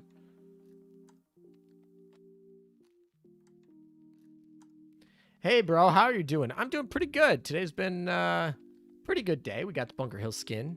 Yamada got up to 1,000 subs, so that's exciting. We test out the new AES feature. I pretty much like it. I think it's obviously not that effective in Siren Strongholds, but if you're going to be autoing Siren Strongholds in the you should be manualing that anyway, so it's not necessarily a big knock on it. Of course, my Siren Stronghold run right now has been going pretty poor, so we have to fix that. Where do we get estimates for the server income? So like Billy will give estimates sometimes. From time to time, Yostar has given estimates in the past, especially early on. We can also kind of just assume, like, sometimes they give out like skin purchases. It's usually a combination of things, but that combination them. But Billy is probably one of the best ways to look for Chinese income, because they pretty much just drop what that is.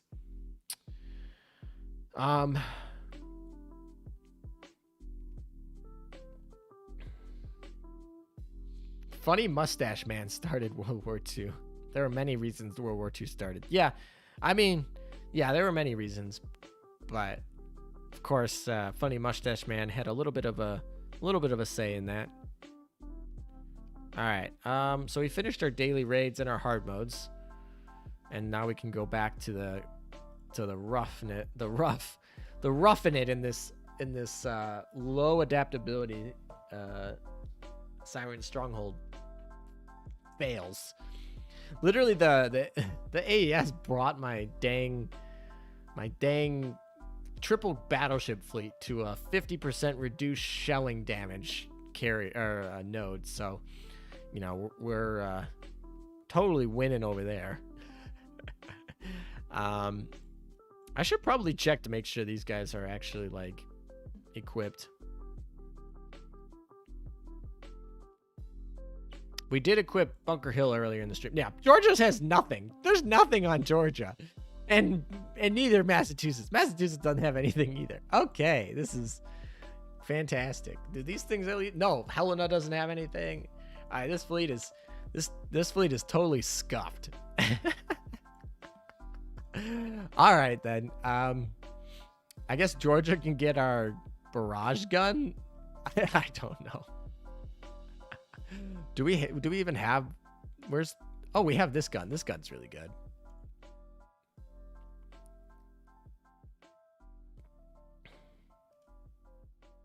ALM using best in slot gear again. Best in slot for what do you call it? For EX mode. Gotta go again. Have fun. Well, see you, Senju. Take care. I guess we can just put anti-air in here. Do I have enough? I don't really have things laying around. I guess this plus 10 is laying around. I can use that. Actually, I'll use the hit ones laying around. These half Bofur stag. These like mini Bofur stags that are totally worse in every way possible. But do we even have enough shells? Oh, we do have some shells to actually get the boosts, which is fine. I don't need them to be plussed. Oh, there's a +6 one. I guess we can use that. Azur lane no equipment challenge. Yeah, that'd be pretty much impossible. You need at least the main gun. The main gun needs to be equipped, otherwise your ships won't do anything. All right. Let's see. What are we gonna do here? I guess we could use this, right? I guess. And then we'd probably want to make this a US gun so that it actually switches the it to SHS, because we probably want that ammo type for this particular instance. I guess we can take this one. No, did I miss the... Wait, wow, Alameda fleet, but gives ships no gear, like bringing a knife to a gunfight. Yeah, pretty much. No, did I miss the Bunker Hill buying episode? Yeah, that was very early in the stream. But you can always watch the archive and go back and watch it if that's what you want to view. But yeah, I unfortunately missed it. Dual Envy, welcome. Glad you could make it. Noodle tips. Yeah, I missed it. Yeah, you missed it. Oh yeah.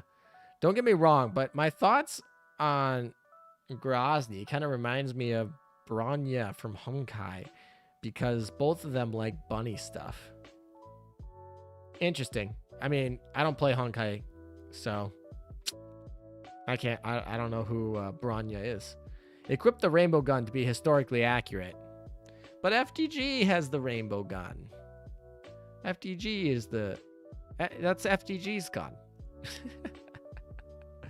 Bunker Hill event before 1 hour mark.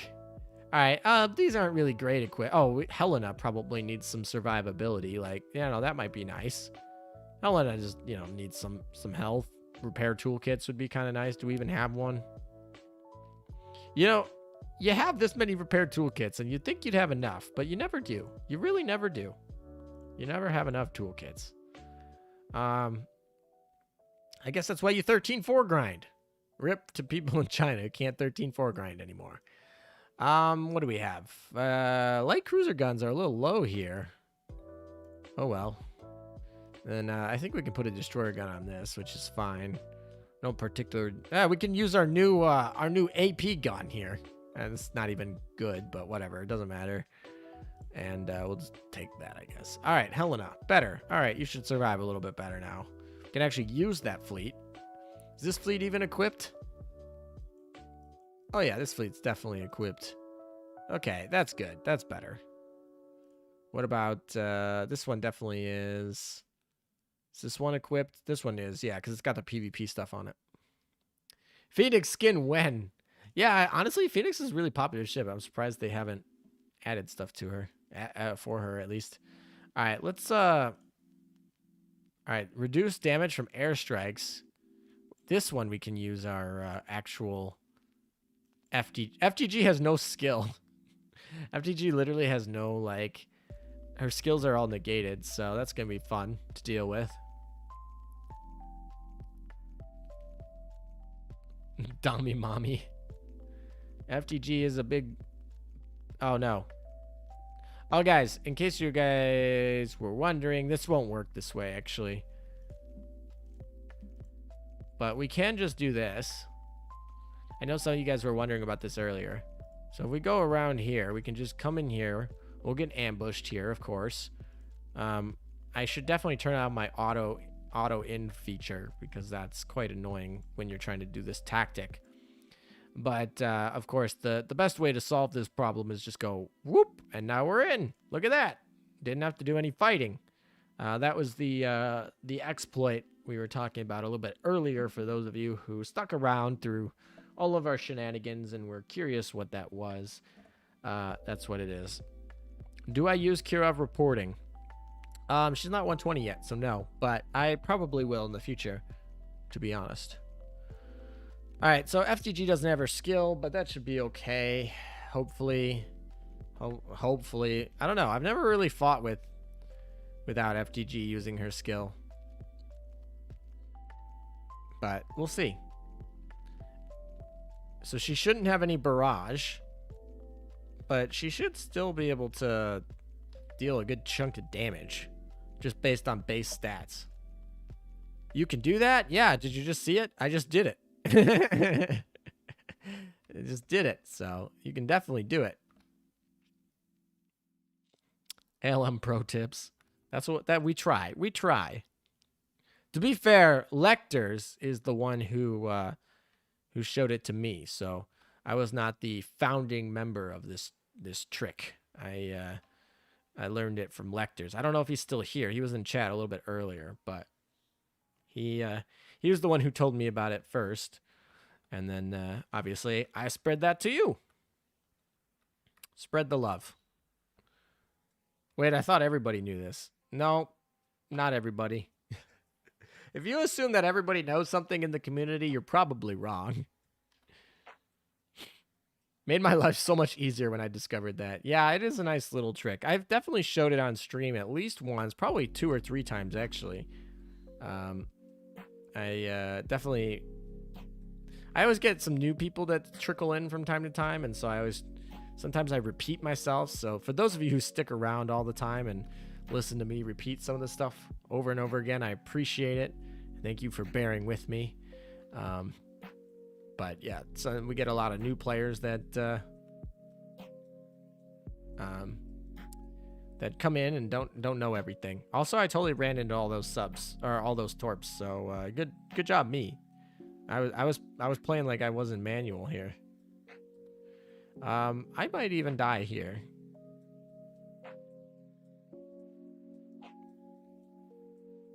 We gotta be really close. I don't even think I have yeah, I don't even have a toolkit on this. Okay.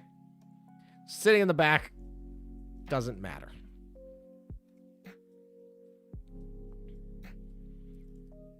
All right, well, rip. We gotta go back. We're gonna go to the Bunker Hill fleet. Give this a shot.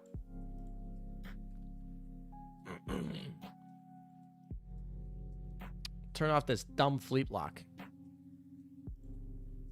Escape, and then we'll jump in. We wouldn't be here if you didn't love what you do. Well, I appreciate that most of you guys stick around and hang out. We're going to try Bunker Hill in her brand new skin. This is her first battle she's had since she's gotten the skill.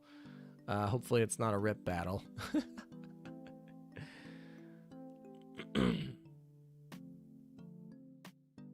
Yes, the trick does cost you loot, but it saves you time. And the loot that you're going to get from those battles are not that good anyway. Like, it's going to be like crap. So, I wouldn't be too concerned about losing loot.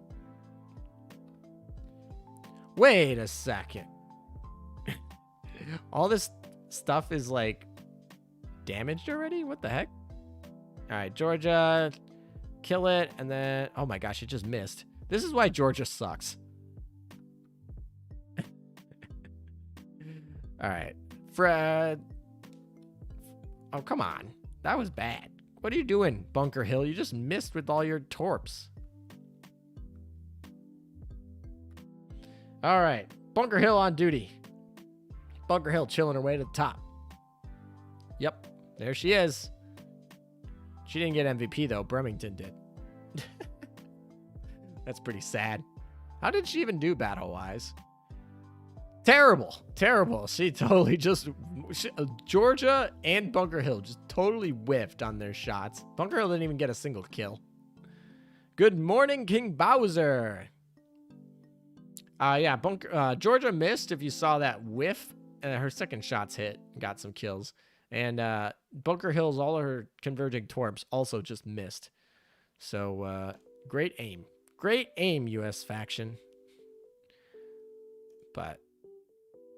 Alright, we're gonna run out of freaking heals. I mean, I guess I don't really care, because, like, I usually end the season with hundreds of thrown out AP or emergency repairs, so it's not really an issue. Also, in this case, I'm gonna actually have to fight these things to get out. I will have to go now. See you, ALM, and have a great day. Thanks for stopping by, Varun. Have a great day as well. Hearing that when I'm leveling my Georgia, sad. I mean, Georgia's like a Dev 29 Frederick. That's what Georgia is. She's like a Dev 29 Frederick. And it's like, why would you use a Dev 29 Frederick when you can use a Dev 30 Frederick? And Bunker Hill can buff her, but she still has the problem. Ooh, I like Bunker Hill's airstrike. Bunker Hill airstrike right there. Let's go. You're not concerned about losing loot. I'm concerned about speed running. Not always speed running, but like a little bit. All right, Massachusetts with her very interesting SHS armor, and there's Bunker Hill without the background skin for her shots here. Wow, that does very little damage. I'm tired to run, but I'm stay till the end. No, Noodles, get some sleep, man. Sleep's important. Sleep's important. You can go to sleep. You can leave the stream on in the background if you want. Watch the rest later. Paired with Formidable Stop, Georgia works great. Yeah, that's true. If you have a slow mechanic, like the Pymat. If you have Pymat and her little slow. Wow, Birmingham is just getting absolutely wrecked here. Birmingham does not have any survivability. Neither any of this fleet. I can go back to port. Oh, yeah, we can leave now. Just lets us leave and come back, right? Is this another hack that we can do? This definitely didn't used to happen.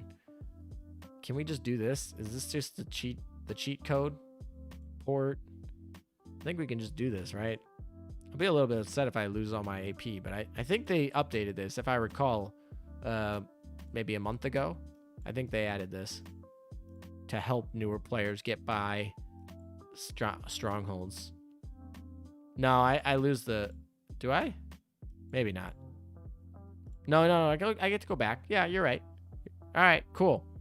That seems broken shoken. And I get to recon it for free, which is fine. And we've already killed most of the things. Yeah, okay. That's pretty good. Can I no longer change gear and on the fly in Operation Siren? No, they just moved it. They moved it here. So here it used to be here. The overview button now is the button that gets you into the main mode. This prevents you from having to do the off click like that, although you can still do that if you're so inclined. But they took this button and added it here, and they moved the fleet button here, up here. So if you want to switch your gear on the fly, you got to click this button right here. And then you can like go into info and switch on the fly, right? So that's how it works now. That's a new thing. We talked about it a little bit earlier in the stream, but I assume you weren't there for that, which is fine. We've been going for what? How long? We've been going for almost 3.5. However, with the normal stage, you lose the scan. Interesting. Yeah, going back, that seems interesting. They definitely, that was not how it was intended in the first edition, but I think they realized that some people were annoyed. So I think actually that makes Abyssal Zones officially probably going to be the hardest content in Operation Siren, because you can literally do that and just repair, and you don't even have to use any of your heals or any of that crap.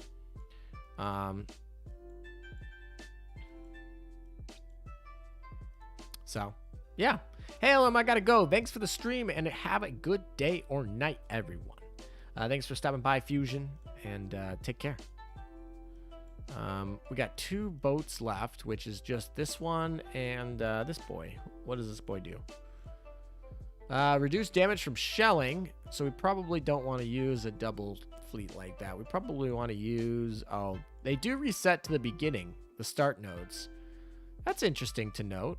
So, actually, that makes me think. So, let's say you're out of position. Let's say that you used all of your fleets to go fight, these different strongholds here, right? And then the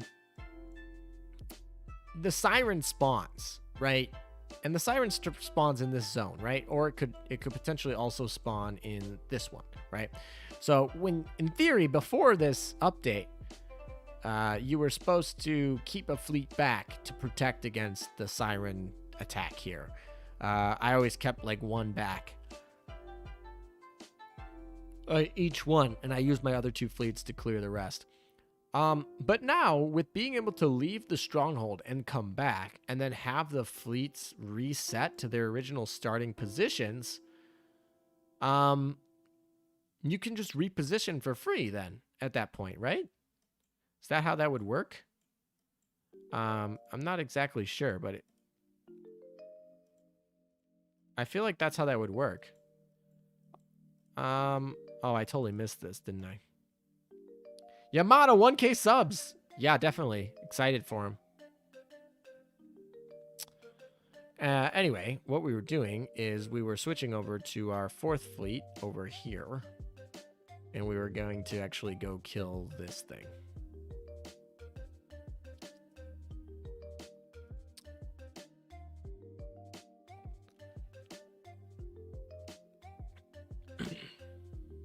Alright, we will leave so we can do our little escape and then jump in here. What was the map, the missions for this one? This one I thought was pretty good, right? Increase firepower, reduce damage from shelling, and it gets a heal. Alright, so this is quite an irritating node here. Yes, we can do that. I don't know if they'll fix that. I mean, it's not necessarily broken, but I don't know if they'll change it in the future. But for now, we can continue that. And I suspect that they won't get rid of it. They're trying to make sirens as easy as possible, right? They have a lot of people that have been not playing the game because it's too difficult. All right, come on. Spawn the next stuff, please. There we go.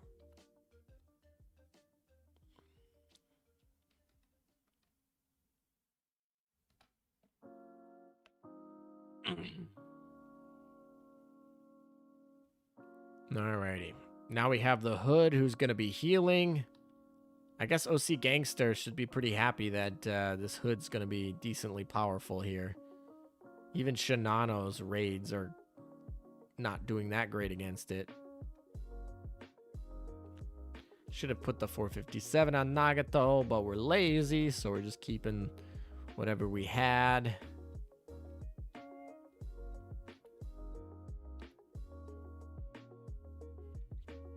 Oh, Jinsu's gonna die. Oh well. The Hood trampoline. I hate abyssals. Abyssals are kind of fun, actually. I prefer strongholds generally, but sometimes I just don't have enough time. Abyssals are quick. You can get those done quick. It's just like doing a hard EX mode, right? You can get those done pretty quick. So I guess I prefer them because of that. Oh, here's that heal coming in. Look at that. The heal's beating us. Come on.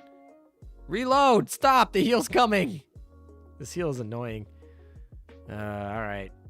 There we go. We got a little bit of love here. This should finish it. Unless, like, everyone just decides to miss. There we go. Okay. Well, we lost Jinsu in the process. It's only a sample of Hood's power. Oh, my.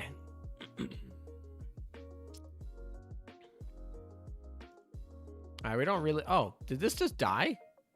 Oh, that's cool. We don't even care about that. Nice. Alright, now we've opened up our main go here. So... What is the boss level? What does this boss do? Every 20 seconds, the enemy flagship will generate a shield that reduces the probability of receiving critical hits. That's a little bit irritating. All heals from your ships will instead heal the enemies, so we can't use the Perseus fleet, unfortunately. I like Abyssals because they are more likely to drop prints. Yeah, Abyssals are the best in terms of droppable stuff. If you care about loot, then Abyssals are going to be the best bang for your buck. In terms of drops to AP, in terms of drops to time, yeah, Abyssals are definitely the best for drops. Abyssals are challenging at times, and I like that. Plus a rainbow print drop. Yeah, rainbow print drops. I've been wanting that USS Torp plane. Oh, you mean the 4 torpedo one that gets outclassed by the Wyvern? I hate Abyssals because I can't beat them. Well, you'll get there eventually. They are meant to be difficult content, right? All right. All right, let's go. Let's try it. Bunker Hill's not going to live very long, but that's okay. Bunker Hill has been a little bit lackluster in terms of her abilities here, but she's fun to use.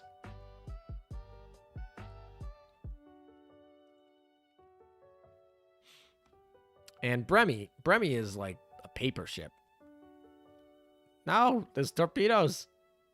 They chased me. The torpedoes chased me. Alrighty. All right, Georgia with her barrage gun, the barrage AP gun. I like that gun a lot out of the Gear Lab. That's like for all of you guys who are budget friendly, who don't have your 457s or don't have a bunch of the research guns and stuff like that. That gun is amazing. Gotta remember that. Jesus, those torpedoes are crazy. Torpedoes are crazy. By the way, just to put in perspective, so this is like a pretty decent USS fleet, right? You know, synergy and the equipments could be better, but they're all maxed level, max affinity, right? You know, this is what the damage that they're doing here in Operation Siren here.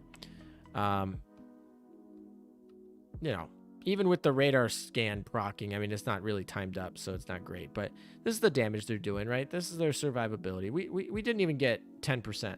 We didn't even get 10% of this node here, right?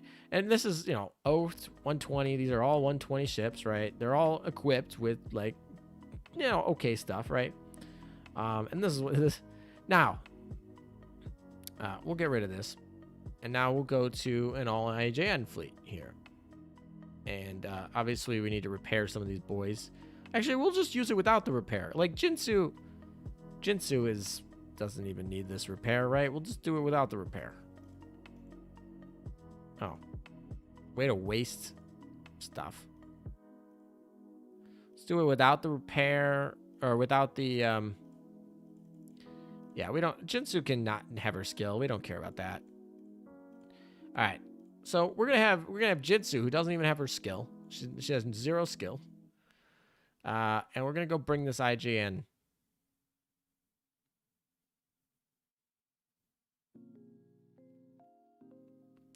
All right, you want me to switch to a +13? We can do that. If you guys want, we can do that. Yeah, she's still on her HE gun, so we can switch her out. We're gonna take that from you for a second. Thank you, FDG. All right, let's see. So we got down to 93 health. That's what that one did. That's what the USS fleet did. Now let's try a not so great IJN fleet. Not even optimized. Like, I wouldn't use Jinsu that much anyway. Let's try this one. All right, well, we already took off 2 bars before anyone in the back line fired, so nice. All right, we're down to 90 already. Let's go. Look at this survivability is already, like, better. All right.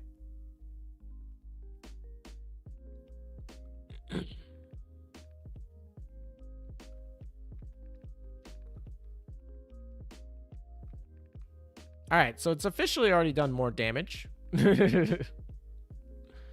Oh, is it? Is it a light armor? Oh, I didn't check that.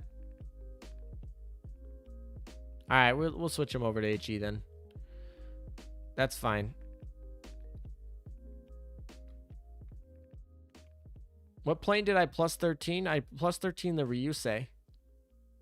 I will be plus 13 my Wyvern next. Well, probably the Wyvern next.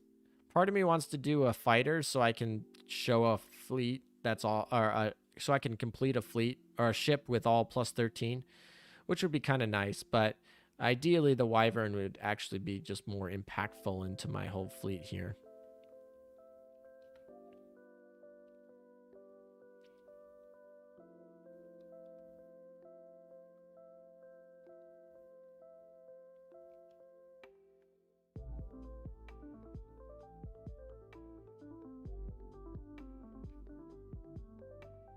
All right, so we got down to 62. So we did 32 damage, or 32 damage bars with the IJN fleet. And we did 7 with the USS fleet. Hey, LMP are back. I have to get some coffee. No worries, man. So yeah, just to put that in perspective, certainly getting destroyed. Where's my FTG fleet? There you are. All right, FTG doesn't have a gun, so we do have to be wary about that. But so Nagato now become a permanent build. Yeah, she also has a raid up right now. So if you guys wanna go spend some cubes on that, I mean, I already have the whole banner. So for me, this event is going to be I'm not going to do anything with it. Save cubes, do my 1 daily build maybe. But yeah. But for you guys, it's great for people who don't have Nagato yet. All right, you said she's light armor, so we're going to switch these people to HE. We can do that. I can do that.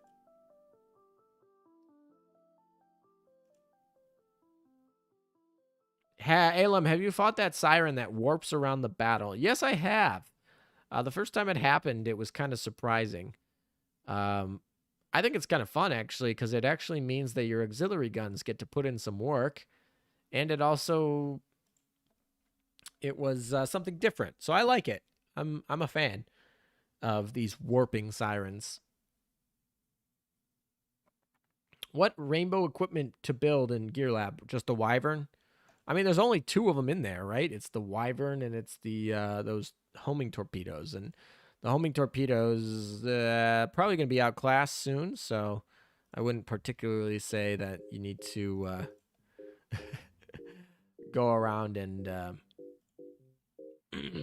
get those, because they'll probably be gone pretty soon.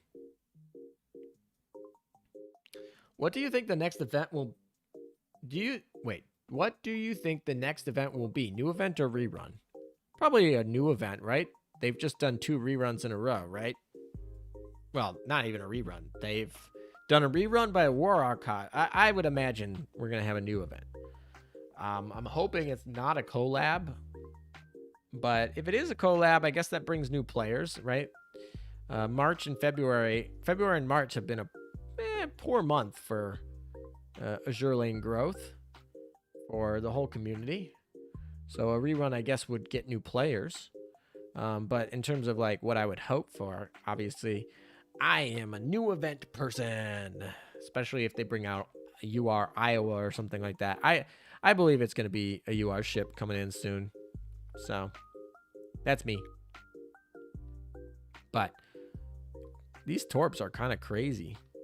They do not mess around. They home like crazy. That's all I got to say. That's all I got to say about that. Yeah, new event likely, but we'll have to wait and see what it is. Of course, yep.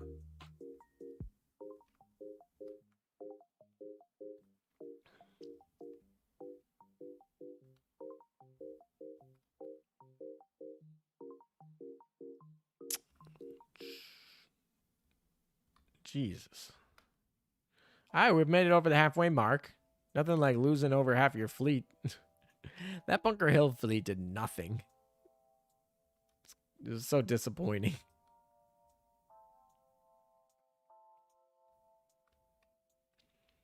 Maybe I gotta give them the better HE guns or something like that. I don't know. Actual UR homing torpedoes. No, don't say that. Don't say that. If I spend all my prints on a gold wyvern just for there to be like a 4 torp bomber, that would be awful. I don't think they'll make a UR. I don't think they'll make a UR with homing torps or with converging torpedoes for a torpedo bomber in a while. But yeah, the homing torpedoes that you equip to what do you call it? That you equip to like a Vanguard ship. Those would probably be outclassed, especially with the black auxiliary, meaning that like if someone brings in a different type of UR, then there's the potential there to outclass it, because the black torpedo auxiliary can basically make them homing torps when they're not. So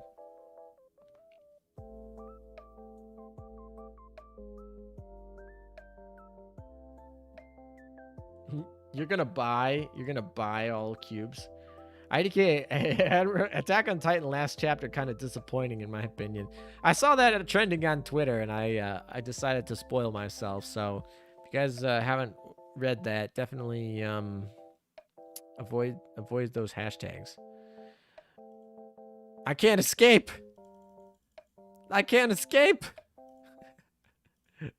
All right, who wants to see Perseus? Who wants to see Perseus go against this while all enemy flagship is afloat, all heals your ship receive will instead heal the enemy flagship. Who wants to see Perseus become a traitor and heal the sirens? Let me know in chat if you want to see Perseus fight the sirens, or if you just want me to do like fight this normally and just like hell yeah.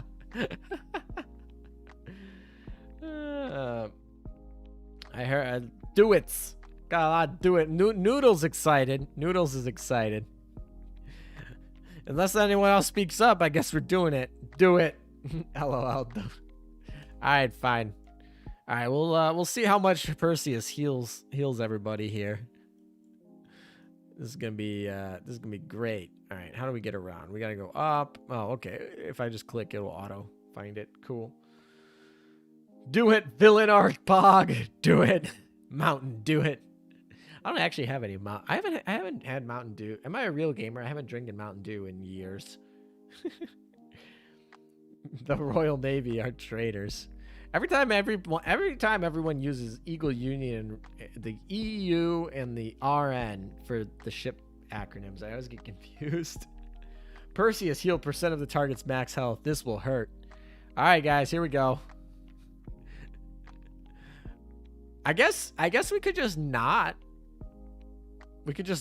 use Perseus's healing. We could go in this battle and attempt not to use her healing. Perseus is the imposter.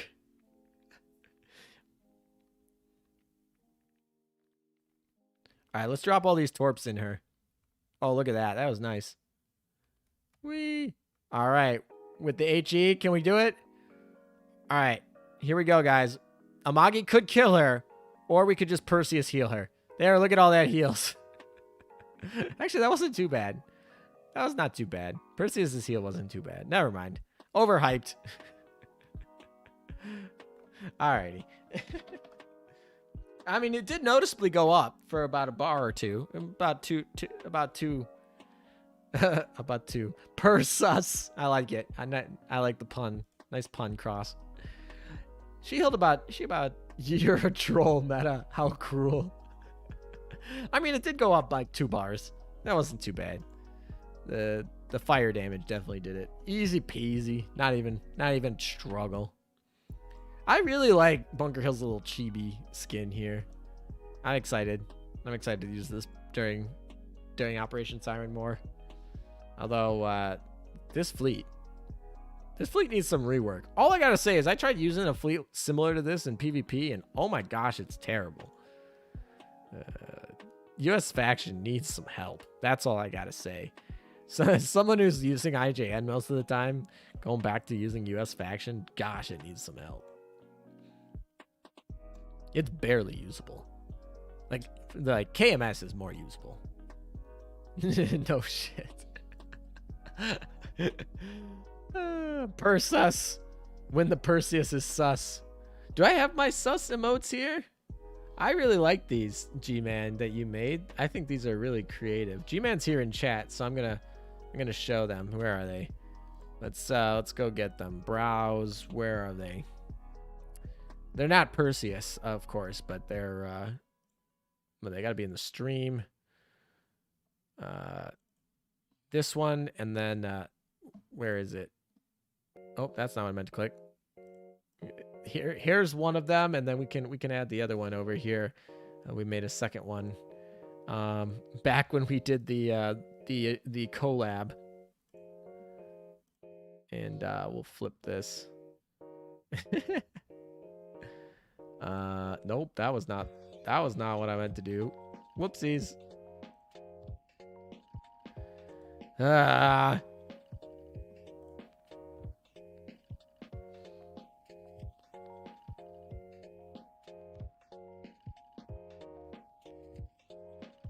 No, come on. I'm for some reason struggling with this. Sweat, don't do this live most of the time. All right. Struggle is real. There we go.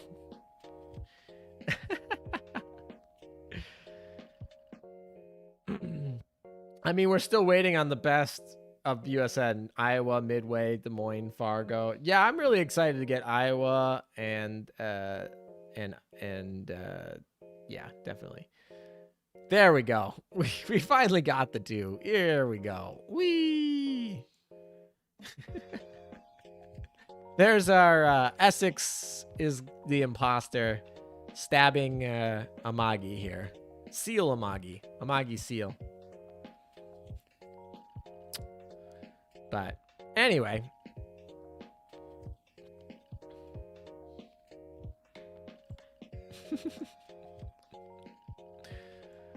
Did I heal? I think I did, right? You think Montana will show up in PR? I don't know. I want my G3 and M3. All right, I think that's enough Operation Siren for the day. What do you guys think? What do you guys think? We got Jesus. I'm still so used to backing out to the map, but we got to go to the overview.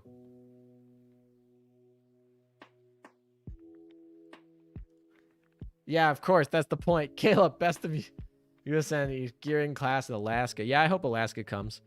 You can't see anything. I think we're gonna be done with Operation Siren here. We finished all of the Ark Royal stuff.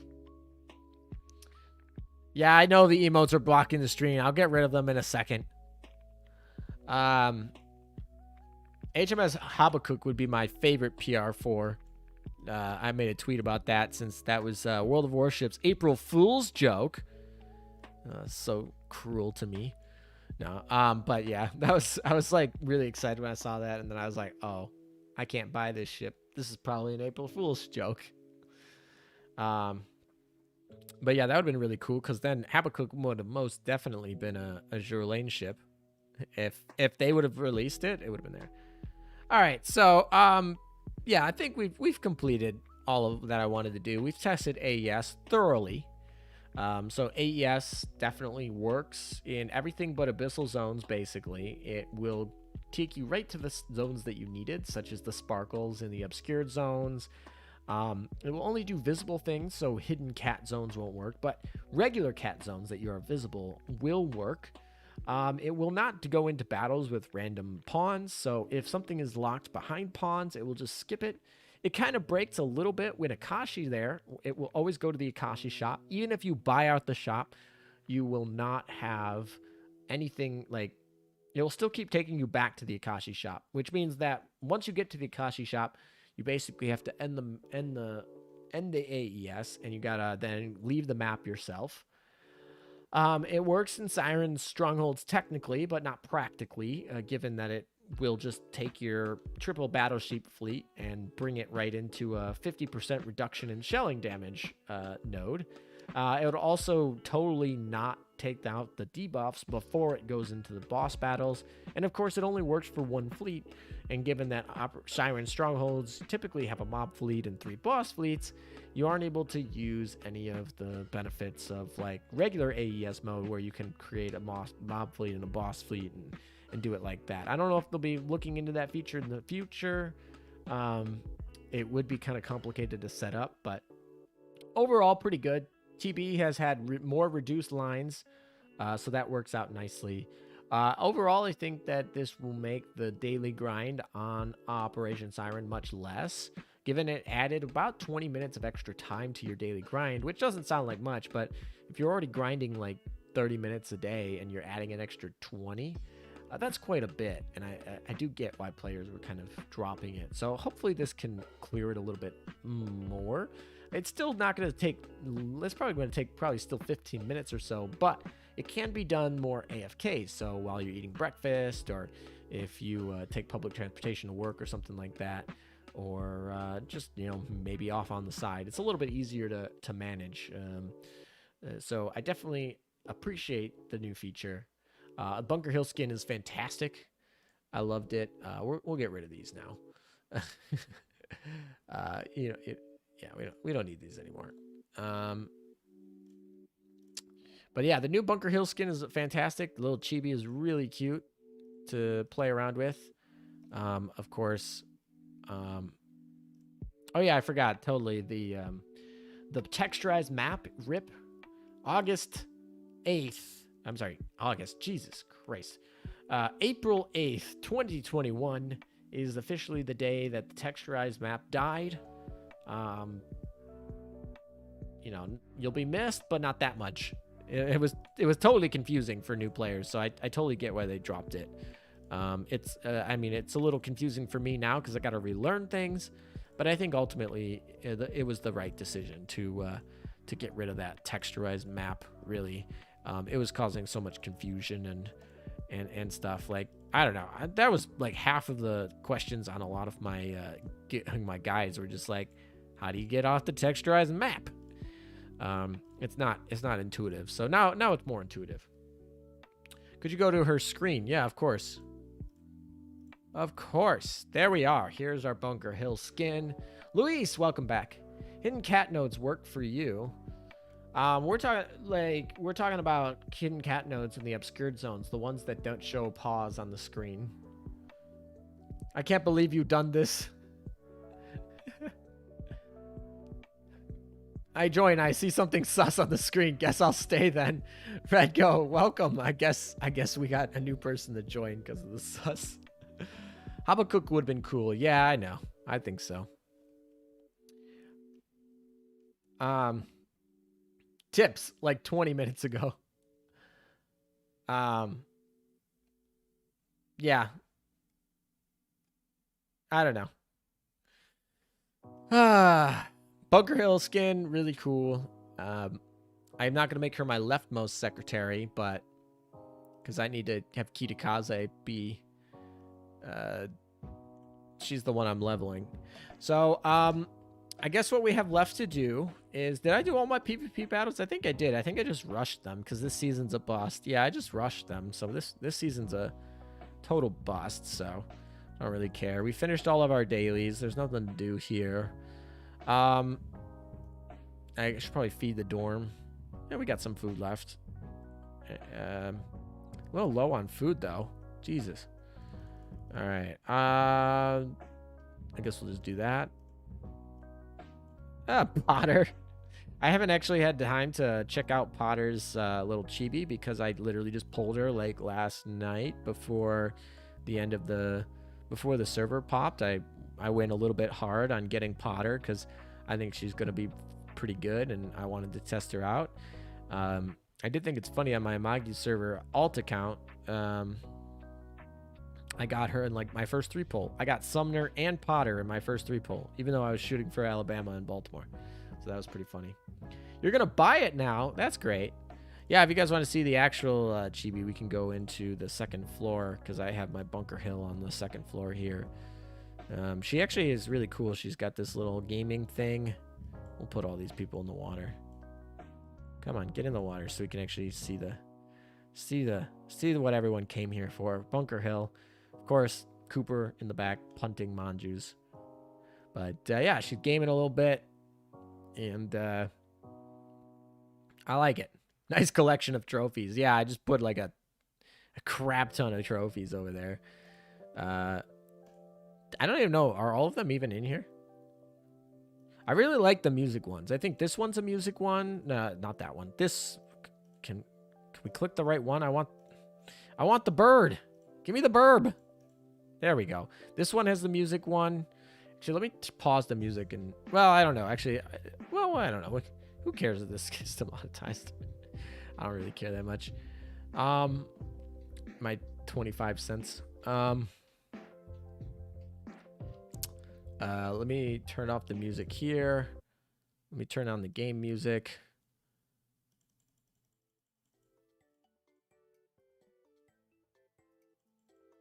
There you go. Now you can hear that. Hopefully, turn it up a little bit. Now we can test out these new music backlines. I really like the fact that these rewards allow you to change the music in your dorm. So this is the base music, what you're listening to right now, as you probably all know. Jesus. Now we're rocking this. Now we got beach mode.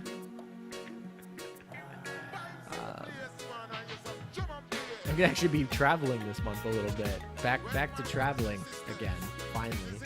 So we're gonna be checking that out at the end of this month. I don't know. There we go. Perfect timing since summer is coming soon. Yeah, I know. I already have. I have a trip planned. So now we're talking. Me in Jamaica right now. Yeah, I'm really glad that I put in the effort to actually do this Venus vacation. I don't know about this summer being crap. I feel like a lot of people are gonna. I don't know about this summer being crap. Depends where you're at. I feel like there's a lot of places that are just like, screw the Rona. We're opening up. We got the vaccine. And, like, we're just kidding. I think the summer could be interesting. I heard this song in my first account when I was new. You got that for limit breaking ships? No, I got this for clearing all the hard modes in the event. Rip the 25 cents. Yeah, pretty much. Actually, yeah, I don't know. It fits Utah. Trophies are cleared by clearing all the hard modes.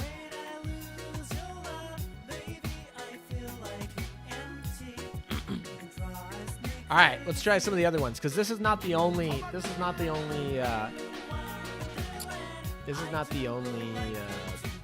music change one. This is just the summer one, so I figured it fit the most, so that's why I went with it first. It's also the big first one, but there are other ones in here. So we'll this one definitely does it. I like this one too. Oh, it has a transition. Look at that. This one's one of my. I like this. The soundtrack from Passionate Polaris was awesome. Just gonna say that. Put that out there. It was a pretty awesome track. So yeah, I definitely was like, I need to get this one when I found out. Was this the first one that gave us the idol one, or is there another one? I think there's another idol trophy.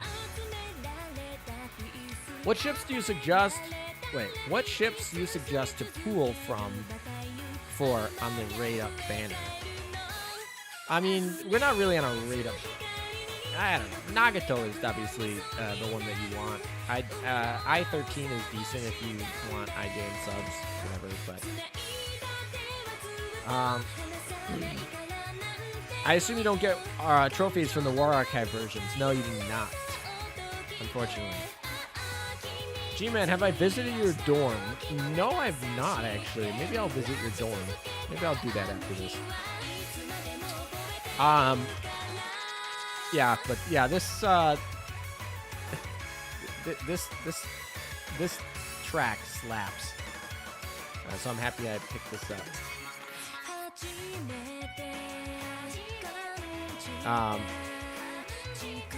And then there's obviously this one back here. Not that one. This one. This one is also the Universe in Unison. Has another one. This is another one of the banner ones where we can change the background music. I hope they do this more. This is really cool. But yeah, G-Man, we'll go visit your dorm after this. This song keeps going. Jesus. Alright, we'll change to this one. I like the transitions. They fade out. Yeah, this one's the newer one. So that other one is the first one, and then this one is the newer one. Actually, I should probably move all the music changing ones to the front so that we can actually, like, hear them? Or so I can access them easier, if you know what I mean. Oh, didn't know the trophies were MP3 players inside. Lectors, I'm surprised you didn't know that. Yeah, they are. They do have the MP3s inside. And, yeah, they've been, that's why I really like them. Azur Lane Meta, do you have other games you play aside Azur Lane? Of course I do. I try to stick to a few games because time constraints, and I try to know everything about one game that I like to play. But another game that I'm currently playing a lot is OpSi. I don't know if you guys have ever heard of that, but that's one that I'm currently playing a lot as well. I also play a little bit of Bang Dream, although I haven't logged in a while. And then, yeah, some other, you know, I play a lot of other games, yes. But I typically try to have one, like, main game or something like that. Maybe I'll try and do two when Blue Archive comes out or something like that, but definitely not right now when it's in Japanese only. But when it gets diplomatic meta, oh no. Yeah, if any of you guys have ever played that board game, it's interesting. It's an interesting board game. That's all I gotta say. Now I feel regret for not obtaining all the trophies. I mean, you know, it's whatever. If you don't have them all, that's all right. Just play Honkai Impact if you're gonna play Blue Archive. Yeah, but I feel like Nexon and Yostar are definitely companies I like better than Yoho. So I'd rather support them. Loyalty full is Ina YouTube. Alrighty, we're out of here. Game music going away. And we're gonna turn back on the good music. Alright, we're gonna check out your dorm, G-Man. I didn't forget.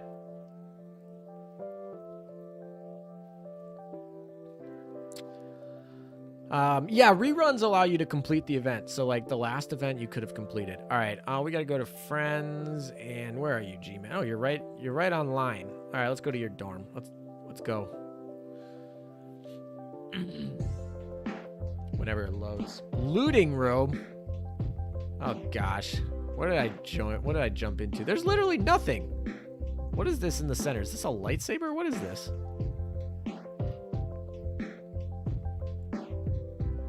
All right. Well,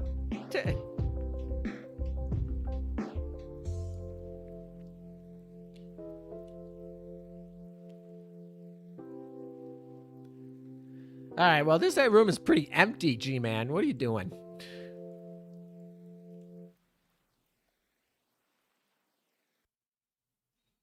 Is it still loading? Is it still loading? Because it's been a while. I would have thought I would have loaded by now. Did you say support Nexon? Please tell me I've heard that. I guess Nexon's not the best company, but they certainly have made games in the past that I definitely like. So I do like a lot of the games they make. I mean, they're not necessarily player-friendly. Yostar's player-friendly. Manju's player-friendly. Nexon just makes good games, in my opinion, in terms of being helpful to players or kind to players. I could see the argument against that, but in terms of making good games, at least. All right, well, that's about it for. Oh gosh, G-Man. All right, that was a mistake. Remind me never to listen to G-Man while on stream. Is it loading or is it? It was not loading. It was just an empty room. All right. What we're gonna do now is we're gonna do some war archives, some baguette gun grinding. If you guys still want to stick around, but because I have a little bit more extra time, and then we'll. We need to grind a specific type of fleet, though. So we'll go into War Archive here, and we'll build it. Hey, look, there's the ink stained. I'm already 100% on it, so I don't really need it. Once again, we're going back to D2. Going back to the only war archive that matters. Don't matter. This one matters. Oh look, Bunker Hill smiled. Yeah, exactly. All right. So let's build a fleet here. Oh, they're both battleship requirements. Dang this hard mode. Screw this hard mode. All right. Well, we need to level up Shinano or Shukaku. Sorry, that's our target for leveling. How many of these do you need? The more, the better. Blame Nanachi for your dorm. I will. The more, the merrier. You need more of these. Also, these drop very low rates, like very low rates. All right, what are we doing for the Vanguard heavy cruiser? Do we have any other heavy cruisers on here that we want to actually use? I guess we. Oh, Pola's in special ops. Great. I guess we can just use Prince. That's like fine. You have 4. 4's a good number. 4's a good number. Haha,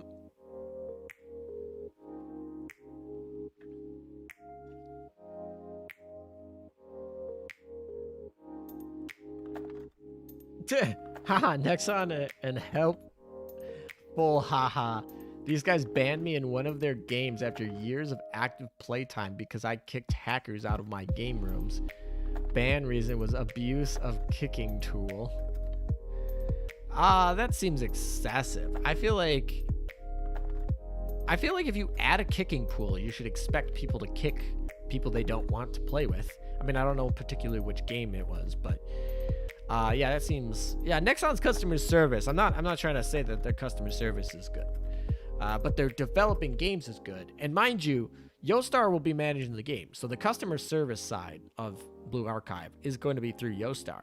Just the development side is going to be through Nexon's affiliate. I don't remember what their affiliate was called. They knew they had bad press names, so they literally made another company with a different name that they own, and then made that develop the game. But yeah, they are just developing it. They're not running customer service, which Yostar will be running. So that's another thing that makes me confident about it. Like, Yostar is good for customer service, and Nexon is not necessarily good for customer service, but the games they make are usually pretty good. 2 cash guns, so I'm set. Yeah, Tashkent guns are good. 4 baguettes and 2 cash guns should get you a full fleet. Why you bully Champagne? Off to lunch. See ya, LM in chat. See ya, Lectors. Thanks for stopping by. Sutsutsuki, only destroyer, and got yourself an easy grind. True. I guess I could just do. Well, I gotta put a hard. Don't I have to put a? I have to put in a heavy cruiser, don't I? What am I grinding right now? Oh, I'm grinding Drake. Look at this. Royal Navy heavy cruisers. That is a great. Look at that selection. That is a great selection from. I guess London's okay after her retrofit, but dang, heavy cruisers from England are awful. Straight trash. All right. Yeah, if I put London in there, she definitely won't live. So we're just. I guess I could put. London is very RR. Blue Archive is a meh gotcha. I haven't looked so much into Blue Archive. I'll probably be doing that a little bit more this month. London is pretty good. She's an alright glass cannon. That's the best I'll give her. Anyway, we're gonna stay with Prince, I guess, because we need the affinity anyway. And then do we have a light? I don't know. I guess I just want to level up Pymat and Seattle, probably. It's not going to give me anywhere in my grind, but that's, I guess, fine. Where's my Seattle? There we go. Oh, we should level Kitakaze, too. Oh, this sucks. I got to put a stupid heavy cruiser on. All right, guys, chat. Oh, actually, we can do Seattle and Kitakaze. We don't need to do Pymat, right? We just need to make sure that we put... Alright, come on. I know I can do this. Remove Seattle. Add Seattle. And then we go add Kitakaze as the destroyer.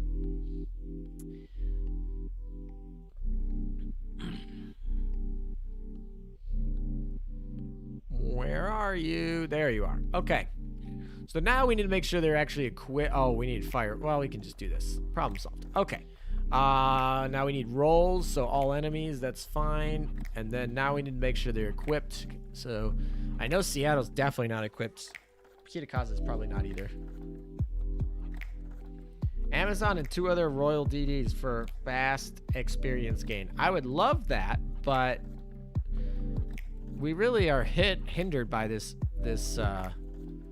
We are really hindered by this DD requirements here. I guess we could do we could put it up in this fleet. Yeah, you're right. We could put it up here. We could put Amazon. Do I even have a leveled Amazon? What level is my Amazon? I don't think I leveled her particularly. She's like pretty low level. I don't think it would survive, so we'll just stick with the Prince, I guess. Prince will at least give it some survivability. But yeah, Amazon's probably not high enough level to actually survive that. Why oil efficient when you can use UAE? Yeah, no need for oil efficiency. We don't need that here. You see my oil? You see my oil? It's fine. I don't need oil efficiency. All right. Oh, we can put that on Shokaku. We can enhance Shokaku. She's not fully enhanced yet. Because she's going to be my new meta ship. Look at that. Hawk20 should be really happy. He's a big fan of Shokaku, right? You haven't leveled Amazon? How dare you? Yeah, my Amazon, I think I got her to like 85, I think, for her retrofit, right? And then I think I just stopped.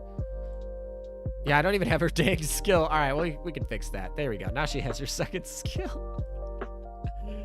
Yeah, I don't even have this leveled, so I don't really particularly use Amazon because I've not really had to level destroyers. Like, I don't know what destroyers you guys think I'm leveling, but let's see. What destroyers do I level? If we just search by destroyers, obviously Yukikaze, Eldridge, Ainami, Suzutsuki.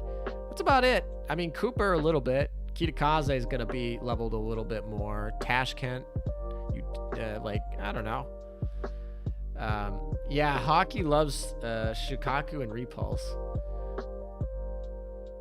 LM weak oil flags. I have 0 LLK JK. I have like 5k. Yeah, I mean, like, I was not playing the last event very hard, and this isn't really an event either. We're gonna be in War Archive section of the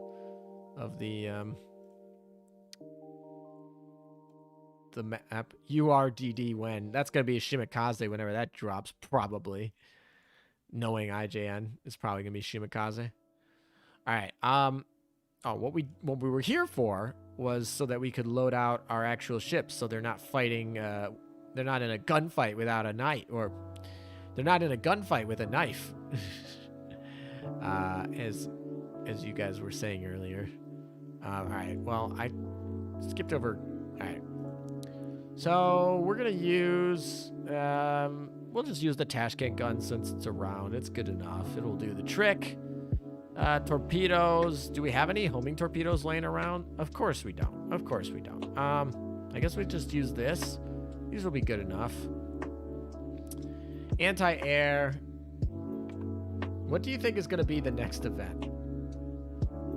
That's a lot of speculation. I'll say something. Everyone thinks that's a lot of speculation. I think could be IJN, could be USS, could be... I mean, could be anything, really. I'm not going to speculate. Good enough. Classic ALF.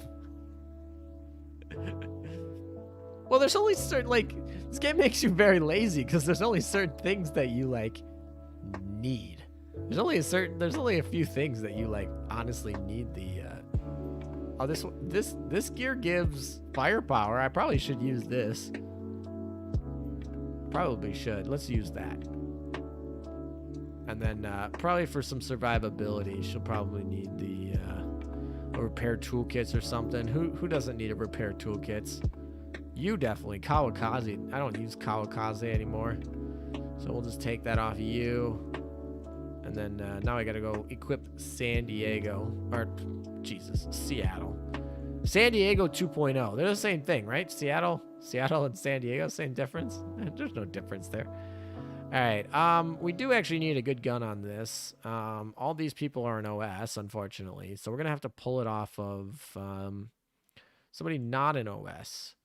All of you guys are freaking in OS. I guess Yatsen isn't. We can pull it off Yatsen, probably. And then for the secondary gun, oh yeah, I forgot you can put AAs in here. We probably don't want to put AAs in here. Yeah, we definitely don't want to put an AA gun in here. So for our second, imagine not having enough repair toolkits. Couldn't be me.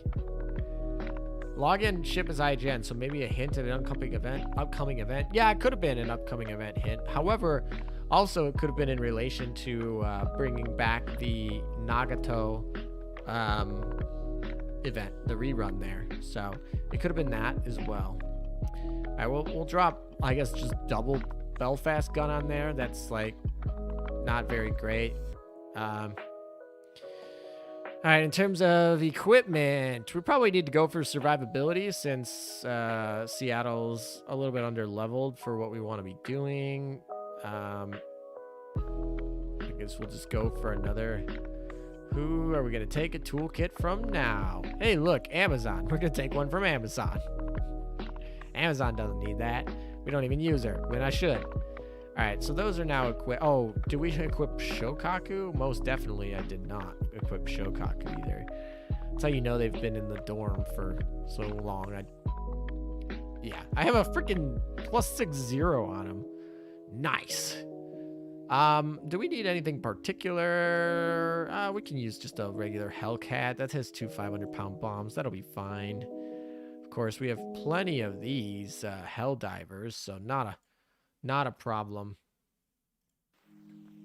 And then, of course, the whole reason we do this is for 4 torpedo bombers. Do we have a... Oh, we do have a Barracuda +10 we can just use. We can plop that on there. And I guess we can just throw in these two right here. We don't really care too much. Is Seattle good for stage 12? Yes, she is. She is pretty much the best survivability. She's one of the best survivability vanguards, especially for aviation purposes.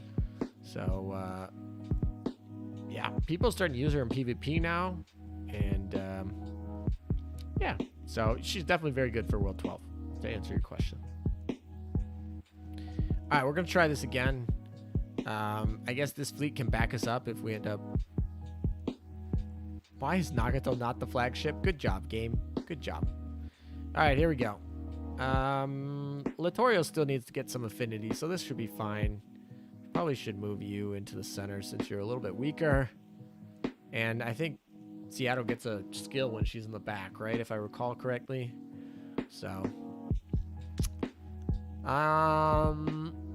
yeah, this should be fine. Let's go. And this is where AES works. Look at that. All right, let's hope this fleet actually works.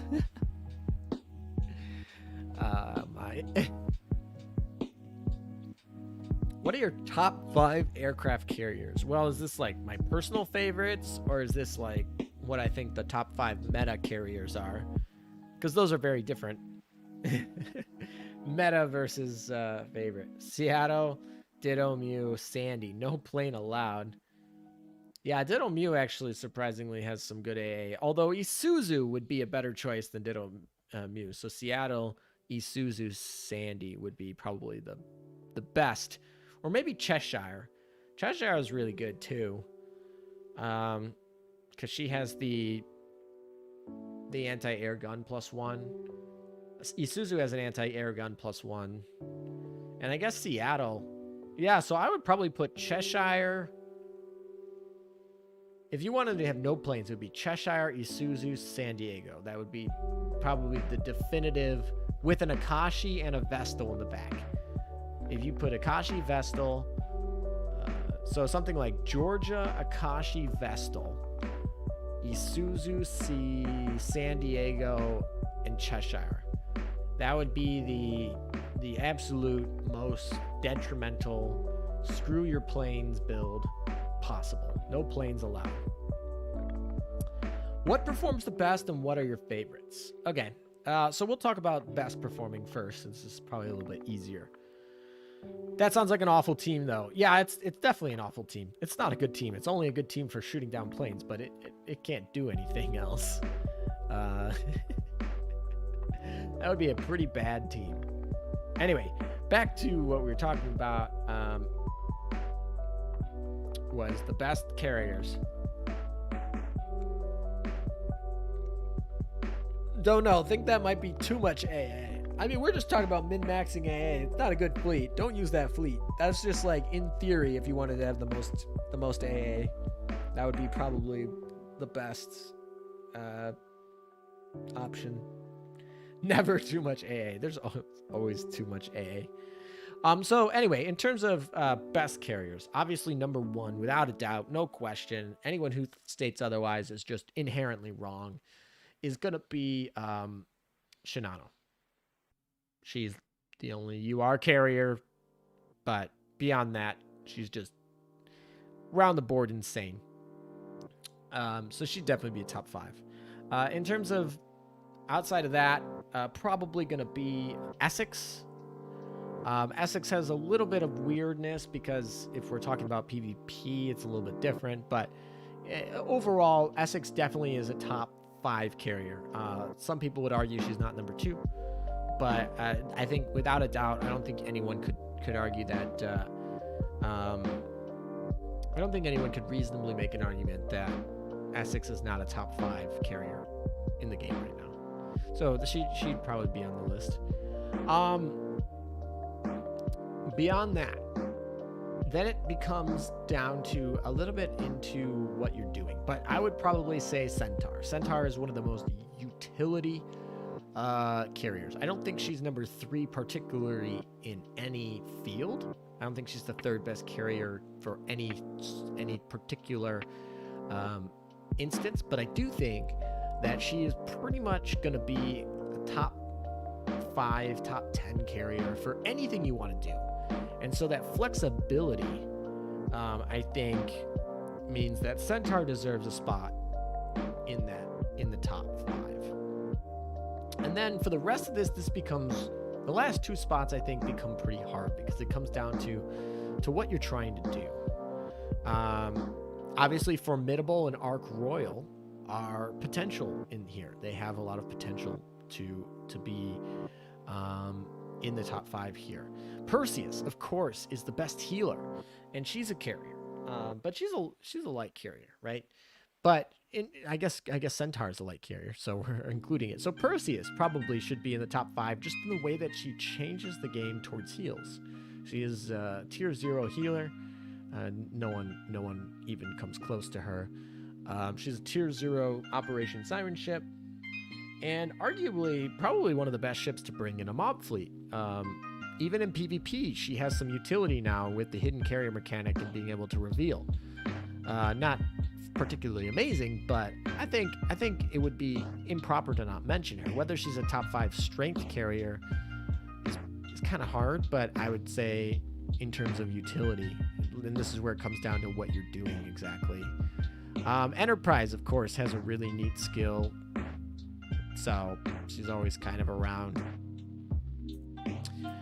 So I guess if I had to put my list for all content everywhere, I would put, in terms of priority of leveling, I would put Formidable and Perseus is the last 2 spots. So my top 5 would be Shinano, Essex, Centaur, Formidable, Perseus. All 5 of ships which I have at level 120 maxed affinity. Or at least 100 affinity. Not all of them are oaths. So 100 affinity and 120. So I do think,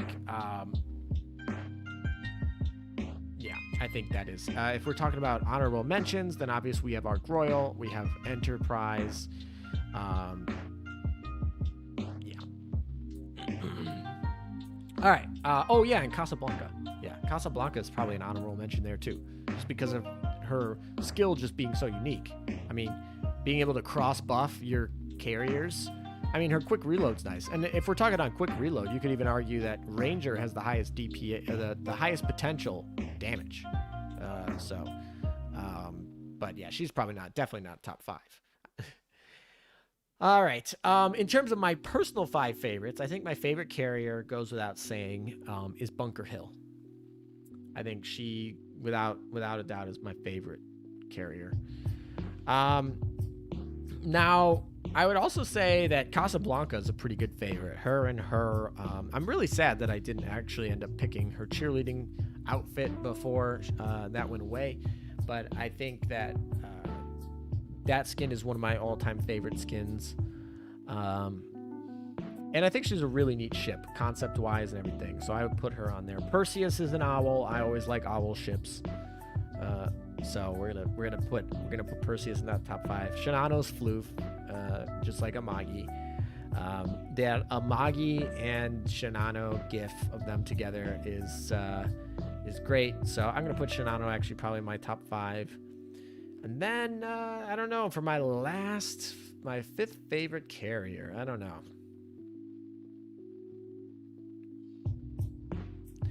Casablanca getting love, me crab dancing. A goes Burr. USA goes Burr. Yeah, pretty much. I don't know. Shokaku's probably up there. Shokaku's a really cool carrier. I, of course, like Essex, too. I like Enterprise, too. Essex and Enterprise definitely have a lot of dignified skins. Really cool skins, so I like those a little bit better. I'm not really an Akagi Kaga fan. So I'd probably go between Shokaku and Essex for that 5th slot. Part of me almost feels like I have to obligatorily put Hero in the top 5 because I use her. She's probably my most used carrier of all time. Like if you looked at all of my battles and which ship that I've used the most, it's probably Hero. Because she's so busted in PvP and I have such a focus on it. Obviously, Hero is not something you want to particularly use in PvE. She's not a great PvE ship. I mean, she's usable, but like there are better options. And I was particularly ranking my carriers in the top 5 earlier based on PvP only. Otherwise, Hero would be at the top of that list. Potentially even more than Shinano. Probably not, though. Shinano's probably still better. But they're very close. And I use her so much, you'd think that she'd be my favorite. But she's not really. I kind of just use her out of necessity, really. US Simp. Poof. I don't know about that. My favorite ships are like Amagi and like I don't know. I don't know about that. But my favorite ships are like Amagi. I guess Bunker Hill is a USS ship, and then Vittorio Veneto, Frederick, Noshiru, Yukikaze. Most of them are IJNs. So if anything, I have an IJN bias myself. Gotta go, ILM. Now it's 1:23 in the morning. Thanks for the stream and good luck. Thanks, Luis, for sticking around. US Cowpens win. Her nickname is the Mighty Moo. If they made a second cowgirl ship, that would be fantastic. Especially one that's named Cowpins and the Mighty Moon. That'd be pretty funny.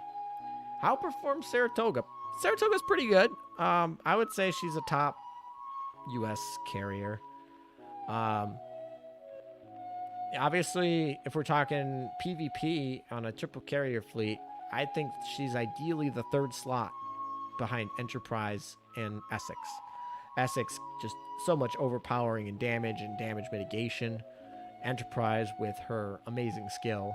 And then anytime you have a triple carrier fleet, you run the risk of opponents' vanguards being a problem. But Saratoga does a good job of taking those out. She also does a pretty good job at doing DPS too, and whatnot. So I like her as the third slot there. Over a lot of people prefer Intrepid. You could also use Bunker Hill in that third slot. Very useful. Bunker Hill's triple carrier barrage is actually quite powerful. It's more powerful than Saratoga and raw damage, actually.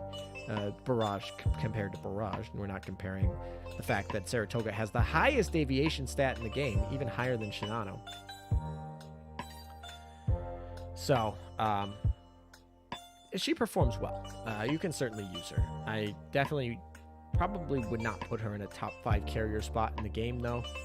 But DPS-wise, she might just make it in there, because she does have some good DPS. But she's got the double dive bomber slot, which is a little bit concerning. Obviously, we prefer torpedo bombers. Ooh, we leveled up our Langley. Nice. Oh, did I turn auto search off? I didn't mean to do that.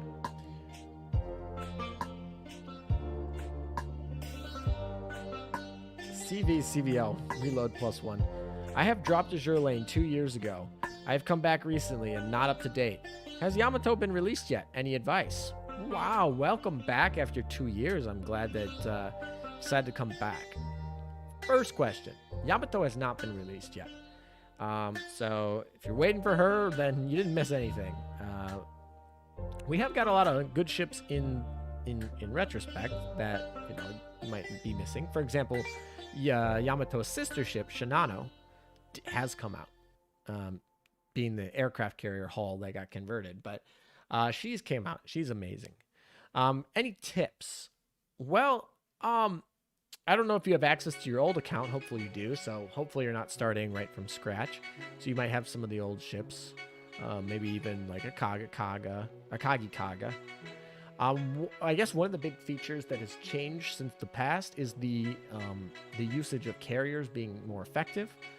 In PvE, we have the ACV value, which basically means you have to bring a carrier, otherwise you won't control the airspace and you'll get huge debuffs. If you bring more carriers, you'll actually get buffs for controlling the airspace, but you need to at least bring one.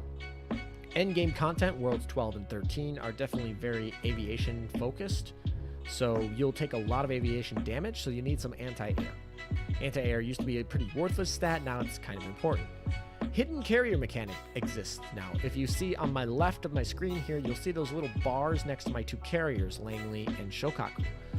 Those bars indicate how much they've been revealed. This means that carriers that are hidden will actually deal extra damage as well as not be targetable by targeting shells. This gives a huge buff to carriers, where carriers were almost pretty much never used, and triple battleship fleets were the way to go, except in World 13. Now carriers actually are very useful. So if you had any favorite carriers from the past, those would be something good to use.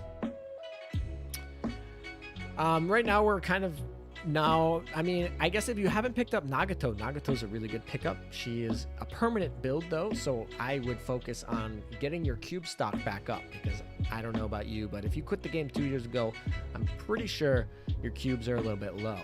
So definitely use this time to gain some cubes. Definitely pull on the event banner if you don't have Nagato yet.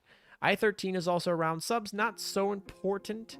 But if you want to make your life a little bit easier in Operation Siren, that's a good way to go. Of course, if you already have +10 equipments, then you should be looking to Operation Siren. because Operation Siren won't get you to plus 13, which we now have plus 13 equipments. So the only way to get them is through the gold plates that are obtainable only in Operation Siren or the guild shop, I guess, technically. But mostly Operation Siren. I'm looking for Shokaku, but she's... Where is she?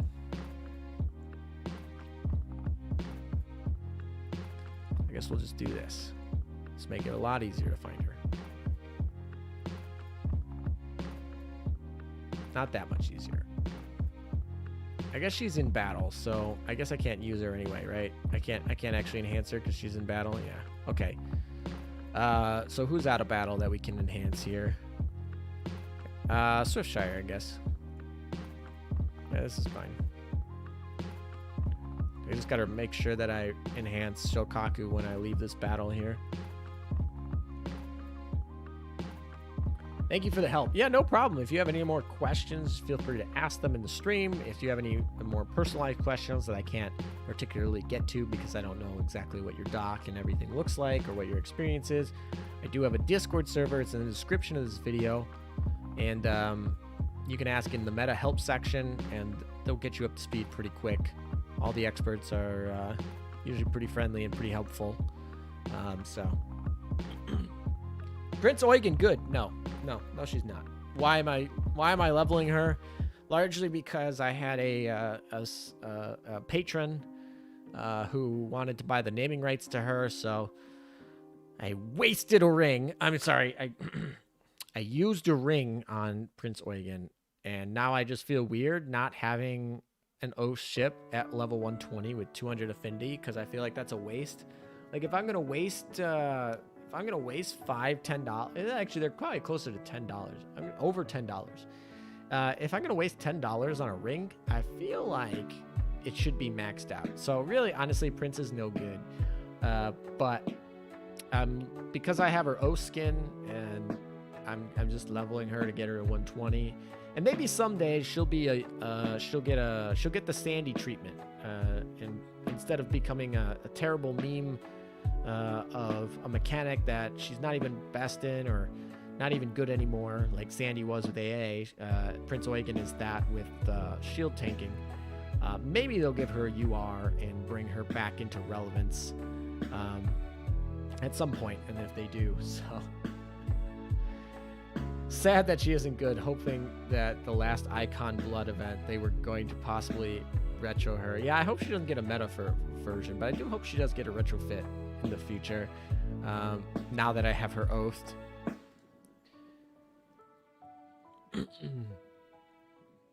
Oh, I just saw that come in.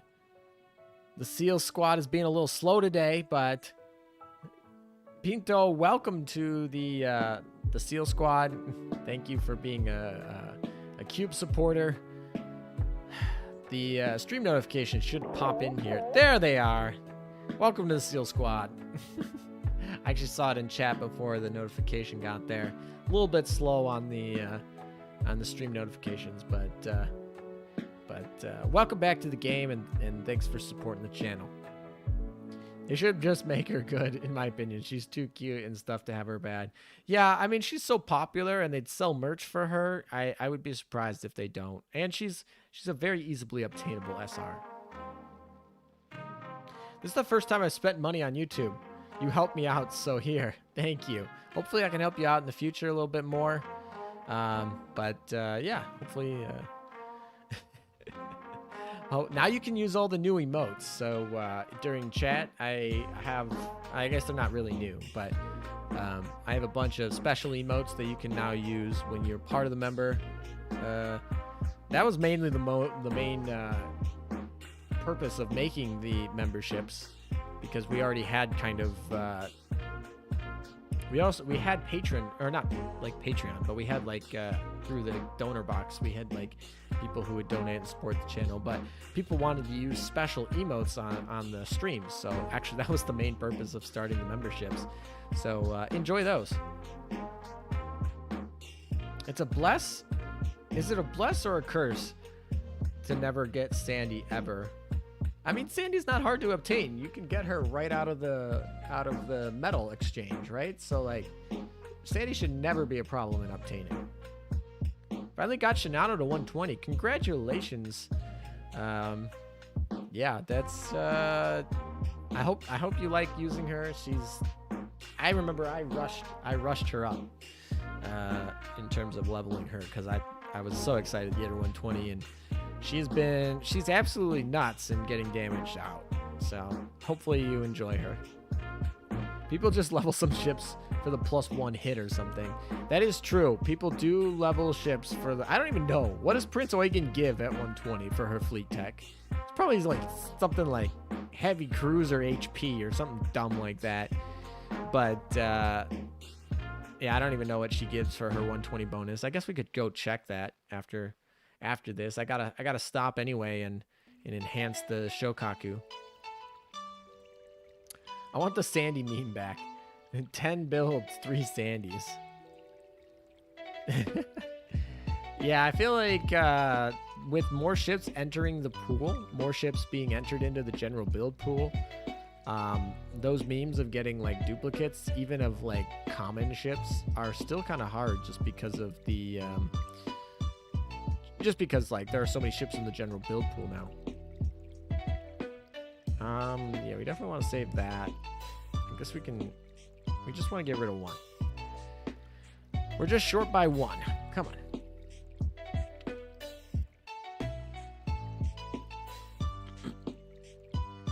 Oh, meta, what is your opinion on the lineup Sandy, Champagne, Hero meta for Baguette Gun? Are you talking about for grinding D2? Like, that'll be fine. I think, right? Because you're going to run a 1-2 fleet.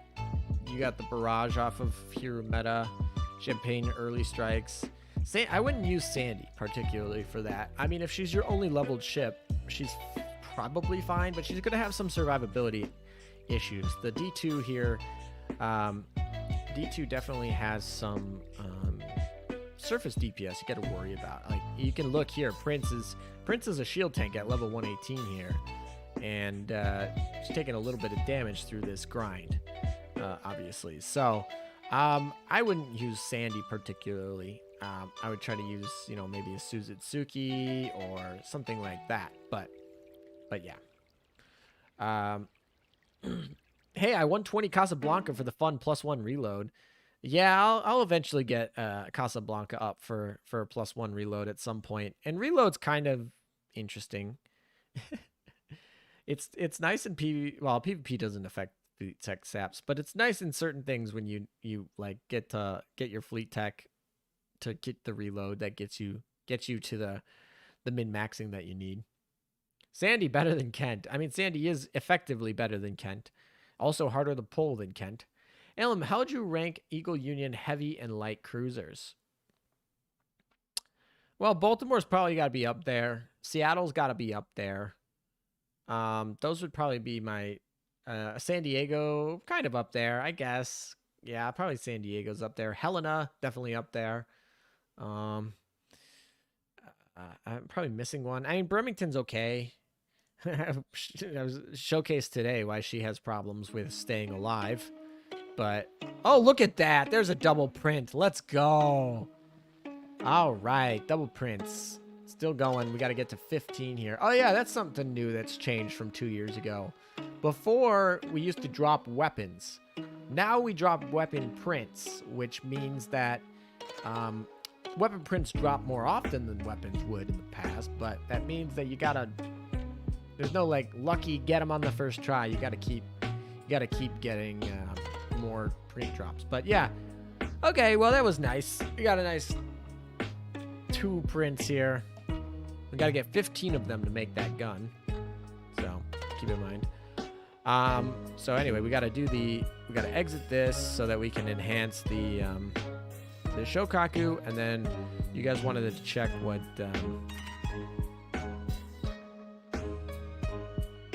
Prince Eugen's 120 fleet tech would be.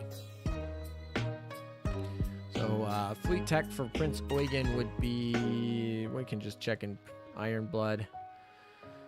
Oh, what's Odin's fleet tech? Oh, hit stat. That's nice. Mains is... Oh, I already have hers. I just don't have her Dev 30, so she doesn't get the star one.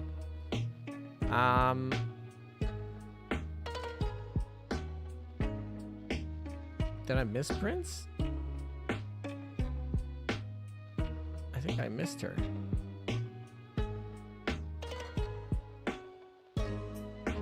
Where are you? Ah, here she is. It's 1 HP for Heavy Cruiser. Okay, yep, I called it. Let's go. I mean, she gets 1 HP for Azuma. Look at that. Yeah, that's why this is gonna be something dumb like that. But yeah, great. All right. Oh, my music is loud. That is because I turned my music up for hearing the background to earlier, but I turned it down. Sorry about that. Yeah, I forgot I had it up like that. 1 HP, that's useless. Yeah, it's pretty useless. Let's see, what is my HP gain for Heavy Cruisers? Plus 50, so it'll go from plus 50 to plus 51. Or no, it's plus 58. Sorry, it'll go from plus 58 to plus 59. Look at that.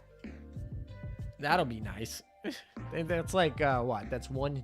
It's not even. It's like 1 heal off of a repair toolkit, I guess. God, I forgot how much this game is addicting. Yeah, it is. I've been playing for... Actually, you probably played... I don't know. Have I been playing for 2 years now? Yeah, it's probably been just 2 years. So you probably stopped when I started. Yeah, there's a lot of new things in it. And also with auto lane features, you'll be able to actually like... You'll be able to actually do stuff more often. Like auto lane really makes the grind a little bit less. Which is helpful. Anyway, so we'll go back to grinding War Archives while we're here. And keep getting this French gun, but get gun. Oh yeah, once you get powerful enough in the War Archives, grind D2.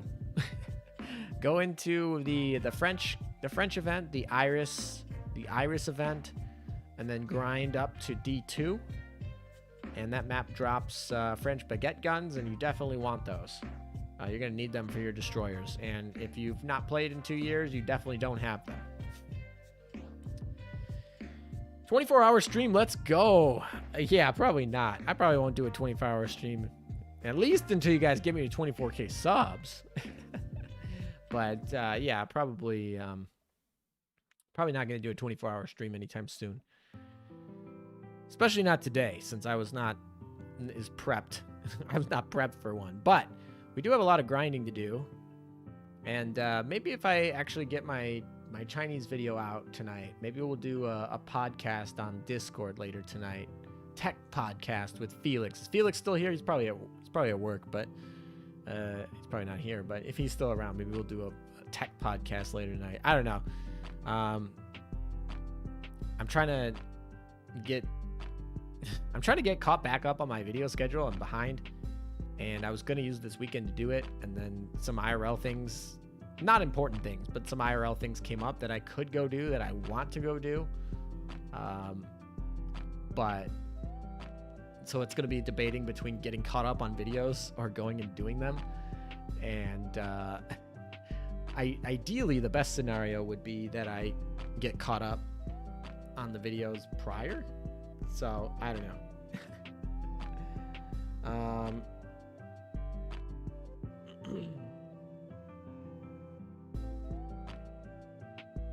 Sorry, I was getting a message. Potentially important. Okay, yay, Discord podcast. No promises. We'll see how much I want to procrastinate, but I definitely won't do one if the China video doesn't come out. Tech podcast. What is it about? Usually it's me and Felix and anyone else who really wants to join, talking about like data privacy and computer cybersecurity and just random facts about programming. I'm not particularly a programming genius. Felix is, but we talk about some projects we have for programming that we do on the server, and cybersecurity and data privacy, and just random tech things like robots and, you know, random things like that. I don't know. We've only done them like twice, 2 or 3 times. Sometimes these streams turn into tech broadcasts. Just, as we're grinding, and I just talk about techie stuff that interests me and stuff. But yeah, it's not like a real thing. It's more like it's happened like once or twice. Yeah, just nerding out basically. Mostly boring people, honestly. Especially people who are like here for the waifu game, right? Come in and they're like, I don't want to learn about technical coding here. Why am I here? Machine learning, I think, was the last one we were talking about, because we were doing a PvP machine learning thing, which I think could be really neat. 8-hour gem commission. Wish me luck. Good luck. Good luck, fairy play. I don't have too much luck with those gem commissions, but maybe you will. Also, it's kind of like they give you what, like 8 gems, 12 gems, whatever. Who's shooting out that Shinano looking barrage with the butterflies? Or is that not even Shinano? That is Shinano shooting out her barrage. Shinano's in the other fleet. And when Shinano's in the other fleet, she gives the other fleet a barrage because, that's not busted at all. So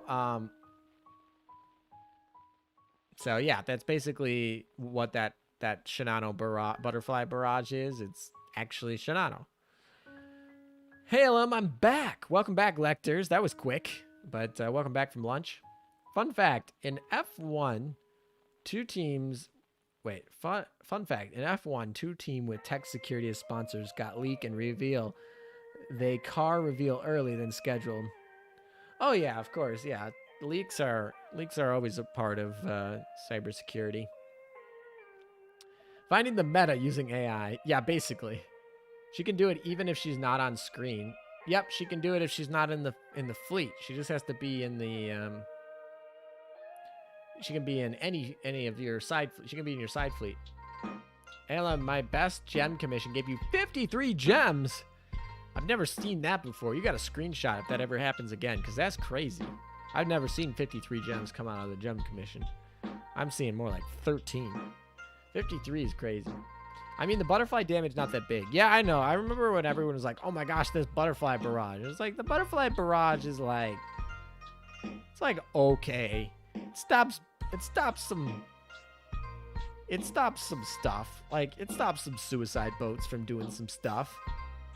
It's like kind of a guaranteed hit because it just hits the whole screen, but like, it doesn't deal any damage. I don't know. It does end games sometimes, like ships that are like on near death, like a Hiru that's been like final countered in PvP. Sometimes it'll end that on off schedule damage, so that's kind of nice. It's better to have than not, but it's not like a defining characteristic in what makes her good. You got 12 gems right left. I think I got 12 gems once. Yeah, 12 gems seems to be more up the alley of what I get when I am lucky enough to be graced by gems. How else can you farm gem commissions? Do main story maps. Basically, farm 1-2 is probably the best way to farm them, but I would not recommend anyone. I could not in good conscience recommend anyone do 1-2 grind. That just seems soul killing. I guess with AES, it's a little better. My friend got 53 gems. I can send you a picture like, bro, stop the cap. There's no way you get 50. Yeah, if you have that screenshot, definitely put it down in Flex channel in my Discord, and I'll take a look at it after the stream. Alam, how good is Mount Pellier? How good is Mount Pellier compared to other light cruisers? She's not bad because she buffs other cruisers, right? She's got good AA, right? She's definitely been power crept a little bit. I don't particularly use her anymore. She's not fantastic, but she's definitely doable. I mean, if you look at the main story content, a lot of new content hasn't come out. So she was good at clearing content in the past. Now new ships have come out and have been better, and they're better at clearing that same content. But she's still like going to be clearing that content with the same effectiveness as before. She buffs other cruisers. All the good ships are cruisers anyway, right? So, but her skill's a little little bit off with timing a lot of the times. Why 2-1? 2-1 because you can basically do 2-1 for free on oil. Or is it, I'm sorry, 1-2.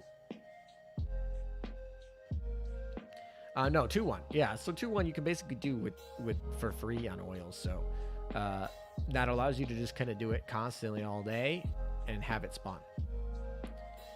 I'm from the US, so we're in the late morning, early afternoon over here in the US. I got started right off the server when the server opened up, and I've been going for the last 5 hours. Holy crap. All those are reloads. We don't particularly need them for our Shokaku because we'll have more than enough reload buff on Shokaku. We could put them on Belarusia, who still needs some reload buffing.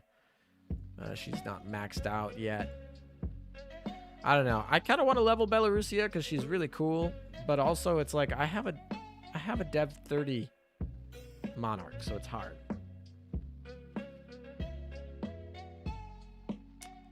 So basically what I'm doing. Yeah, basically. You should definitely make oil commissions if you're doing 2-1. 7:50 p.m. there. Is Yamato going to be a very rare ship? I would be absolutely shocked if Yamato was anything but a UR ship. I would also be kind of surprised if she comes in anything but the Japanese anniversary. But I would suspect that she's for Japanese anniversary and that she's a UR. So yes, that'll be a rare ship. URs have a 1.2% drop rate and a pity system up to 200 pulls. Which means that if you have 400 cubes, you guarantee her, which is nice. And if you don't have 400 cubes, you still have a pretty good chance of pulling her before the pity. So rare, yes, she'll be the rarest ship in the game as you are, most likely. But that's the gacha pulls in Azur lane aren't too bad. Alan, I posted it in Flex and pinged you. Thank you, Cross. Independence and Cleveland class is pretty fun. Super rare equals SSR in Azur lane. Yes, the Japanese server inflates their rankings a little bit more. So the purple rarity is an SR in Japan, and it's an elite in English. And then the SSR is the gold rarity in Japan, and SR is the gold rarity in English.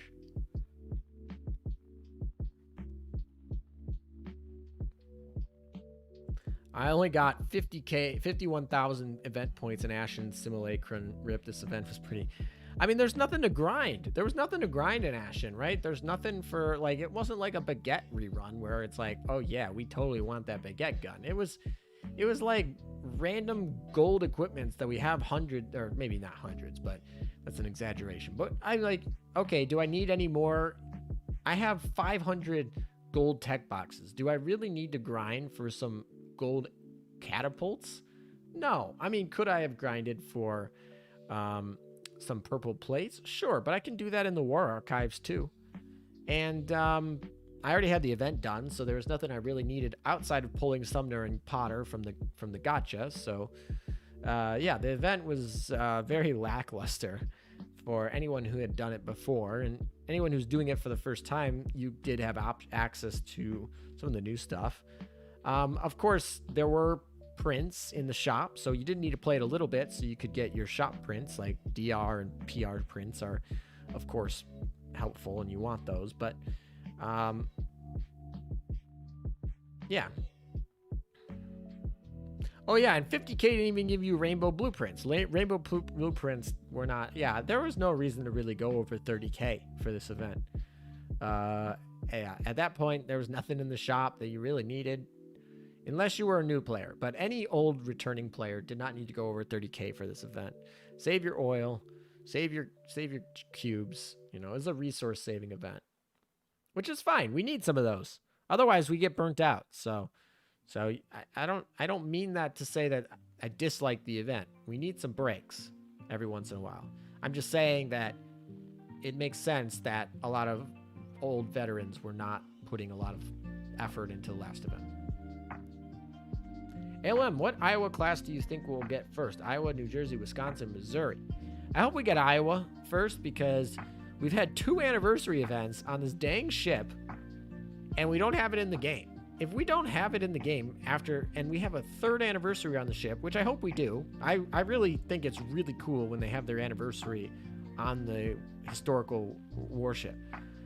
I love that, and I hope they rent those out and support the Museum of History over there in, was it San Diego? I don't know where it is. But anyway, the point is, I hope they continue to do that because I think those are really cool. I think it also helps, support historical preservation and things like that. So I hope they continue to do that.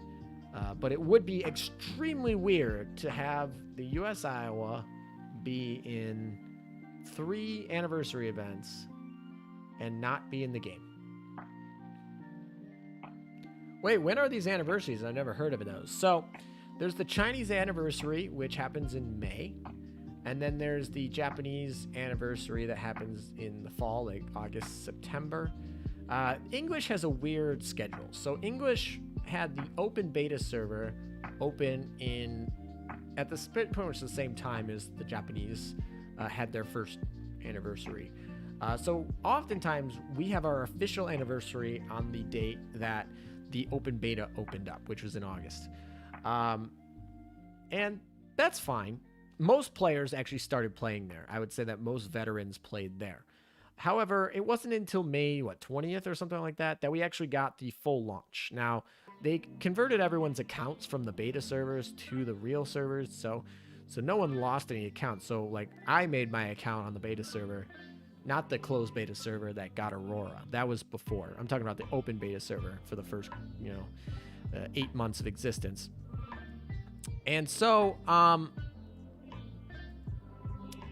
we technically, our anniversary is like in May, but like no one celebrates that. The celebration that YoStart gives, they do it in the fall. And the reason they do that is because putting those 2 celebrations together is really easy for them. I think it's just easier because YoStart only manages Japan and the English, the global game.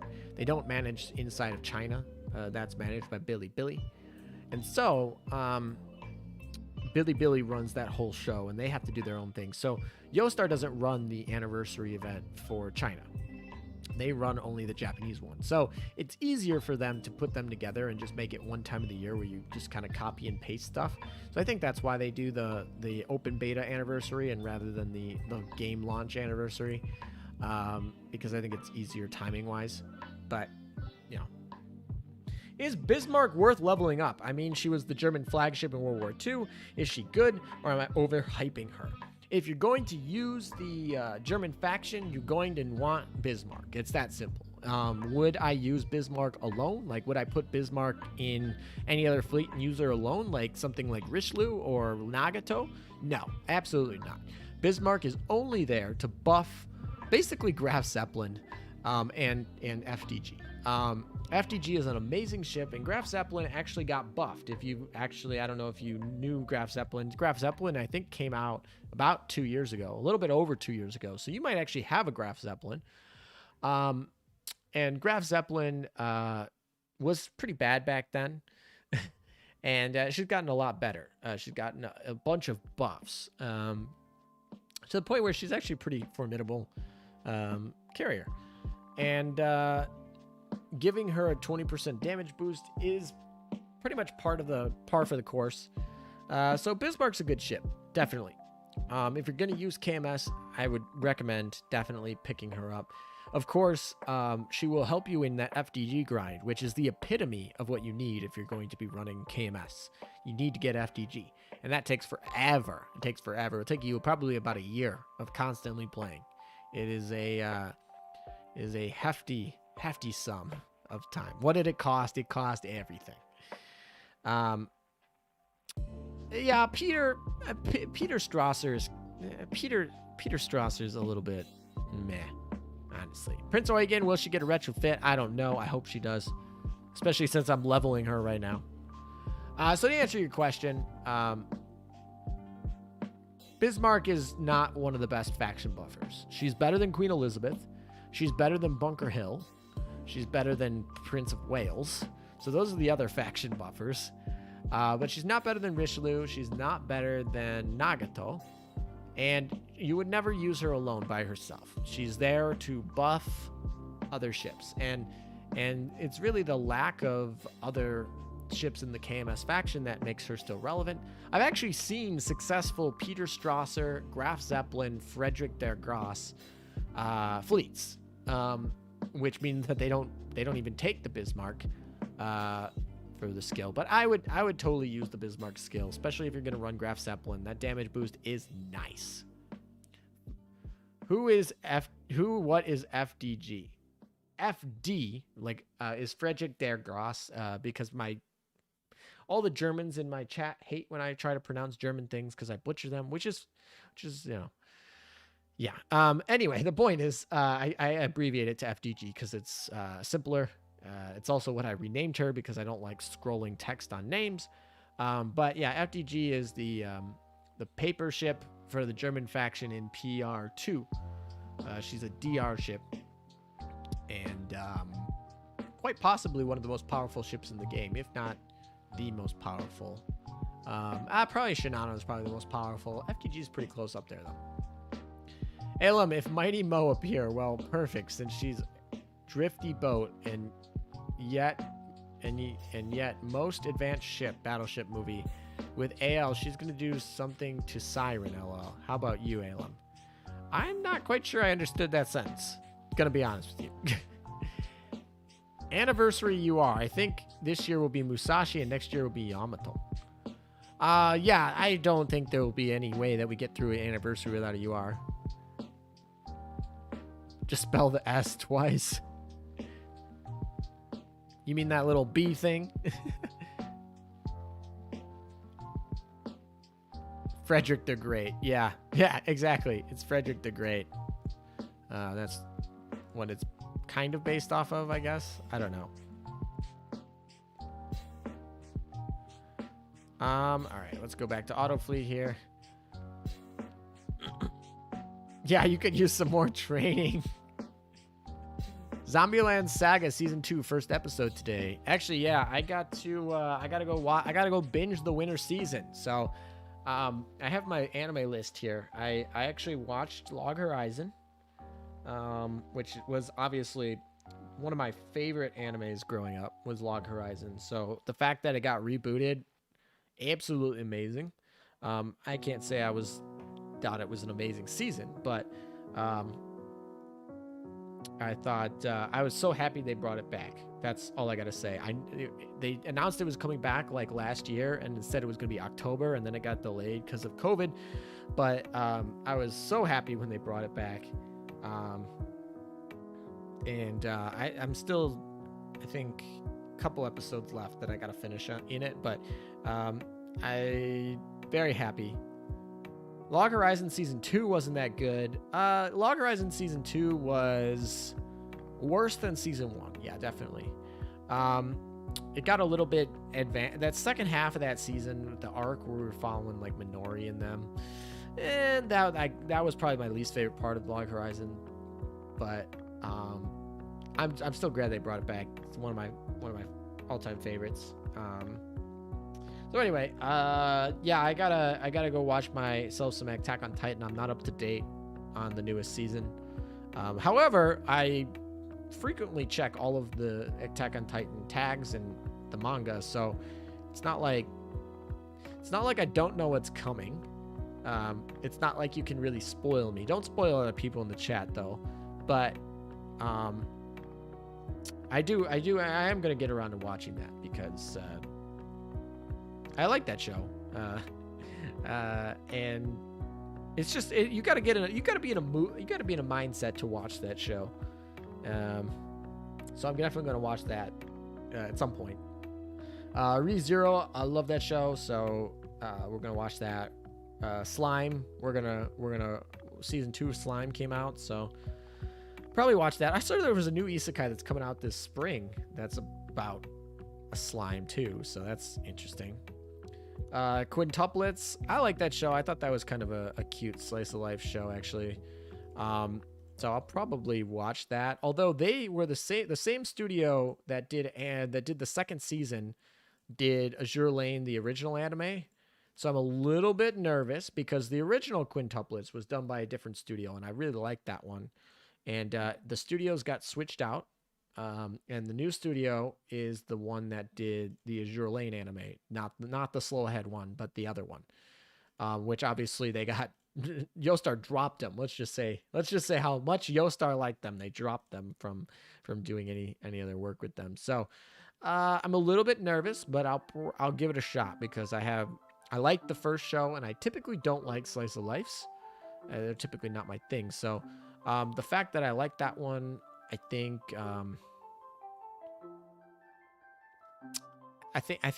I gotta give it this shot. But if it's not doing it for me, 4 to 6 episodes in, I'll drop it. But I'm gonna give it a shot, and we'll see how it goes there. Killing slime anime. Yeah, it's something about like they most definitely played off of the slime anime being like reincarnated slime being like, hey, we gotta cash in on everybody's talking about being a slime in an isekai now. So yeah, they definitely played on that.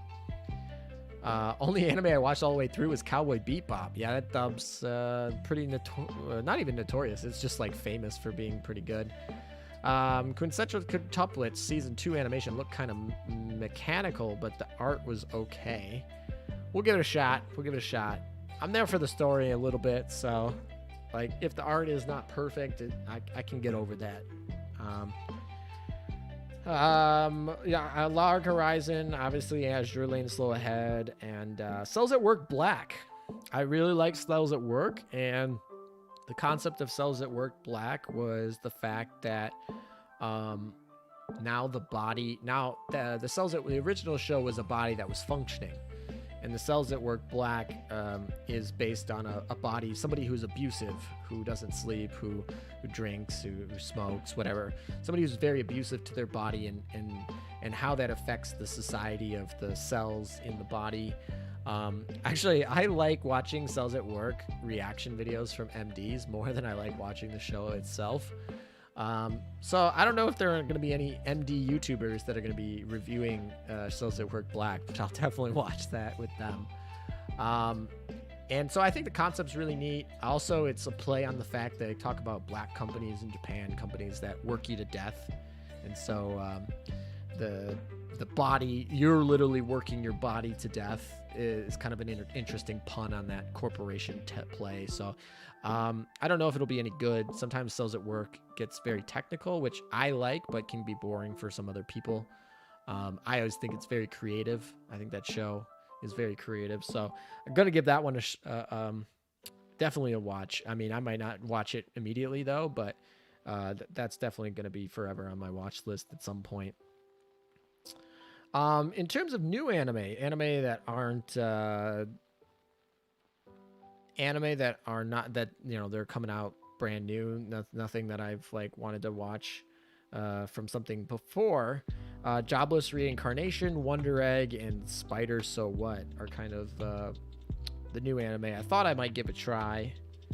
I haven't actually seen any of them yet, but those were the 3 that I looked at like their previews and thought, hey, I might actually enjoy this. So those would probably be the 3. I haven't really looked at the spring list too much, but another 10-hour stream.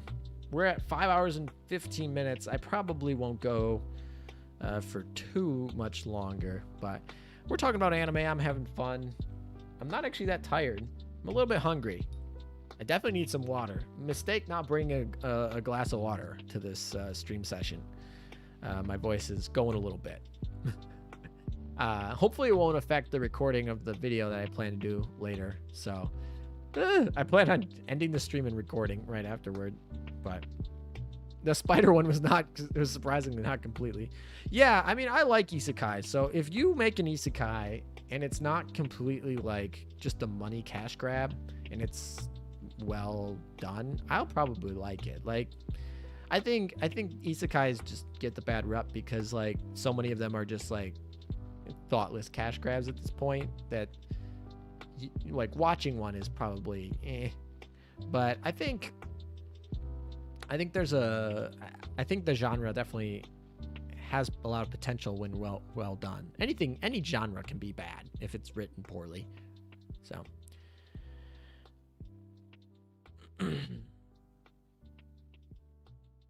I see Alum doesn't want to spoiler anime series. Well, I respect that. I'm not like somebody that's like I can't be spoiled. But I obviously would prefer to not be spoiled. And of course, a lot of the people in the chat here probably don't want to be spoiled. So out of respect for them, definitely keep the spoilers low. Isn't Overlord Season 4 coming out soon? Oh, Overlord. Yeah, this is actually a funny one. I love Overlord. So Log Horizon was kind of my introduction. One of my favorite animes from a long time ago. Obviously, it's an isekai.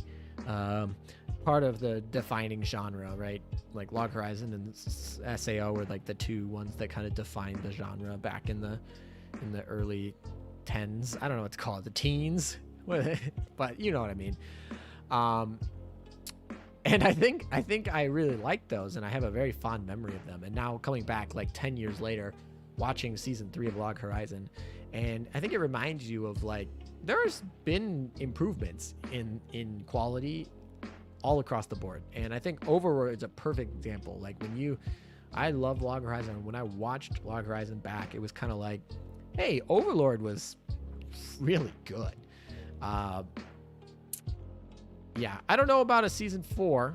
I did know that the creator, the person who writes the Overlord series, did say that he's got more to write, and that if a label would, if like an anime distributor would sign him, he would be right on top of it.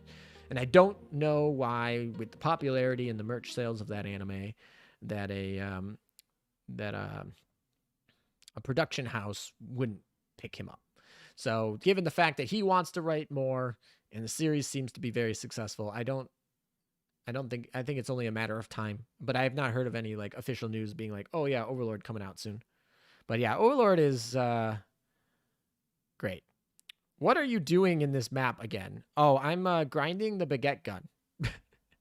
We finished Operation Siren. We tested out the AES. We got the new Bunker Hill skin. We raided Yamada and got him to 1. What is he up to now? He's up over 1K now. Thanks to all y'all. He is at 1,010 subscribers. So that's great. I heard the Amagi Crimson Overture donated $5. Any anime can be bad depending on the storyline. Oh yeah. Because of a good concept doesn't make a good anime. And even a bad concept can be made enjoyable. You can make a bad concept enjoyable with script writing and good animations. And you can definitely do a ton of things to ruin a great concept. That's not an anime thing. That is just a medium thing. Like that goes for any sort of storytelling medium. But yeah, thank you for the donation, by the way. And we agree on that front, at least. I guess the other benefit of also doing this grind here is we're leveling up Shokaku, Kitakaze, and some of the other ships we're shooting to level up here. Is Kitakaze, what is she up to? Affinity-wise, she's up to 86. Probably should just switch this, honestly. And then who else needs to be... I don't know. Is Belarusia up to 90? She is already. Who else isn't up to 90 yet? Well, Washington definitely isn't, but I'm not particularly looking to use her right away.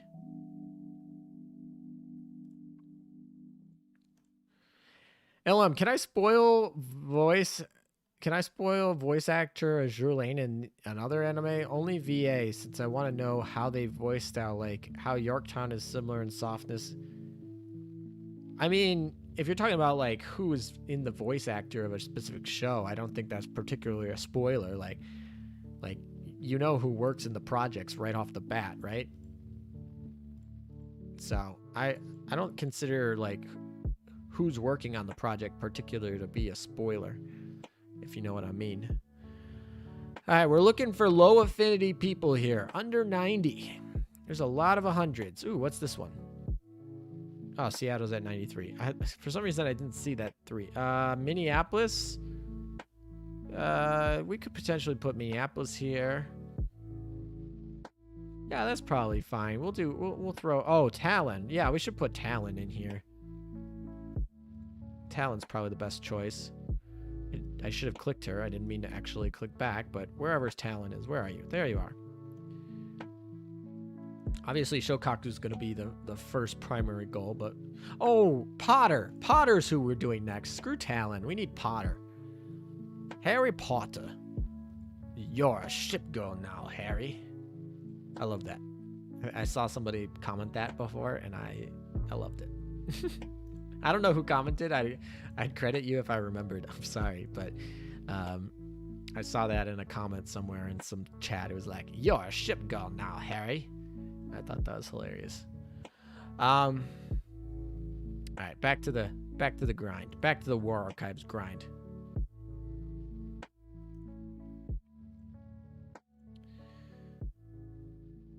Yeah, this is fine because Kitakaze is going to be at 90 pretty soon anyway.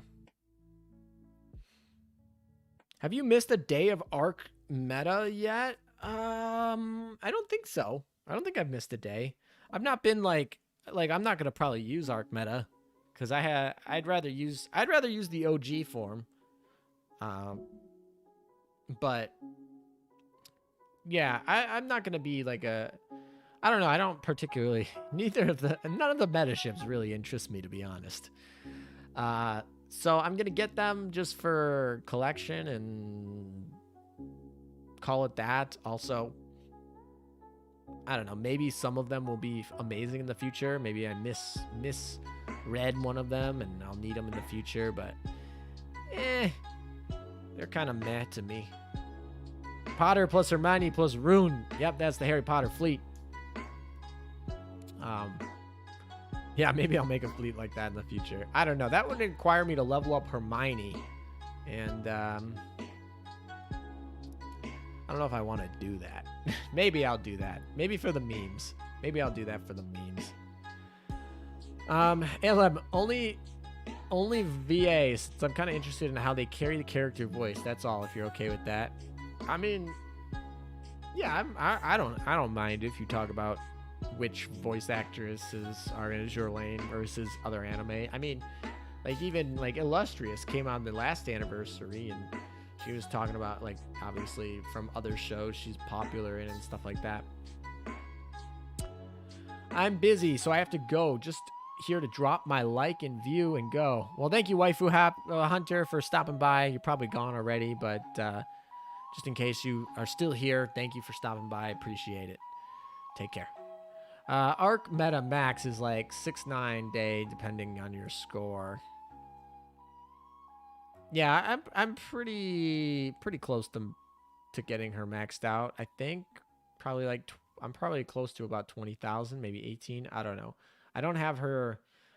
I'm not at 25,000 yet, which is the minimum you need to quote unquote complete her.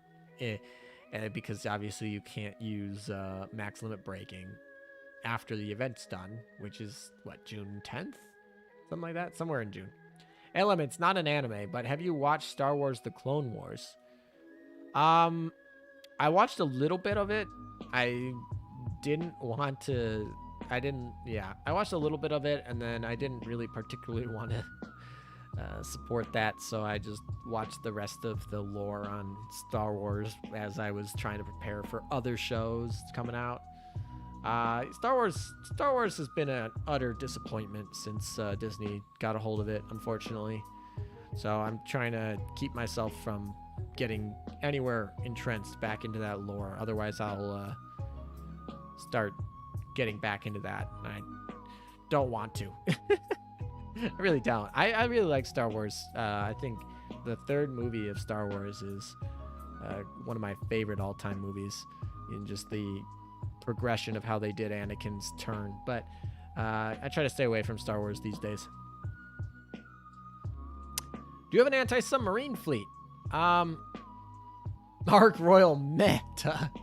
Yeah, basically, Pablo. That's perfect. Do you have an anti-submarine fleet? So, best anti-submarines are going to be your destroyers, your light aircraft carriers, and then you have a couple exceptions to that rule.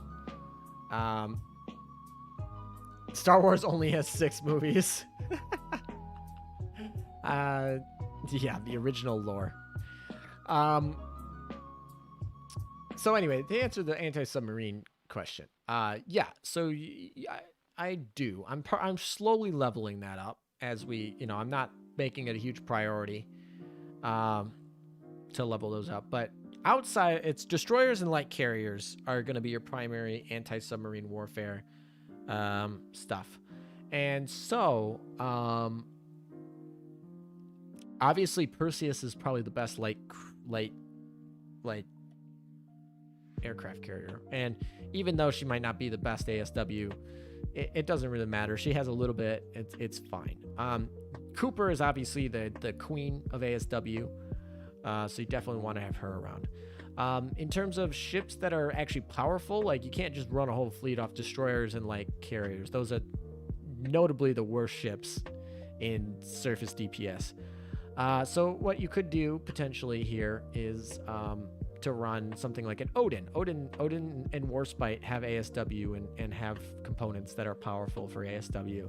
So you could run those 2 ships. I have both of them. Warspite obviously is completely maxed out. Odin slowly getting there as we level her up.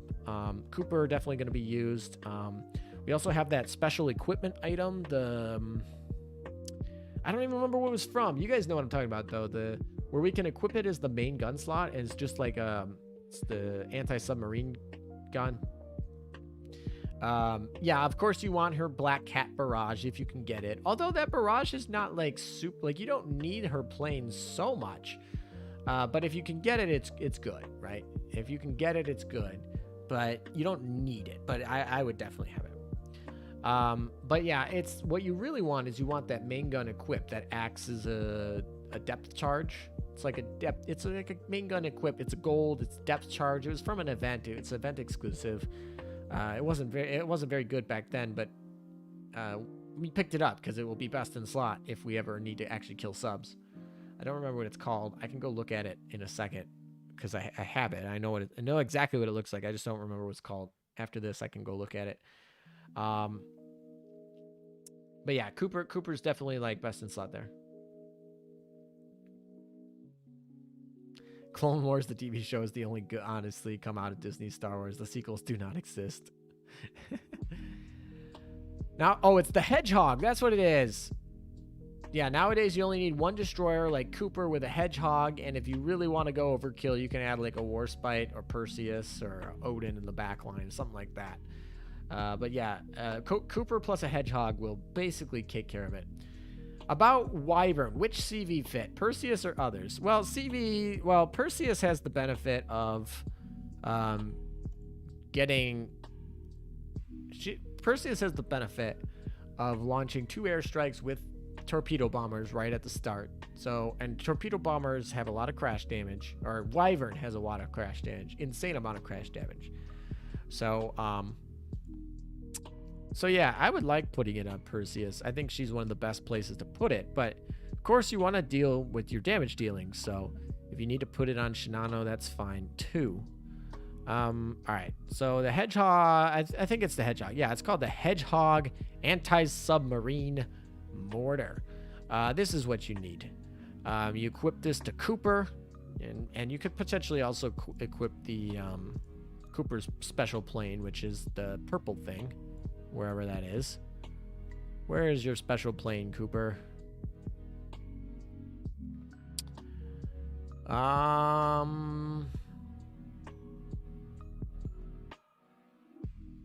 here it is, the Catalina.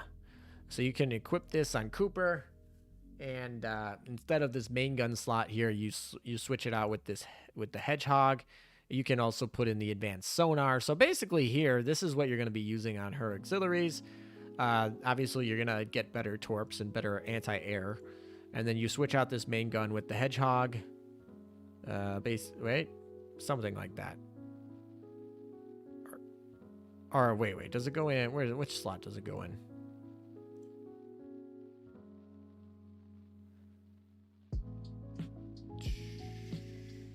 Wait, where is it?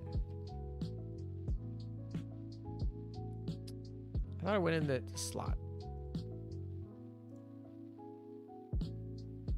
Oh, it's an auxiliary. You're right. Never mind. You're right. You switch it out for the auxiliary. I thought it was, my bad. It goes in the auxiliary slot. You guys are right. My bad. Here it is. All right, so, yeah, you'd switch this out. Just got another Nagato. Is she good? Yeah, she's very good. I have 2 Nagatos. I kept mine. Yeah, that was a big bruh moment. Definitely. Yeah, it's I was thinking because it does damage, but it's a damage dealing auxiliary. Yep. Okay. I'm dumb. Actually, that makes me question. So, do we want the sonar or do we want the auxiliary? So this decreases the ambush chance by 10%, and this basically is a worse version of an SG radar, right? And it does not stack with the SG radar, so we don't particularly love it. Its hit stat is higher. The ASW is a little bit less. So, and then of course we have her skill, which I have not leveled out, but once per battle, if this ship has equipped and the HP falls below 40%, you launch your special airstrike, which, you know, you shouldn't be falling below 40% anyway. So it's not all that telling. But I would argue it's probably better to do the, I don't know. Decrease the torpedo detected enemy submarines. So it decreases the damage, but 5% damage decrease, not so much. Yeah,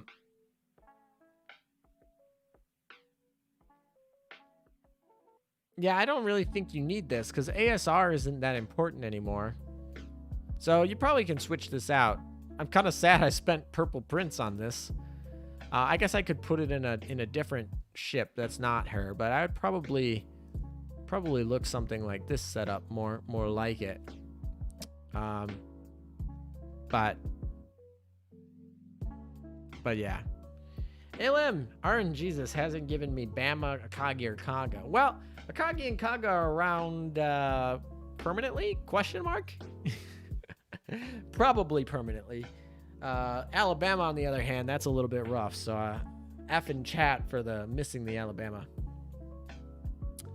But yeah, I mean, let's be realistic. Cooper's skill with the Catalina is not particularly amazing. It's like you shouldn't be going below 40% health here.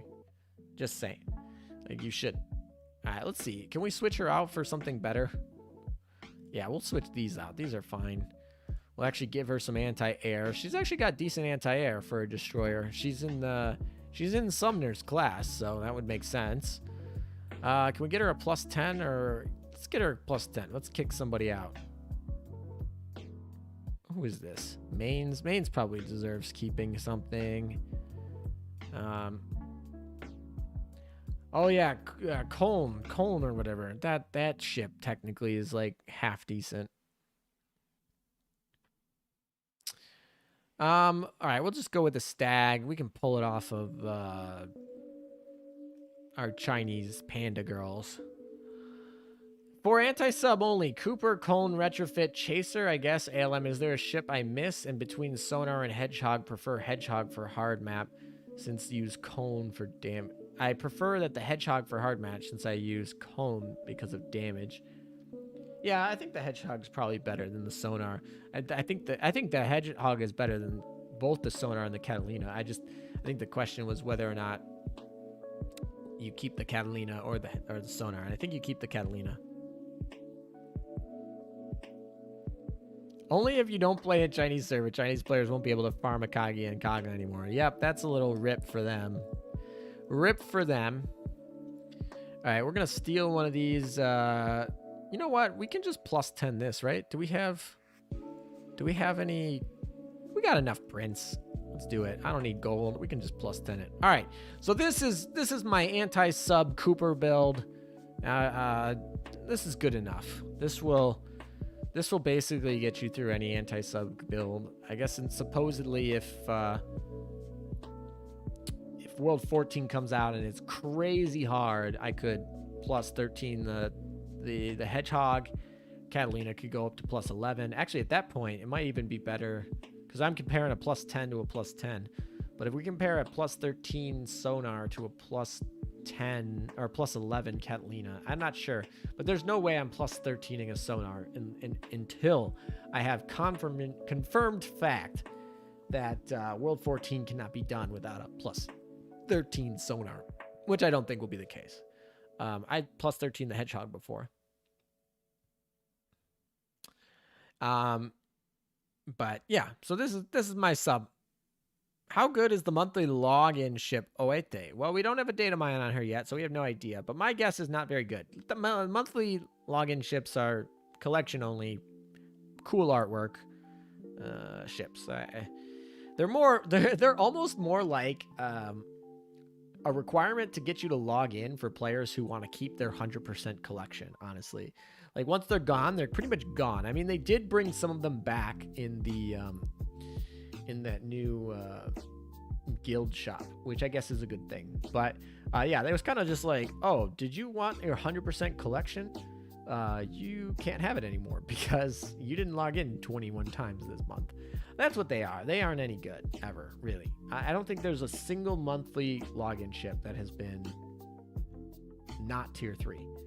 I'm trying to think of even a tier 2 login ship.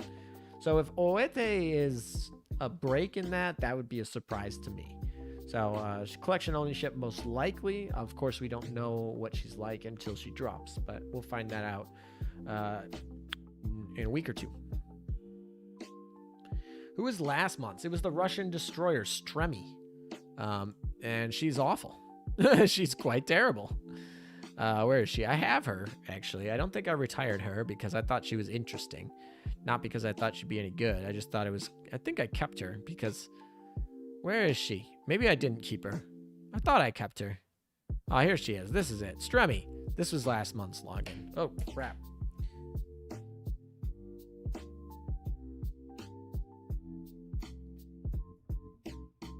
All right, sorry about that, guys.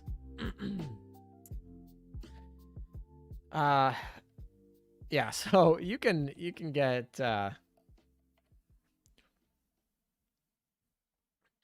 these. I mean, obviously I haven't put my, actually I might limit break her. I don't remember what she gives for her full limit break, but I'm gonna probably max limit break her and then I'll decide if I want to keep her. I'll likely keep her though. I feel like I've been keeping most of the Russian ships.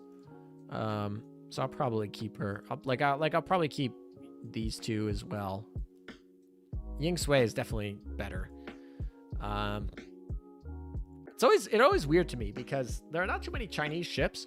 So I always forget about this, but like these have these regular marriage certificates, right? There's nothing like too special about them, right? They just look plain, whatever. Even the Japanese ones don't look that great, right? They have like a little bit, like their faction thing symbols back here, and they have a little bit of like extra foliage that changes from like the US to like the IJN, right? Right, that's fine. Like nothing too flashy. And then you go to the Chinese one, it's like, oh dang, that deep red with a huge like oath like segment here. So I thought that was always interesting. I mean, when we got Casablanca, we thought she was trash because she was a rare ship. I don't think we thought she was trash. I think we maybe, I think, I don't know. I got to go back and watch that. But I'm pretty sure when she came out, we were all kind of like, oh, that's a unique skill. This is a rare ship that's not worth retiring.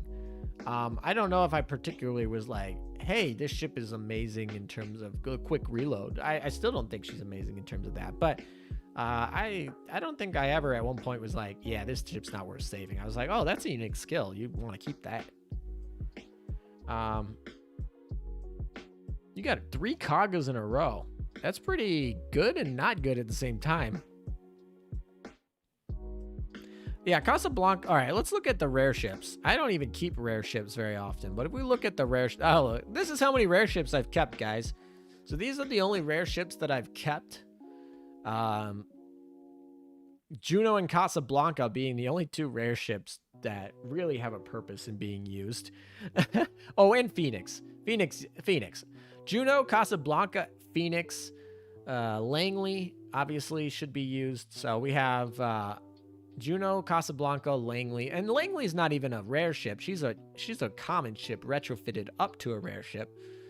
And then we have a couple other rare ships that are retrofitted up to purples, but yeah, we don't really keep these. Most of these are kept for their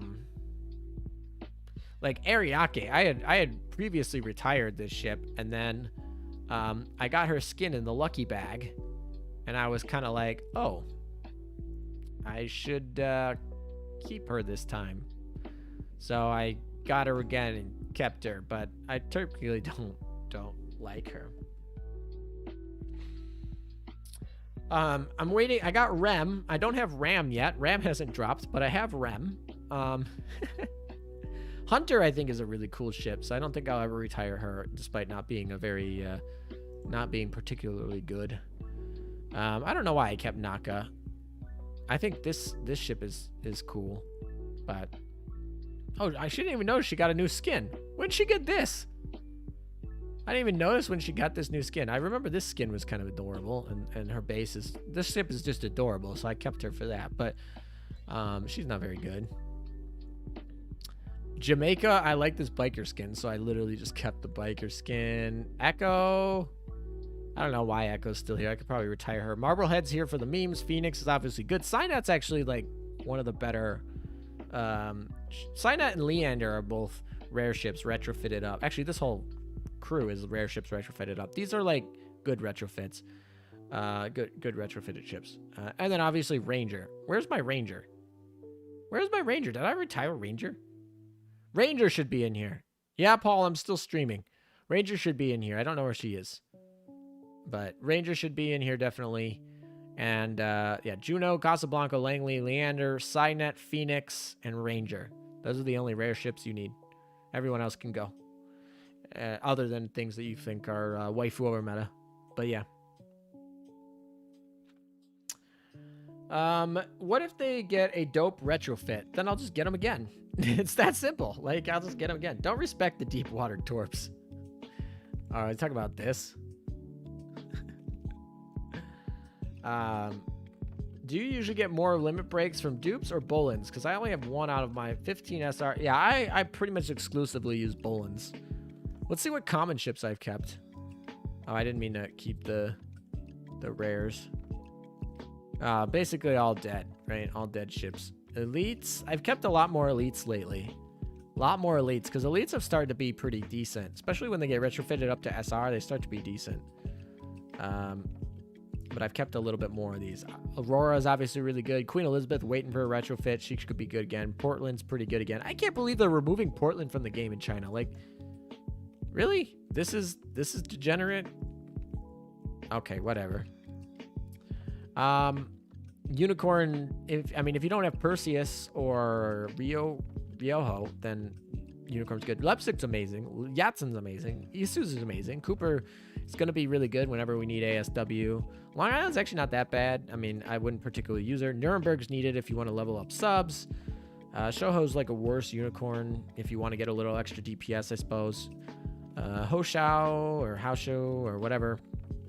You need her for leveling up your carriers. Birmingham, decent, I guess. She's like, okay. Who else is in here? Anybody else? Zeppi can be kind of fun if you're trying to grind for FTG and you don't have other IJNs or KMS stuff. Although a lot of the KMS stuff has been added to general build pool. So Zeppi's kind of point of being an easily accessible backliner KMS is kind of moot now. Before, like, the only way that you could have actually grinded for FDG as a new player outside of a German event was through Zeppi. And now that other ships have been moved to the general build pool, it's kind of less important. But she's still not like a terrible ship, right? She has that like weird, I don't know. It's always weird when you have a carrier that's shooting guns. Eskimo's good. She's got a main gun +1, right? I think, right? Yeah, main gun +1. So she's really fine if you want to grind with her. She's low cost oil, so she's cheaper than Kitakaze, cheaper than Suzutsuki. So she can effectively do most of the same things that Suzutsuki and Kitakaze can do.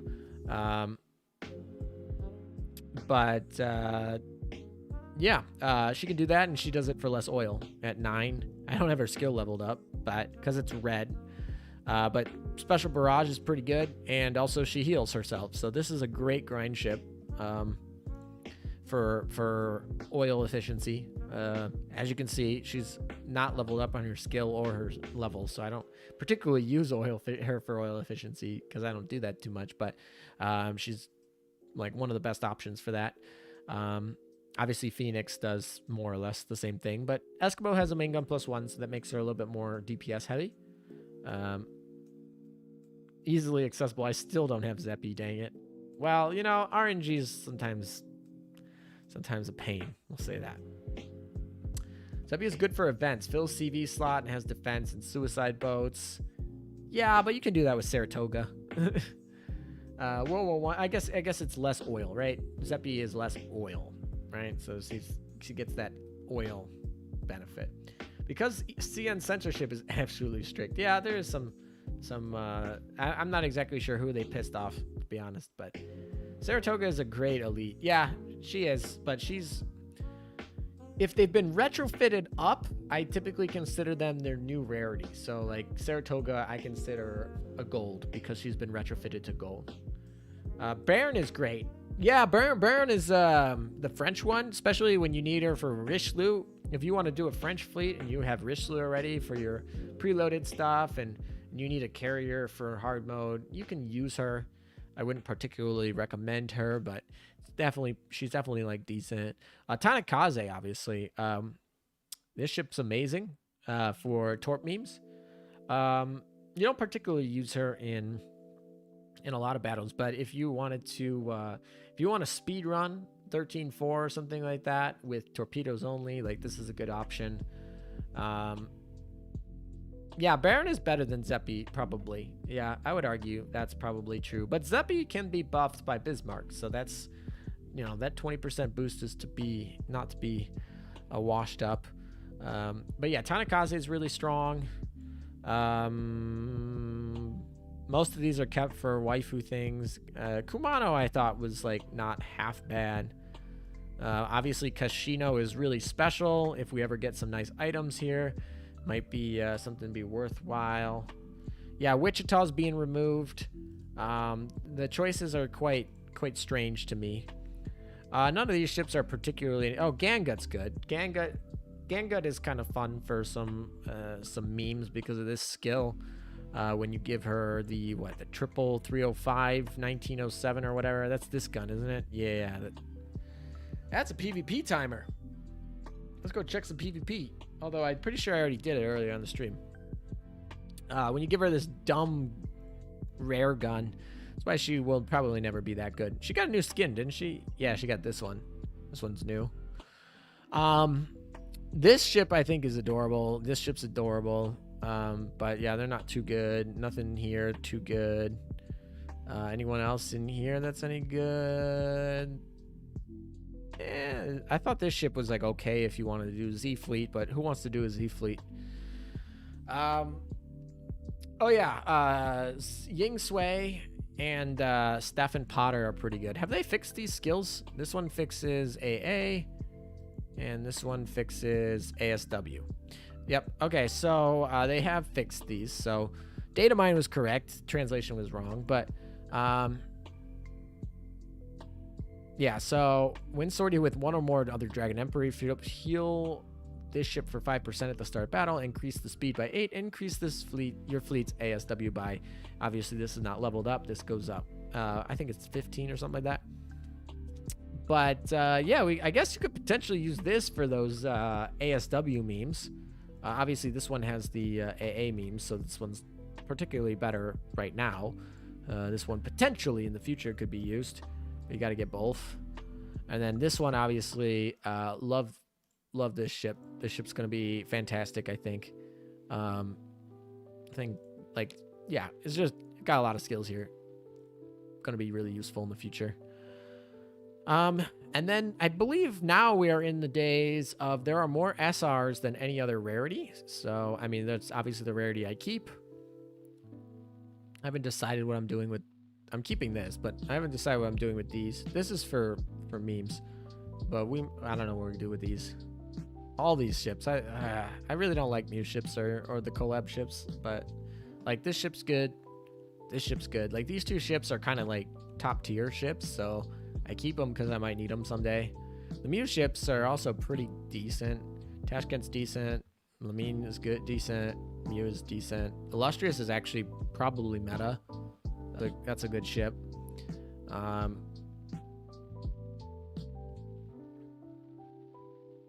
Which ship is your first oath? It's Yukikaze. Amagi was my second oath, actually. I oathed Yukikaze first because I thought she would stand the test of time in PvP longer. Which actually, I guess I'm not wrong. Yukikaze is still used in PvP, and Amagi is kind of dropping by the wayside recently. So I guess it wasn't particularly a wrong assessment that Yukikaze would survive in PvP meta longer. But yeah, I oathed them right around the same time. I got 2 rings, and I oathed them right around the same time. But technically, when we checked, Yuki was the first one.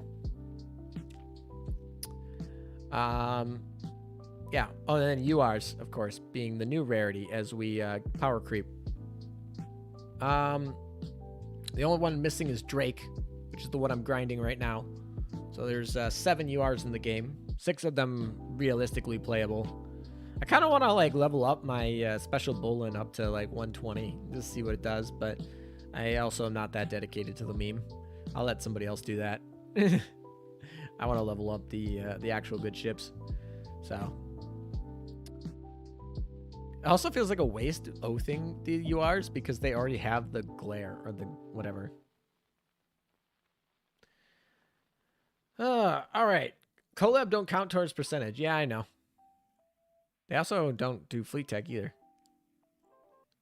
Oh, I meant to do... Well, we can just enhance her through here. This will be fine. Look at that. All right, we're almost up to 310 on Shokaku's Aviation. She'll eventually get there. All right, we can do a few more grinds, and then we'll probably call it a day after that. Oh, did Minneapolis get leveled? There were a couple ships that got leveled up. That I should probably go awaken. I gotta be careful about awakening. I always forget about that. I think you gotta, yeah, you need to be awakened. Who else needs to be awakened? Probably Minnie. Does Minnie need to be awakened?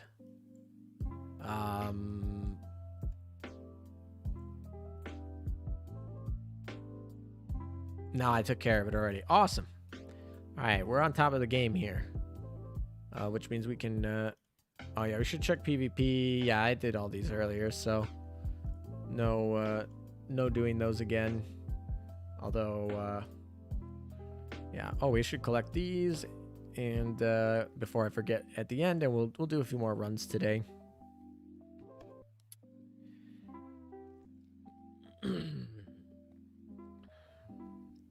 I still have 5 PR levels to go with Drake. The grind, yeah. DR grinds are brutal. And honestly, Drake is boring. I mean, she's not bad, but like, she's just boring. And I just imagine that by the time I finish my Drake, Dev 30, get her all done, whatever. By the time I get her done, I think we're just gonna have a better option. And so I I've more or less opted to skip Drake. I think I need to get her just for the at this point I'm pretty much finished with the PR ships I actually want that I want to use. So like I don't have a Zumo yet, but I'm never going to use a Zumo practically. You know, I particularly I don't have Gascon yet, right? So those are like 2 ships I don't have, but I'm not really particularly looking to use them. I'll probably get around to them at some point for the fleet tech, but like I'm not gonna rush it. I'm not gonna care that much.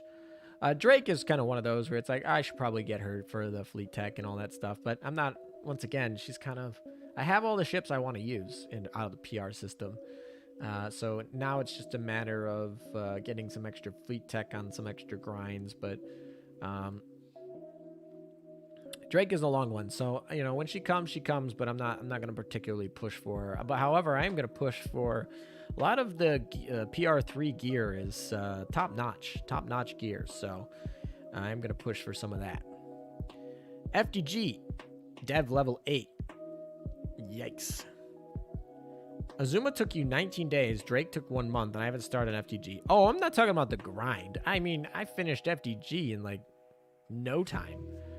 Azuma was also pretty quick. I'm not talking about the grind. You can get the grind done in a week, basically. Like, I think they cap you at a week. You can't get it done in less than a week. So, because of the timers that they put, so no shorter than a week. But it's not hard to get one of the DR ships done in a week if you're dedicated. But the point is you're gonna have to wait a year or at least 6 months, 6 months to a year, or even longer, depending on how many cubes you have, to get the prints to make them even usable. So I'm like, yeah, I could finish Drake next week, but I'd have a Dev 1 Drake, and I don't care about a Dev 1 Drake. So that's what I'm saying. Like we're working on her, but we're not going hardcore. As you can see right now, like I'm working on Drake, but my fleet is Kitakaze, Seattle, Prince, which is the ships I want to level, which gives 0 experience towards the Drake grind here. It gives absolutely nothing. So, as you can, actually, I probably should just I should probably just grind a Zumo now since I'm using Shokaku and I could switch out Langley for Hoshao or whatever, and I could probably get a better sense of grinding a Zumo. But I probably should do that actually. But the grind is never the hard part. The limiting factor of PR ships are not the grind, but actually the PR prints. Because you need to use research, which is a lot of RNG, it's time gated, and also costs a lot of resources. You're going to be paying a lot of cubes to get those. After playing a year, I can get Dev 30 PR ships, Monarch and Ibuki. Yeah, Monarch and Ibuki are pretty top ships. I like both of them. Yeah, my Ibuki still not even. Yeah, like I don't have Ibuki, I think, Fate Simulated +5 right now. So she's not even done technically. I mean, she's 100 Affinity 120, but she's not done. I'd like to oath her at some point in the future though. Ibuki's another ship that has a bunch of utility and also like amazing skins. Is Langley better to use for CV level up than Hoshao? Langley's typically a better ship. Yeah, I would say so. Unless for some reason you need the IJN buff or whatever. Like if there's a, like, IJN is really beneficial to be part of that faction. USS faction sucks being part of. So, typically the most important part of choosing one or the other is choosing whether or not which faction they are in. But yeah, I would say if you have to choose one or the other, go with Langley. Of course, in this situation, I would love to have chosen both. The best option is to use both. But right now we're in a hard mode, which means that we are limited to certain fleet restrictions. And one of those fleet restrictions on this particular one is that I need to use a battleship. And so that means I can't use a triple carrier level up fleet, which sucks, but it is what it is. So we are giving up a lot of our, we're giving up 15% on Shokaku. that's fine, I guess. I really wish it wasn't that way, but whatever. You gotta grind those prints. I'm done with Ibuki and 50% done with Monarch. Well, congrats. You guys talking about Drake and FDG, me watching with my St. Louis Dev 28. St. Louis was my first PR ship, my first Dev 30 PR ship, and my first Fate Simulated +5 ship. St. Louis was my first of many's in the PR. It's kind of sad I don't even use the ship anymore. Sometimes I bring her into something with Richelieu when I can, but with a Dev 30 Azuma, it's like you never really need her again. She's been power crept a little bit, and same thing with like Drake power creeps her, and I think there'll be another ship that comes out and power creeps St. Louis as well. She still is an evasion tank, which is kind of fun sometimes. Getting that speed boost and evasion boost at the beginning means that you can have a lot of fun as an evasion tank, but hey, yo, what? The EXP is stacked. Yes, it does stack. That is one of the few noted exceptions of a stack in Azur Lane. They do stack. But, yep. Thank you, chat, for reminding everybody that Langley and Hoshao, they do stack. So you can use both, What gear do you have for Littorio? I'm pretty sure I just have Littorio's gun on Littorio. I don't think I put anything special. I think I just put a +10 Littorio gun on her. And some basic battleship stuff. She's not a main ship I use. Until Vittorio Veneto comes out, I don't think Littorio is going to be particularly used. I mean, even her anti-torpedo shield is really meh. It blocks what, 1, 2 torpedoes, and it doesn't respawn, so it's only at the start. It's only 2 shields right at the front. It's pretty lackluster. Her barrage is all right, but it requires you to play a really terrible gun on her, right? It requires you to play a bad gun on her to get a good barrage. So that's also not ideal. What's your go-to backline BB or CD? My go-to. If I want to get something done and I have no idea how good it is, or if it's like PvP, like my go-to probably would be Nagato, Amagi, Shinano.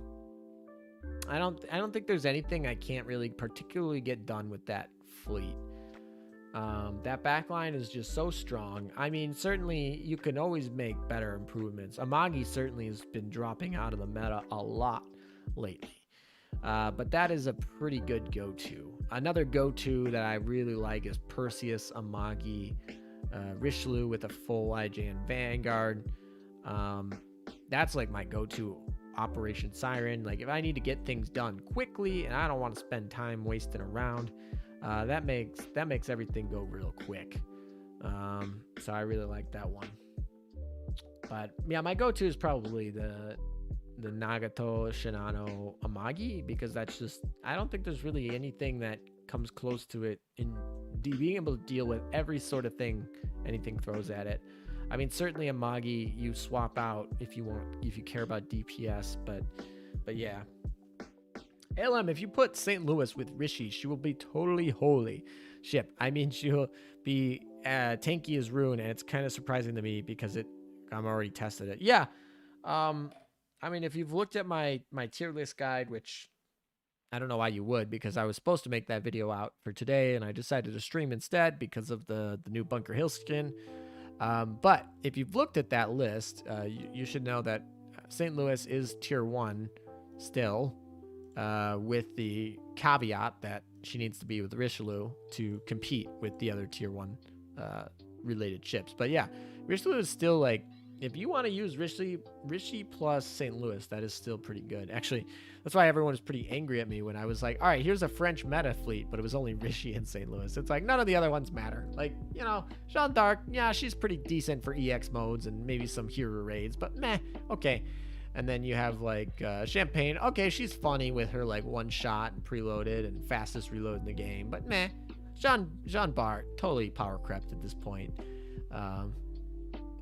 It's kind of like, okay. And then Algerie. Algerie is like a, what? She's like a Belfast. Like Belfast at this point. Meh. Right? So yeah, it's like the French faction is Richelieu plus St. Louis plus other things, plus other factions. I started Monarch though, so I'm excited for that. Well, yeah, good luck. Monarch's a good ship. Yeah, she's got a heal, she's got a slow, she's got a barrage. She's got everything you'd ever want. She's bulky, she's got good DPS, everything. So, yes, trio backline I'm using in Operation Siren.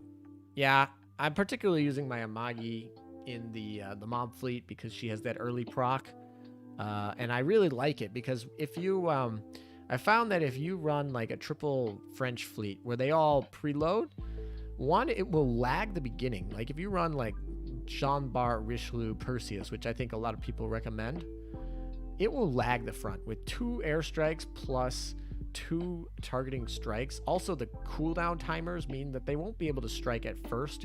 So you're going to have a Richelieu that strikes, and then, you're going to have to wait for the cooldown timer. You're going to lag with the Perseus strike, which is going to have to wait again.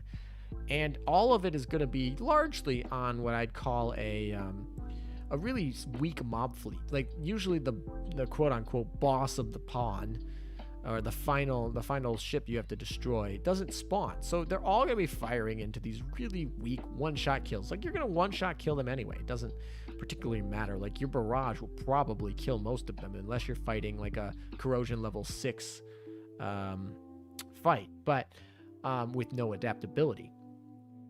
So what I really like about Amagi is it delays that second strike. It gives a barrage, which, is really nice over Jean. It gives a barrage, unlike Jean, and it delays it. So if you have a high performance gear, you can actually have it at the 8-second mark, which is perfect, right? Because Richelieu will fire on the first wave. Hopefully, Perseus's second airstrike will come in and clear out that second wave, and Amagi will fire with a barrage, hopefully, between that 8 and 12-second mark, clearing out that third wave. If you're playing against a 3-star node, then you have Richelieu coming back again with a barrage gun on her at the 16 mark. So that means that you're going to be clearing the map a 2-star or below in 12 seconds and a 3-star or above in about 16 to 20 seconds. So that's particularly why I really like the Amagi there. Of course, you also have the added benefit of IJ and Vanguard is the best faction. So ideally you could also put like a St. Louis in there because of her HE ability of dealing with the light armor. But because you're using Amagi, you have to give that up. But Suzutsuki, Kitakaze, Ibuki, Noshiru, those sort of ships bode themselves perfect. Especially Noshiru plus Ibuki bode yourself perfect of dealing with heavy armor issues. And then you can just throw in a main gun plus 1. You have 2 options. You have Kitakaze and you have Suzutsuki, both IJN. They're better than Tashkent anyway, so it's not even like you're losing anything.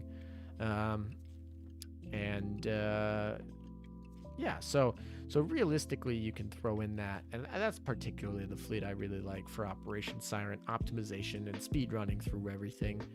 I'd be hard pressed for somebody to find something that I'd enjoy better for it. I'm really close to getting Champagne. I've been kind of busy this week, hoping to finally finish. I'm halfway done with the 2 million experience. So you're about 1/3 or 2/3 of the way done with the grind. That's really cool. I totally didn't. Crap. All right, whatever. I meant to enhance here, but I guess we'll just enhance more Belarusia, I guess. This is fine. All right. And then we can use the retire on the rares that we can't auto things. Warspite is more to aimbot. Yeah, Warspite has a nice auto sniper, but I don't know.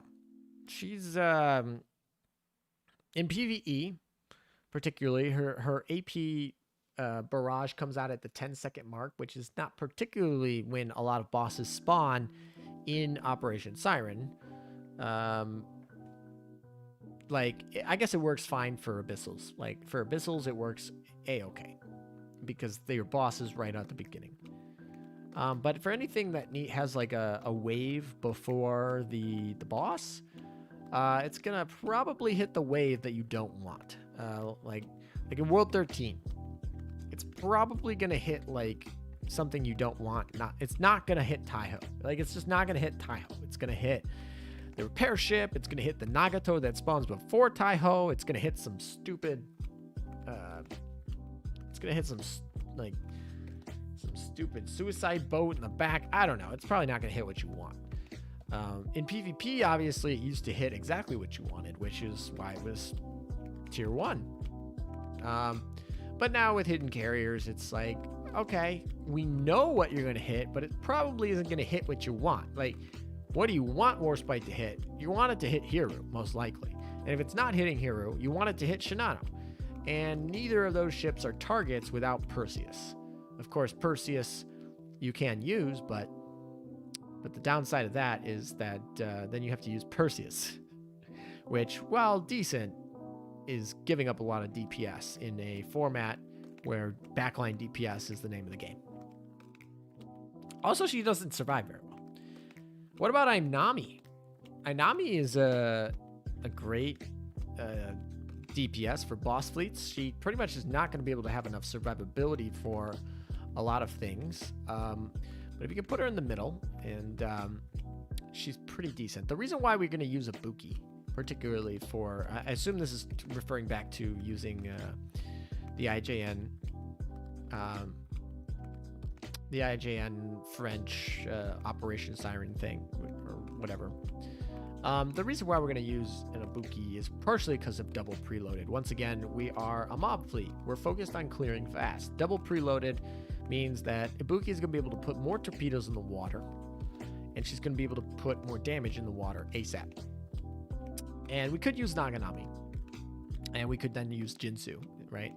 But then we give up our firepower main gun +1, which is very crucial for killing a bunch of these light armor boats. That torpedo memes are nice, but they're only there to counteract the heavy armor and whatnot, right?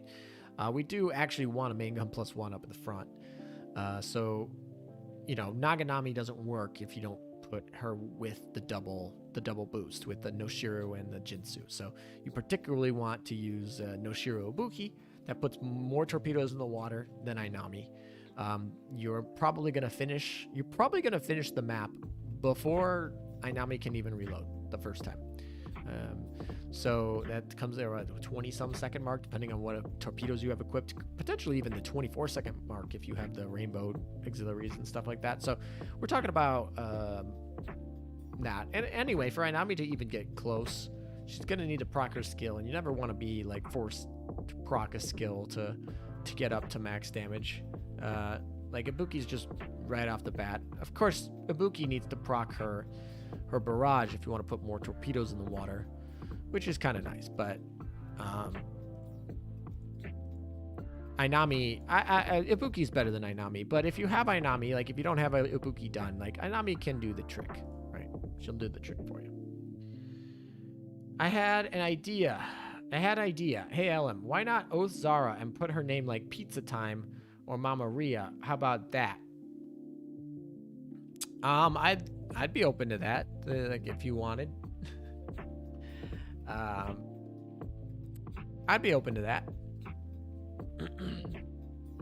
Have you tried Denver's secretary mission? No, I have not. Denver's not particularly the ship that I don't even know. I might have retired Denver. Denver's a very good chance I've retired her. If I haven't, I most definitely haven't done her secretary mission. I'm not a big secretary mission person. Largely, they seem like kind of a waste of time to me. I guess they give you a few extra resources, but I don't go out of my way to do them because one of the requirements to do them is using ships that I don't want to use most of the time. Like, obviously I've done like Yukikaze's because it's Yukikaze. I use Yukikaze all the time. But yeah, anyway, to answer your question about Zara, I'd be open to naming her that. Paul, not sure Arizona will get into retro, but Big Sis Pennsylvania should get it. Yeah, I almost forget Pennsylvania exists, to be honest, but yeah, I don't think Arizona will get a retrofit. I don't think she got sunk. I don't think she'll get it.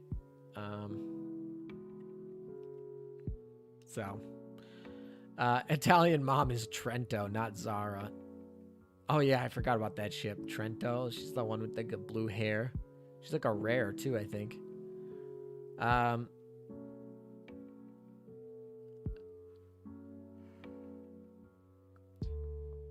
For Mamma Mia is kind of a reference to Zara comments. Try check it out. I don't want to check Zara's comments, honestly. That's some degeneracy we don't need on this stream.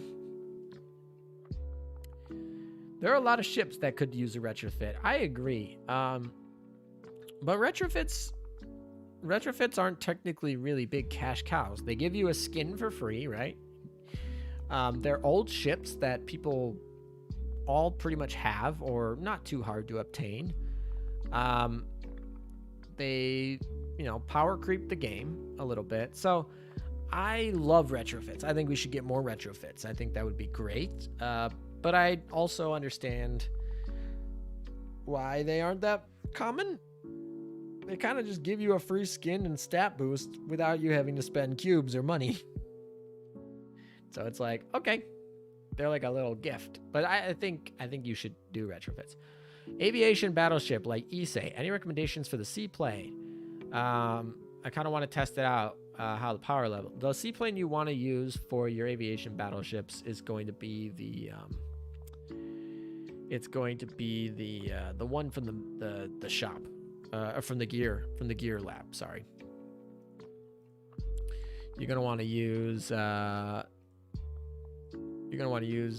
this one right here, wherever it is. Here it is. You want to use this one. This is what you want to use on any of your battleships, your battleship carriers, of course. And then if the core shop is the one that you want for where is it? This one is the one that you want for all of your submarines, your submarine carriers. So that's how you deal with seaplanes. Oh look, we got an extra bull in. Make our life a little bit harder on the dock space. I guess it's 4. I guess we can retire it and get 4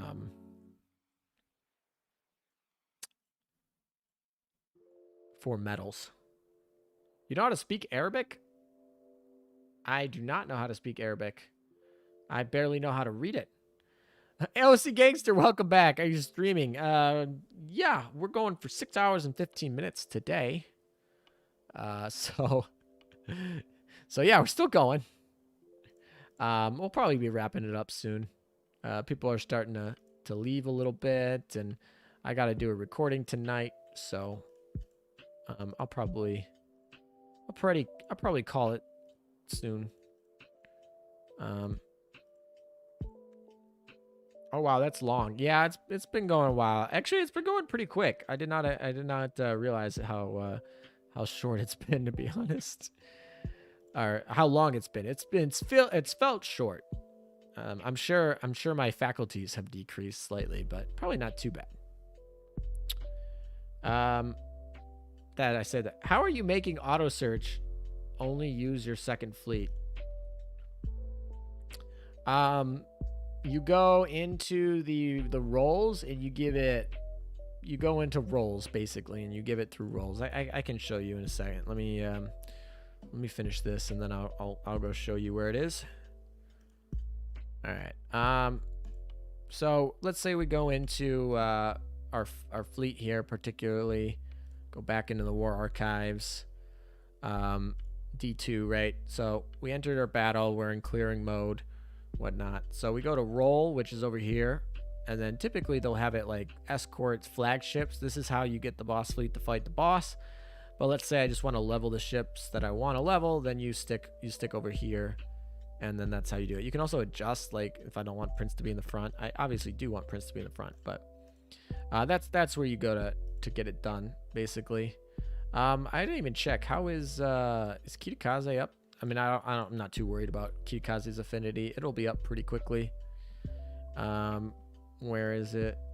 Where is she? Oh, I have the enhancements on. Kitakaze is not an enhanceable ship. She should be up at just... No, she's in hard mode, right? So she is not in the fleet, technically. Wow, Seattle's almost up to 105. That's been quick. And Kitakaze is almost up to 100 here. What is she at? She's at 89. Very close. All right, we'll go a few more so she can get up to 90, I guess. Been a very informative chill session. Well, I'm glad. That's kind of the point. That's what we're trying. That's what we're aiming for a lot of time. To be informative, to be chill. Nothing too. Not trying to yell too much or, you know. But we're also trying to inform you a little bit about things, answer your questions and stuff. But alrighty, I think that's. Yeah, we'll get Kitakaze. We'll do a couple more runs to get Kitakaze up to 90, and then I think I'm gonna call it after that. It's been 6 hours and 20 minutes, so hopefully we can do that before the 7-hour mark, and then we can call it. Thank you guys for those of you who have stuck around the whole time. Who in chat has been around since the beginning, since 6 a.m. It is 6 a.m. Pacific time, server time. By the way, thanks OC for your meme video. You really made my day. OC, did you make a new video?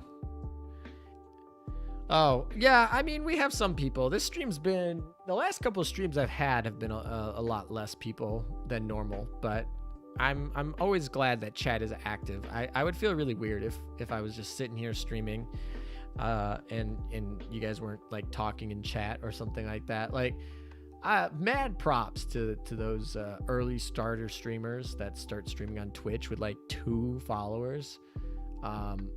That takes some balls. I don't think I could do that. I luckily had a little bit of a following before I started streaming, so like, you know, I had like 50 to 100 people that would, you know, come and keep chat active. But and now, you know, I think my largest stream probably got up to 800 concurrent or something along those lines. But so nothing that large. Like it's not that big of a stream. But at 800, chat keeps going. Crimson has been here for 2 hours.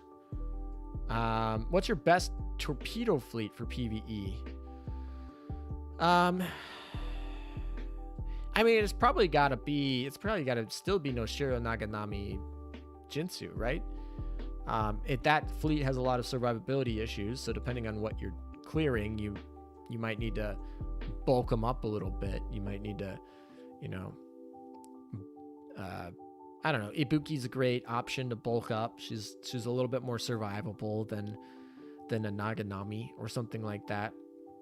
But in that case, then you drop the Jinsu. But yeah, it'd probably be still the same as PvP. Naganami, Jinsu, Noshiro. I've been here since the start. Tran Tiger. Nice. I think that's a tiger. There's a J in there, so I don't know how to pronounce that. But thank you for being here the whole time. Severin Crickets. Yeah, not too many people who... I don't blame people who have not been here for 6.5 hours, but I was just curious if anyone has been here. This is an awesome stream. Well, thank you, Alive with Passion. Active chat pog. Yeah, exactly. I've not been here the whole time, but like half of it I was here. Well, that's still a good chunk. That's still like over 3 hours. Hawk is the other large AL streamer from what I've seen. Yeah, Hawk is probably the largest AL streamer. Just3C has gotten into streaming lately, and his streams always have a good chunk of viewers. But But yeah, Hawk was definitely the first big Azur Lane streamer, and one of the people that I watched when I was deciding whether or not I even wanted to play the game. Is Naganami a skunk? Yeah, she's a skunk. Yep, she's definitely a skunk. I have been here since the start. As I said, it's 22:16 here at the moment. So you're it's like 10:15, headed for a shower and sleep. Well, thanks for sticking by the whole time, or most of the time, I guess, and get some rest. Wait, 6 a.m.? I thought 6 p.m. since you started streaming in my country at 9 p.m. Kind of impressed to you to respect that. Yeah, the server time is 6 a.m., which is Pacific Coast, the U.S. Also, still here from the start, just lurking, playing Azur Lane and Grand Blue. Yeah, if you are here from the start, I hope you are doing some either working or grinding yourself, or doing whatever. But yeah, definitely. Hawk is the largest fairy tale fan. That fan fiction was hilarious. That video might not stay up much longer though. That was pretty funny though.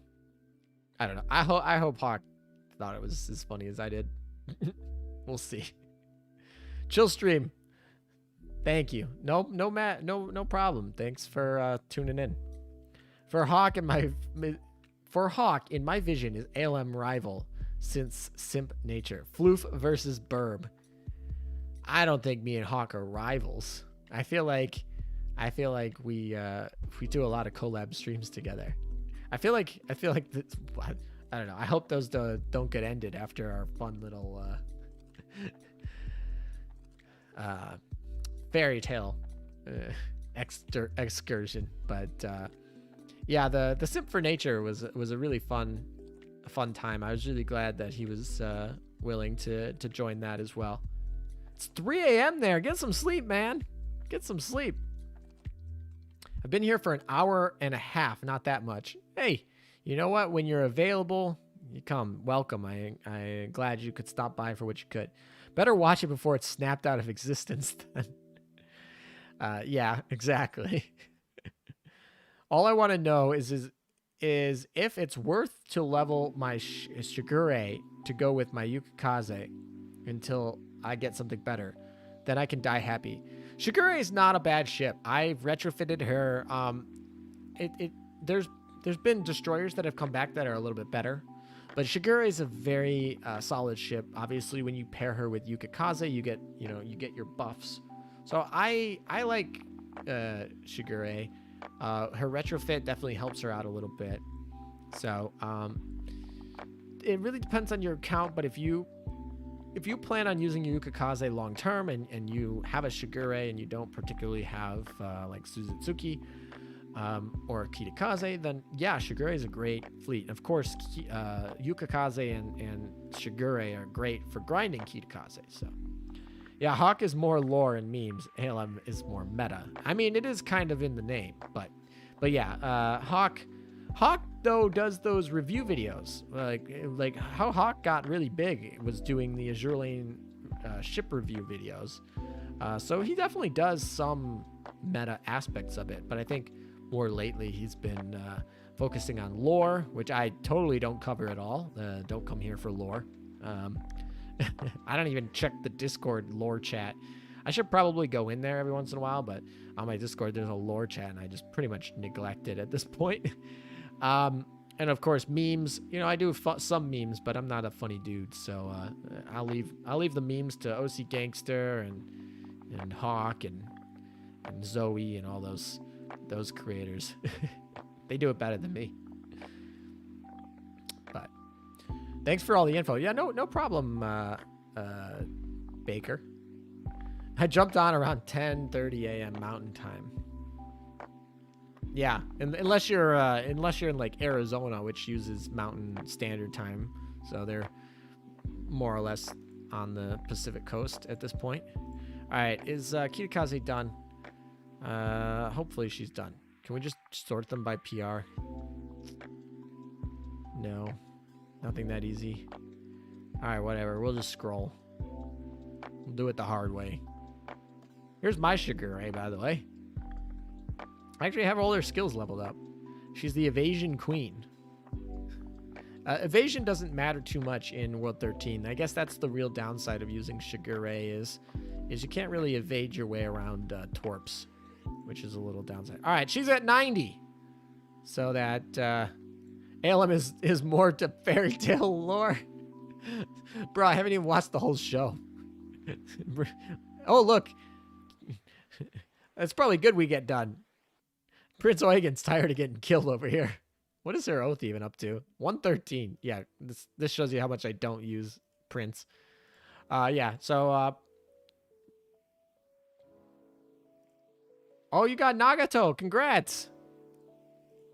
Anyway, Prince is getting tired. I need to go get some food and definitely some water. I'm losing my voice here. We got Kitakaze up to level 90. We got our Bunker Hill 200 affinity. Well, she was already 200 affinity, but we got her new skin, and she's all ready. Not a stronger Bunker Hill out there. Not a single one. We gotta put some wyverns on her, some plus 13 wyverns on her, and then she'll be maxed out. Actually, we have a lot of plus 13 planes we can put on her, but they're mostly on Shinano at this point. Yeah, Shinano has all of them. But oh my. Oh, I should probably, yeah, we're leveling up Shokaku. That's my next target here is getting up that Shokaku. So Shokaku and Kitakaze are my next targets, because Kitakaze is probably going to replace Suzutsuki in PR or in Operation Siren, because she has the PR ability. She gets the Siren Killer, which is a nice benefit. Alrighty. Maxed out the reload on Shokaku. Nice. And I guess... Oh, that's not what I meant to click. Are any of these people enhanceable? No. I enhanced too many of these people. They're always enhanced. This is when you know you grind too much. Okay, this one. Nope, nothing. Okay, good. Well, at least ALM and all of us not regard Bunker Hill skin, except who doesn't get her. So keep it up and simp ALM as much as you can. Thanks, Anik. All right. Oh, perfect. Ends on the Bunker Hill screen here. And I think that's gonna be it for me. I'm getting my stretch here. Actually, we should go in. This is my face right now. This one right. Where is it? Oh, come on. This is my face right now. Right here. This is me.